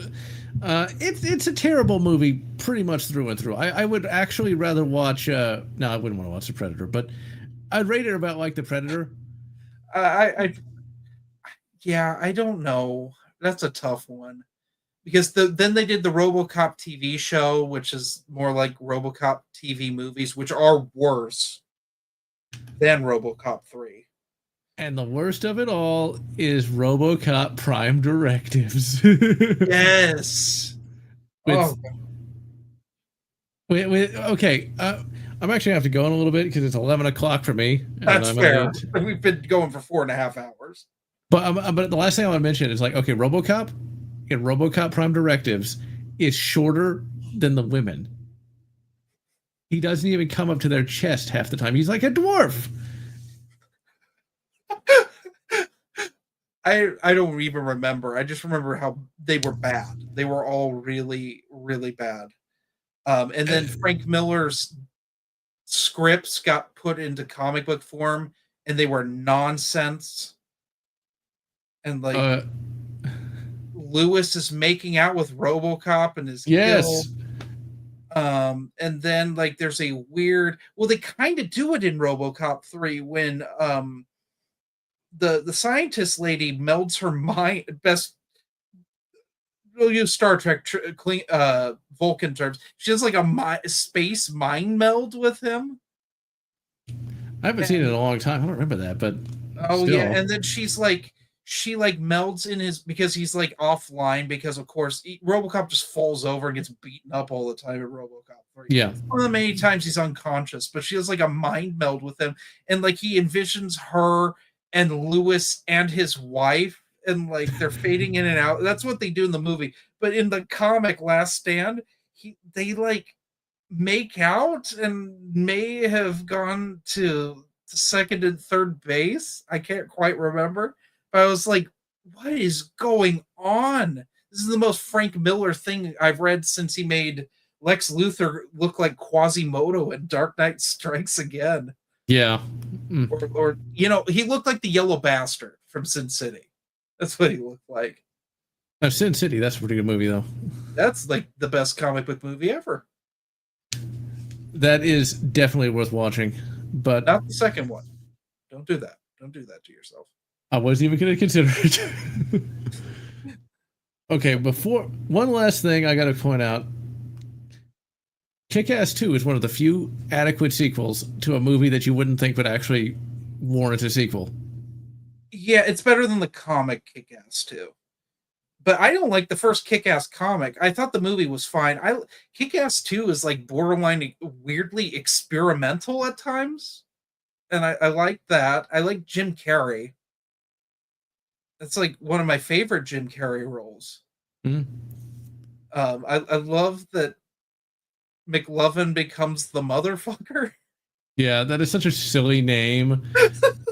But like the comics are like, that's when Mark Miller is basically full insane.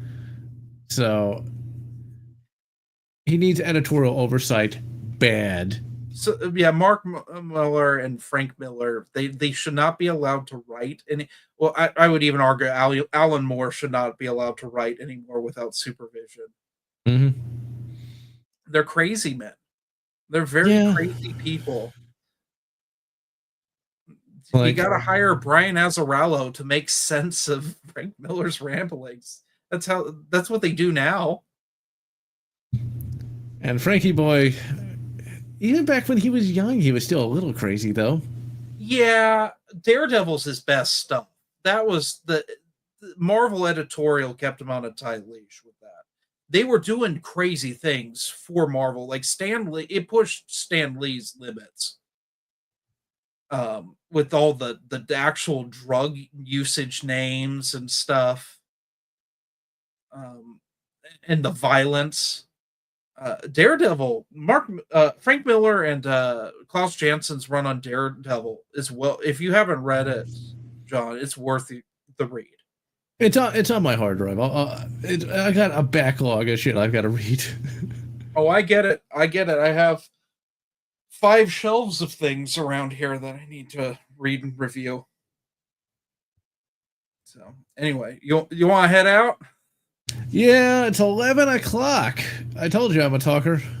That's fair. I appreciate it. So. But if ever you're going to have me on again, I'd be happy. Maybe not for 5 hours. Yeah, I'll keep messaging you. This was a good vibe. It was fun. So anyway, everyone, have a good night. Thank you for joining me, John. Glad to be here. Stay Gucci, everyone. Stay Gucci.